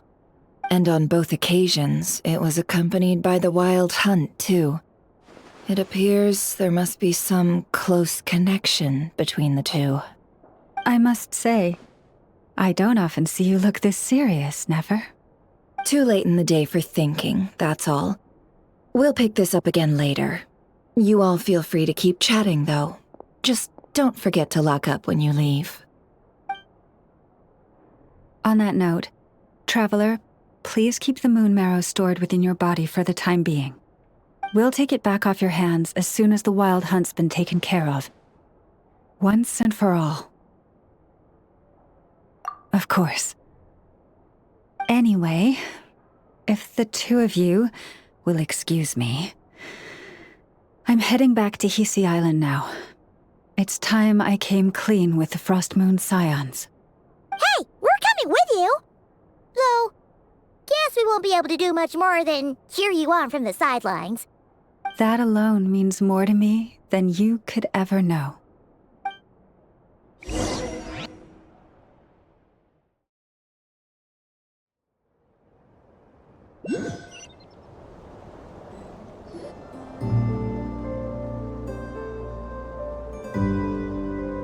What's going on?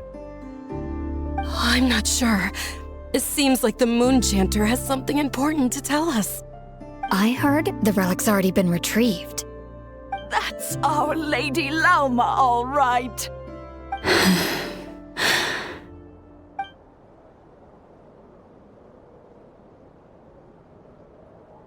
Noble scions of the Frost Moon, my kin beneath the moonlight, I hereby declare the truth to you.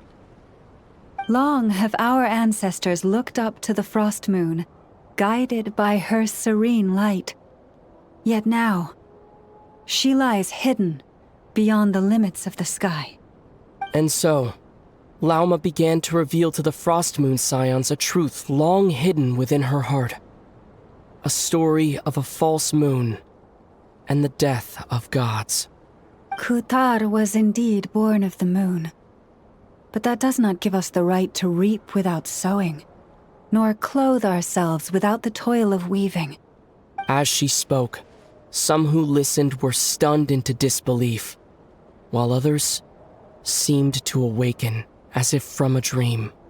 From this day forth, the road shall be paved with truth, and we shall pave it ourselves.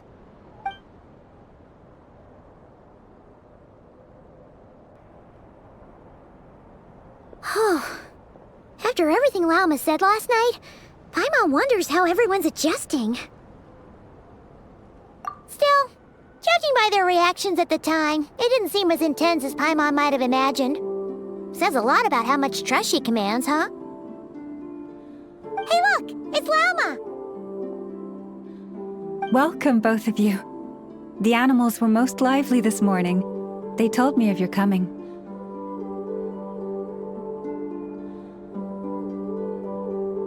Nothing too dramatic happened, did it?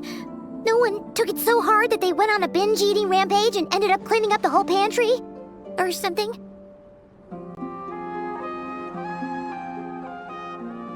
Hey! Paimon's just trying to lighten the mood. Thank you for your concern. Change doesn't happen overnight, and new ideas need time to take root. But nothing as extreme as that has happened, no. Although... Although what? Well, just as I thought might happen, some have chosen to leave the Frost Moon Scions for good. For them, losing their faith was like losing their home. Confusion, frustration, helplessness. I saw it all, reflected in their eyes. Oh. I respect their choice. May they carry the Frost Moon Scions' blessings far and wide, should they be willing to do so.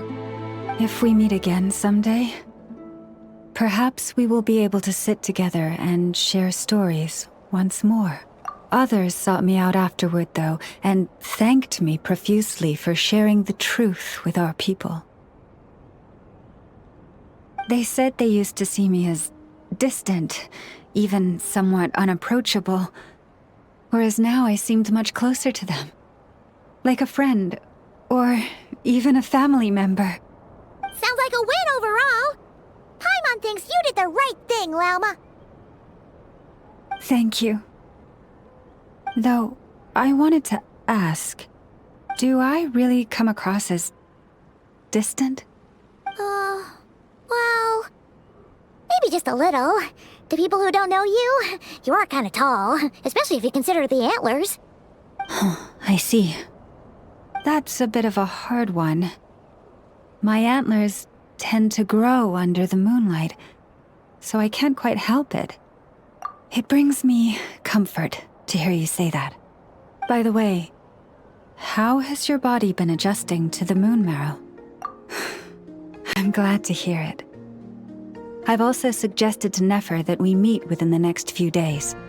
We need to figure out how to counter this new manifestation of the Wild Hunt. But for now, let's just relax. I want to enjoy this feeling a little longer of finally living on the bright side of the moon.